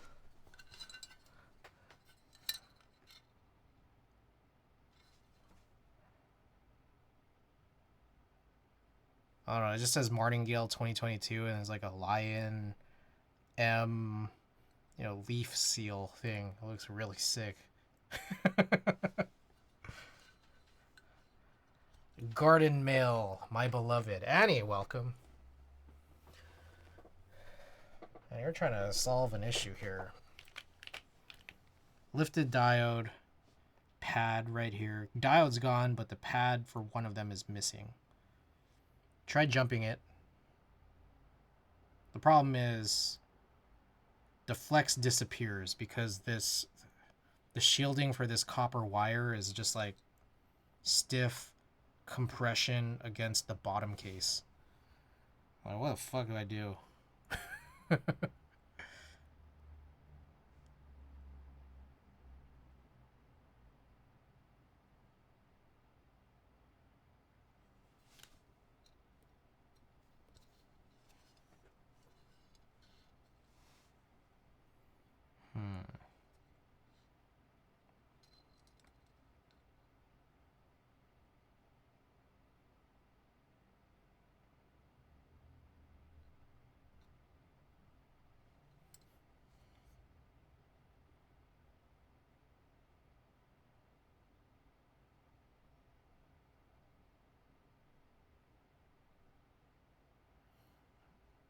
Use really thin naked wire and tape it down.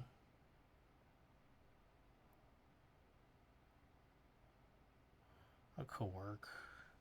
It could work. Or I could just blow it off and then just deal with this.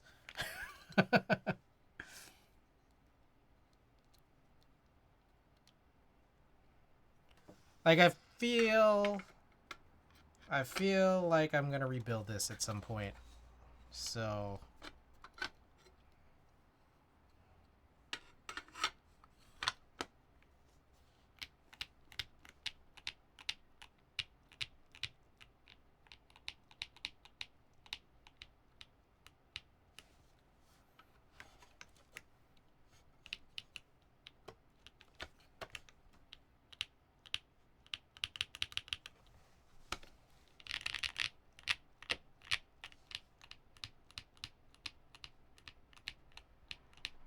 maybe I'm overblowing it. Maybe there's nothing wrong.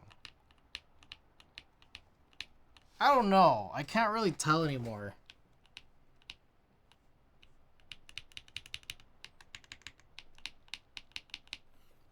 I really don't know.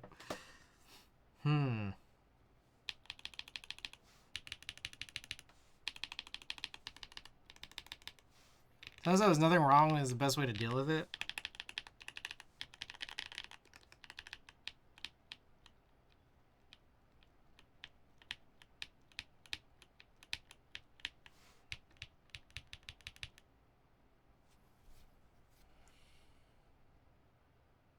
Oh shit, I have an idea. What if I jumped it on the front side? Because it's plateless.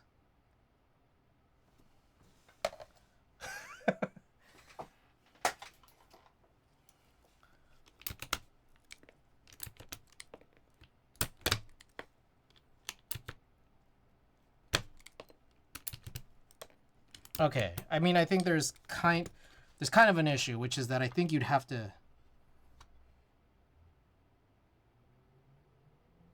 No, no, it's not a good idea. You could do it. I don't think it's a good idea. Um, it's possible. I don't think it's a good idea. Uh, there's not that much clearance between the bottom of the switch that you try to jump. Like you put in a you slot in a wire. I don't have that thin of a wire. But you'd have to like do that and like route it all the way around. Which is not impossible, but I just I just don't think I'm 100% equipped to do this. At least not right now, because I don't have that wire. Um, I mean, the best thing would have just kind of been to fix the diode situation, but that already itself looks kind of messy. So, yeah, I think I'm just gonna tell myself it's not a problem. I already know I was like, we're gonna try to fix this at another point later, so and we might just rebuild it entirely once we potentially have an Alps build for it. So we'll just like leave it like this for now. For now.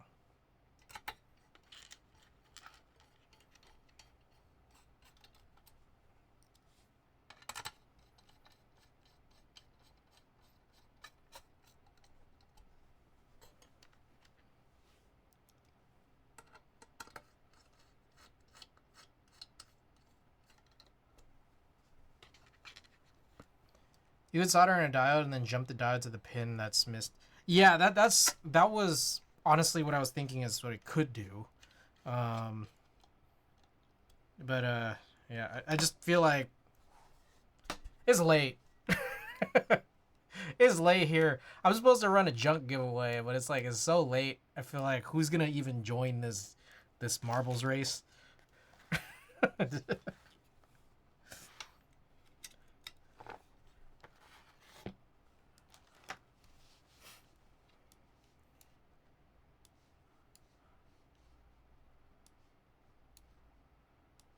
How long have I been on? For that matter, where is my window? Did I lose my window? Where's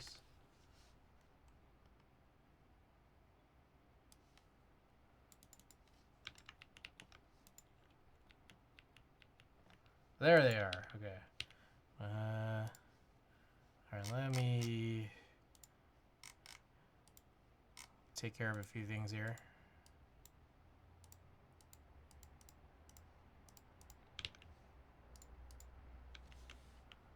Go back to monkey type. Check out how long I've been on for 4 hours. It's 2 a.m. now. Alright, let's do this. Martingale. Weightlessness switches. Plateless. GMK Fuji. It's PCB top mount. Potential possible flex inconsistency considering there's like a funny diode jumping problem between these two guys here. Also, nevertheless, it probably shouldn't really matter because it's here, not really in the alpha section. So it might be inconsistent, but it might be less noticeably inconsistent because we're still kind of typing letters more so on this side than here. Anyways, let's do a few tests.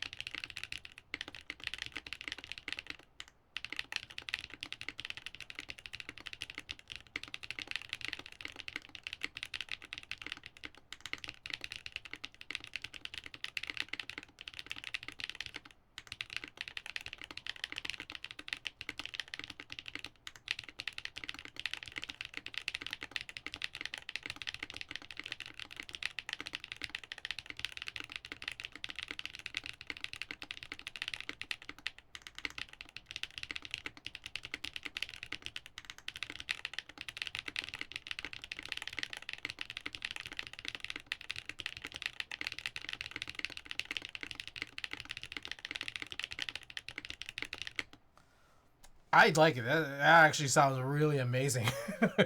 I'm very surprised. I don't know. It's weird. I just, maybe it's the board, maybe it's the platelessness, maybe it's the switches. But maybe it's all three. I really like the sound of this. This is actually extremely incredible for what I've received here, especially at the price that I got this for. Holy hell.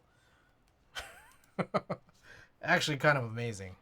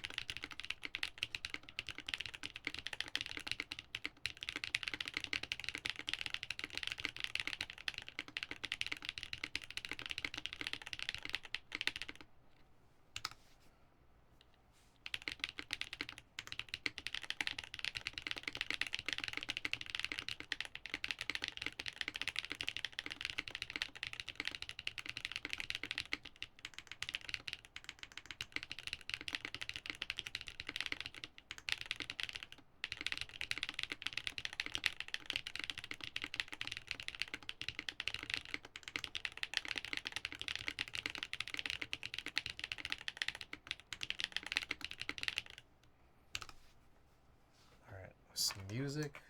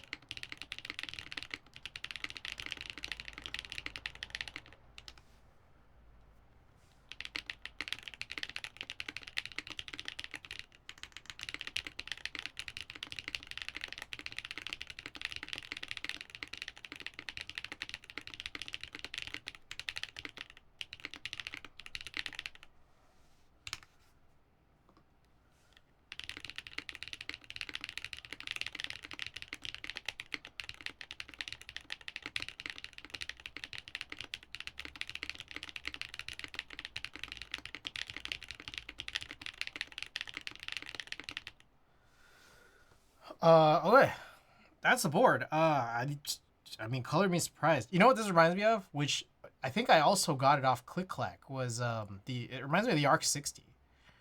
Reminds me of the Arc 60 in terms of the package that you get with it, where it's like two PCBs, one plate, can be plate mounted. This is only plate mounted, or sorry, PCB mounted.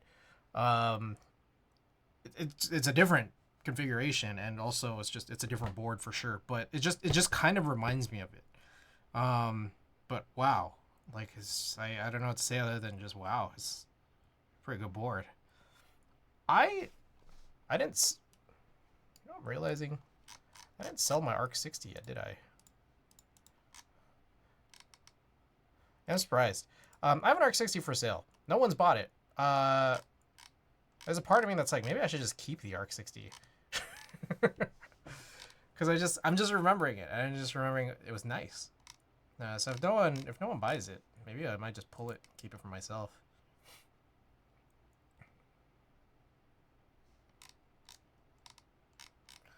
Anyways, that's the board. I guess it's time for a giveaway. And I think I'm supposed to do a junk pack. You guys think it's kosher to do a junk pack this late?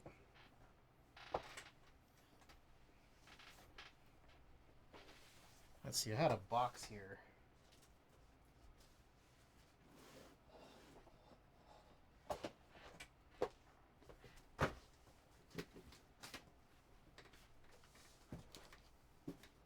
I want to get the doll, but I'm still considering it.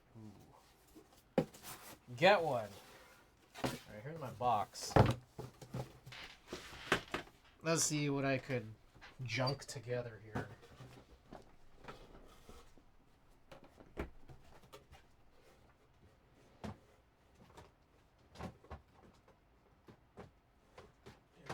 Oh, I remember this. That's going in there.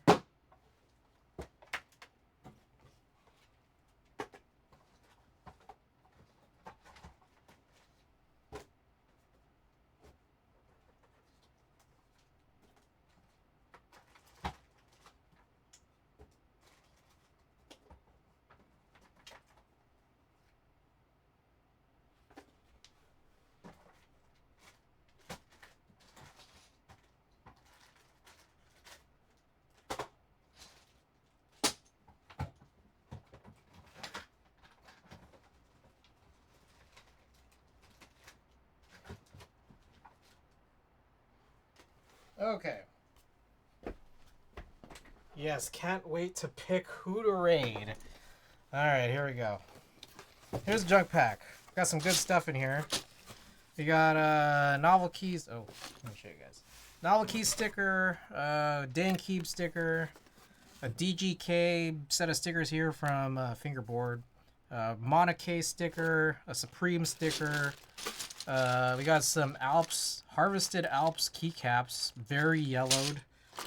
Some Matthias tactiles. I'm trying to remember. I think these are retooled housing, so they're a little bit smaller. They're definitely very tight.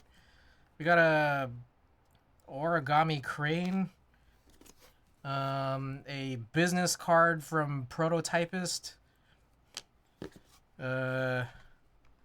L28 Olympics keycap. I don't know what this is from. We got some heat shrink that has some glue in it.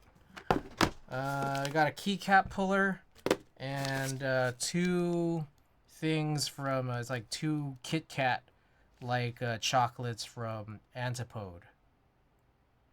Was it Antipode? Yeah, I think it's Antipode. All right, there's our junk pack.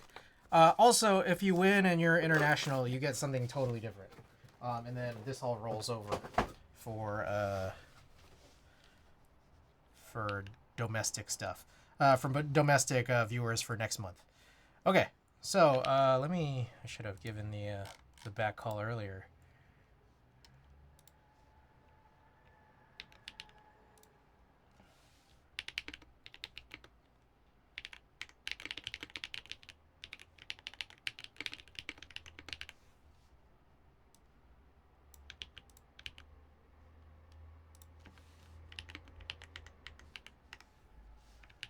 Okie doke. Getting set up here.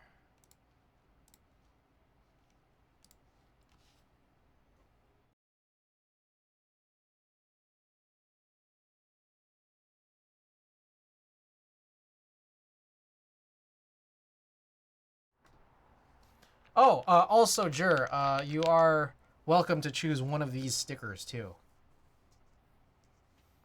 Got a couple of Dodger-themed Watagaki stickers. One is Shin-Chan, one is a Dodger dog. Middle finger Meowth. Two different Gundam stickers. Long Pikachu. Frog. Gohan and Icarus. And Cooking Sanji. Issy? Alright, let's do Issy.